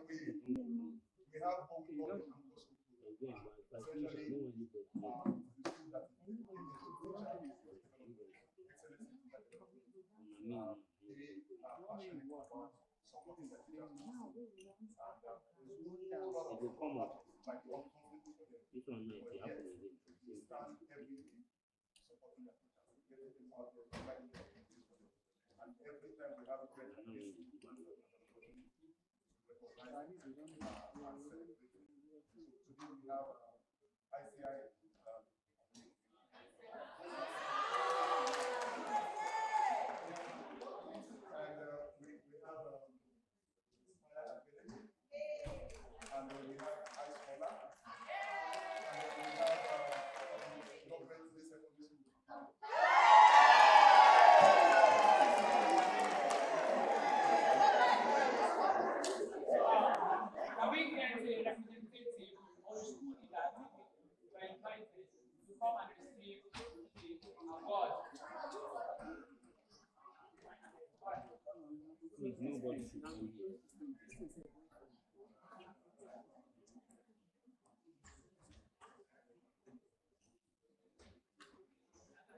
Let's go to Akim's presentation, where points is. All right. We're back now. Mr. Kweka. Okay.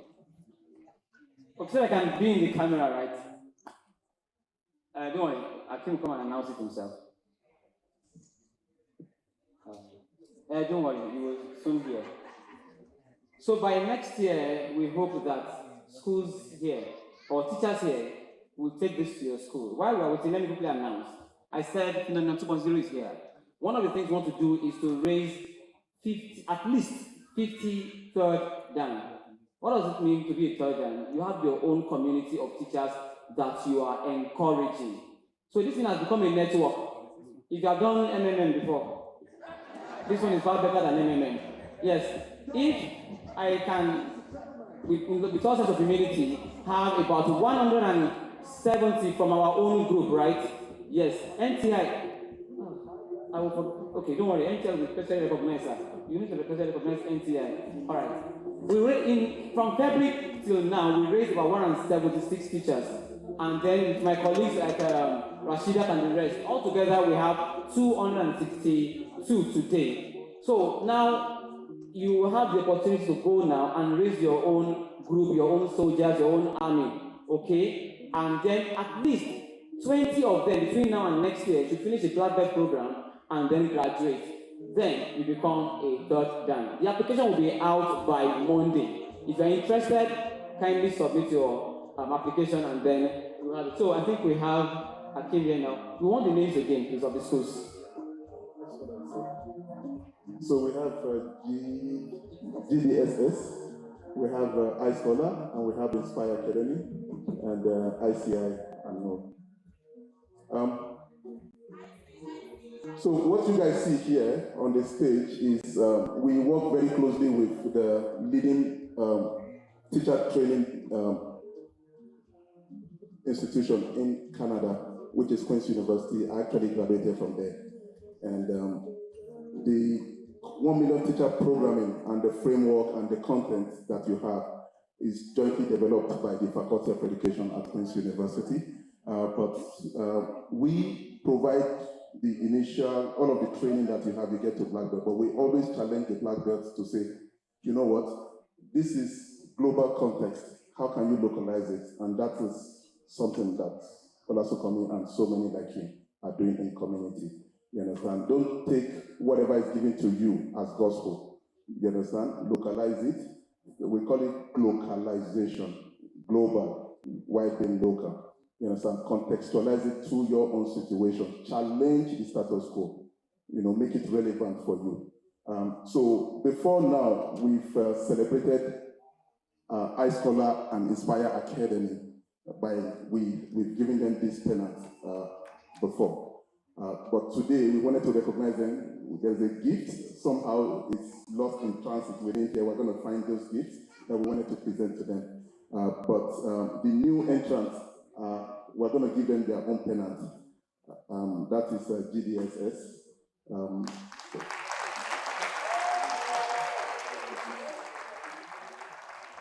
So, I think I should this picture. So your school is an ambassador of what excellence in education is all about.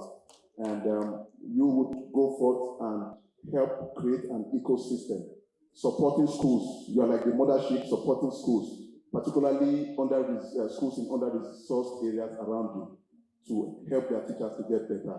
The only way we can all make progress as a society is by pulling together, as they say, rising tides lifts all boats. And that's really what the Anchor School program is all about. It's about those schools who have embraced development, who are really passionate about innovation, about doing something for the community, but they shouldn't go do it alone, you know, and that's the challenge that Okwefa and I have been talking about. Don't ever try to go alone. Don't be a lone wolf. Find ways to begin to support others, and this is what the Anchor School program is all about. There are all kinds of goodies that were mapped out over the years. If there is anything at all that comes in through the 1 million teacher program to all of our partners, they get the first right. They get access to everything before anybody else.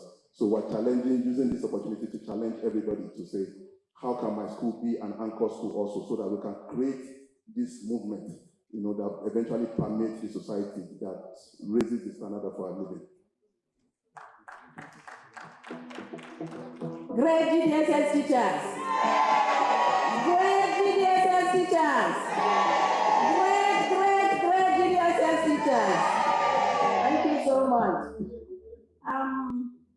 On behalf of my director principal, Mrs. Akinje Esther Omotolani, who is unavoidably absent to grace this historic occasion, I want to say a very, very big thank you to the organizers of this program.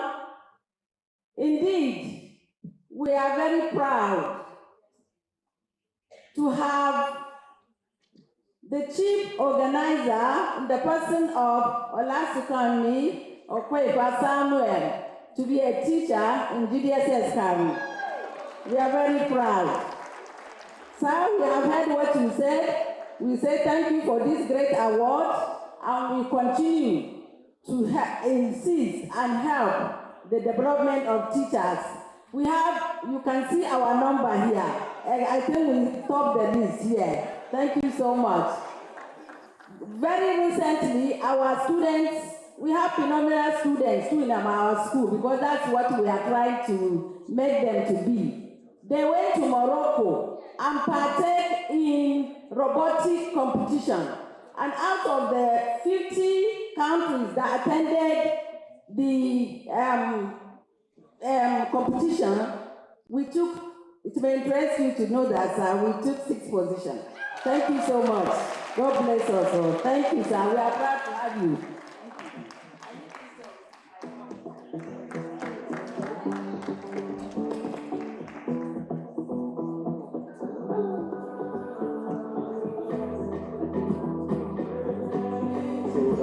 Hafsa is going to accept this on behalf of her school. ICIC.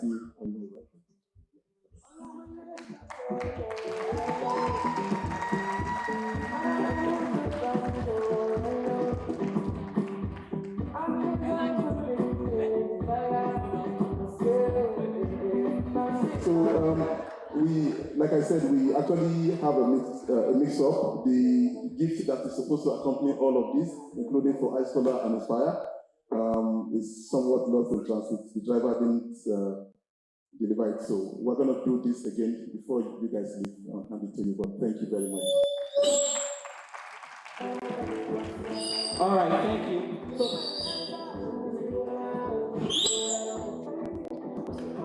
All right.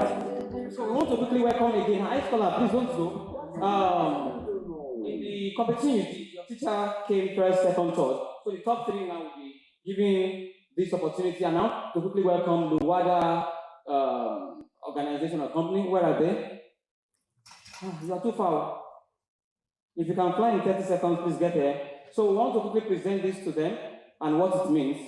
A capacity development award for the school. I mean, we have a lot of things we are sharing today.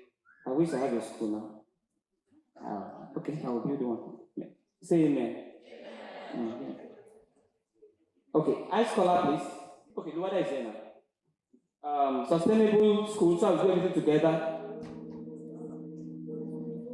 And then the day spring. So the representative of the of Luwada is here. She will tell us what the gift is all about. It's so huge. I saw the amount and it's so huge. So let us say it. Okay.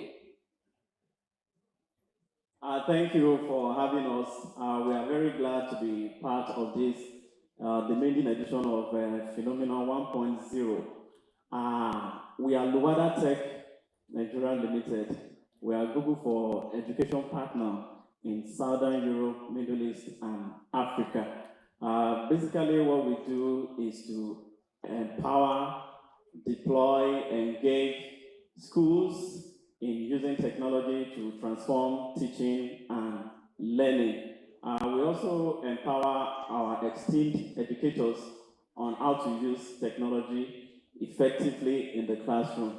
All our speakers today, they've been very outstanding. They've told us that technology is not there to replace the teacher, it's there to support amiable teachers. So as part of our little way of contributing to the empowerment of our teachers in using technology, the winners of the leadership test are going to be winning for their schools a free training for the teachers in their domain on how to integrate technology into the classroom. That is our own little way of encouraging teachers. Having said that, we also have a special package scholarship for our other educators too that are trying to come up in using technology in their classroom. So our stand is downstairs where we did registration for this event in the morning. So kindly check us downstairs to know more about how you can take advantage of this scholarship for yourself. Thank you very much. All right, thank you. Hello.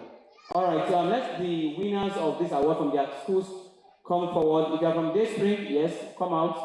From Ice Scholar and from Sustainable Schools.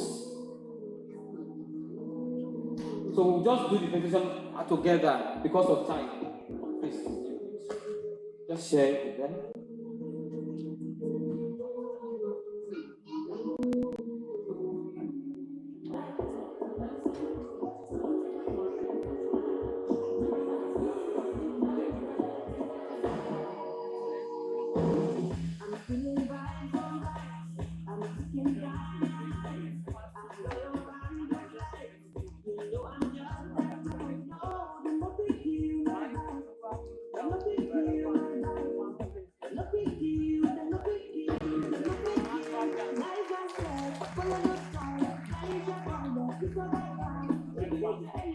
DJ, you want our phenomenal song, please?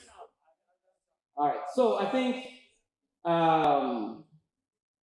the good news is this. We've come to a beautiful beginning of Phenomenon 2.0. And I'm standing here to do vote of thanks, but before I do that, let me whisper. Yes, I've listed it. Okay, as mentioned the names. Oh, the first 10 early comers, okay. Salahu Yaya, Blessing James,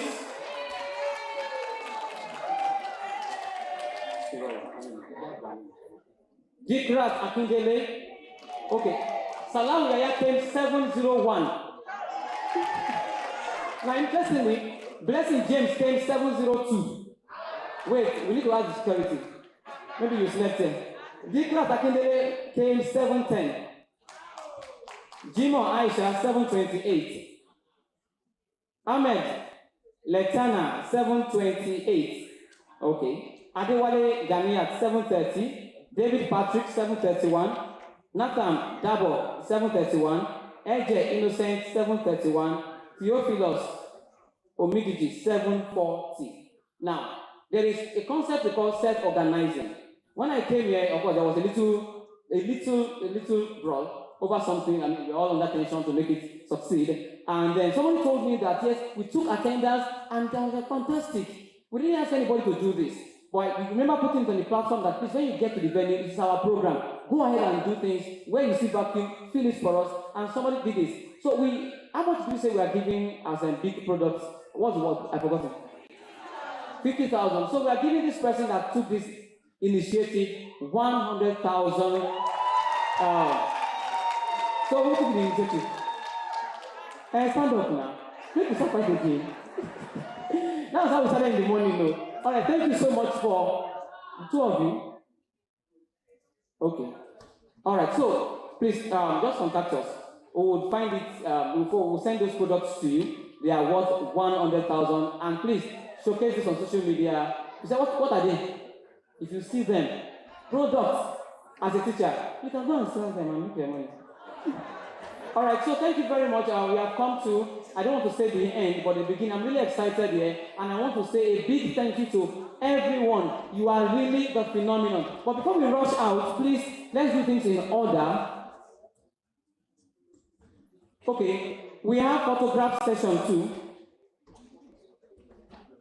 All right, the gifts for the apostles are ready. We have photograph session. Please, if you are stepping out, be organized as we have been with the launch. Our guest speakers, will just wait behind for 1 or 2 minutes because we have a special treat for you somewhere. We just discuss it and then we do that. Thank you so much. Phenomenal song, please. Huh? Here. Please go through the exit. Go through the exit. Only this exit, please. Only that exit. That's where you will get your lunch pack. Your lunch pack. Please go through the exit. That's where you get your lunch pack, please.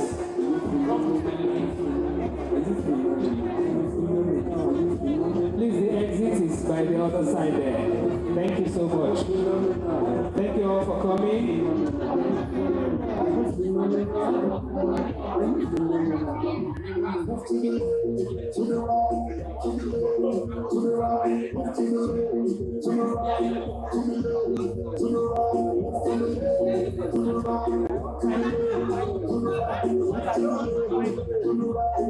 The winners of the online challenge. The winners of the online, both on LinkedIn and Facebook, we also win 50,000 naira worth big products. Yes. Yes, sir. Yes, sir, please. Let's do this in order, please.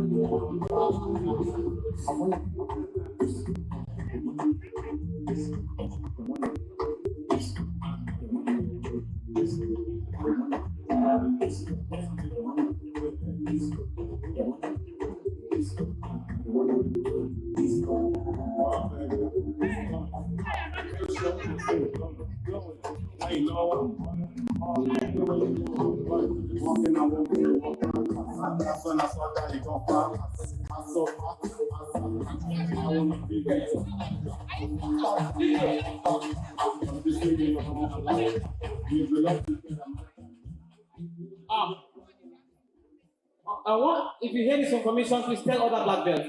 All black belts were expected back in the hall physically. Your gift is here. I won't say more than that, please.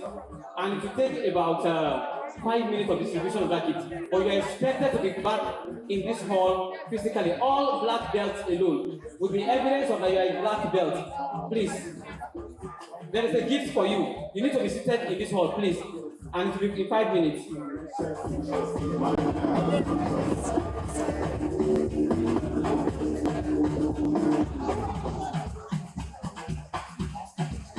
I'll be on my own, calling you. I want me to do me. Do you know the fight?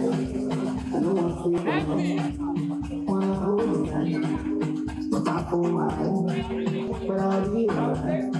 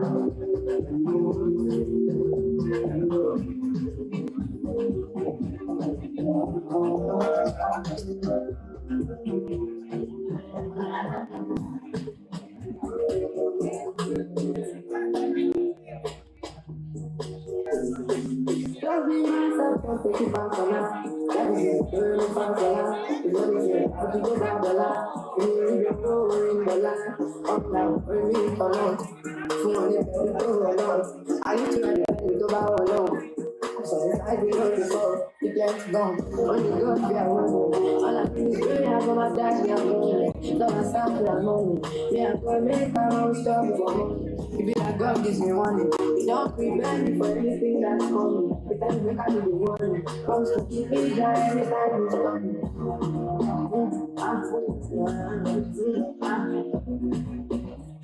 Me, I go make a long story.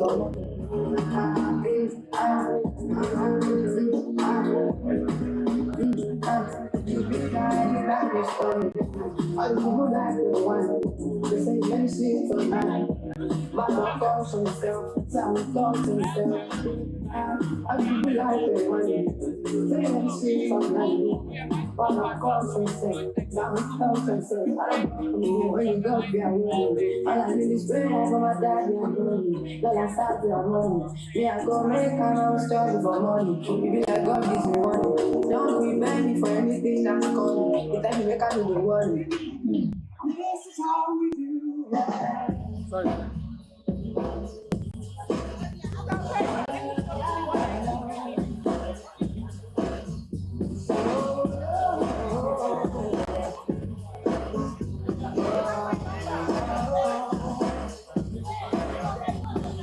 This is how we do it. It's Friday night, and I feel alright. The home is here on the west side, so I push for my story and I tell it. I made it try to take a piece of my truck. Get the shot cause I'm faded.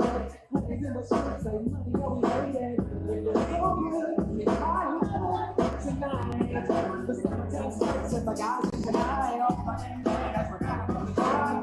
We gotta get the club on before you go get paid. So take a look at it, throw your hands up, and you can make it always say.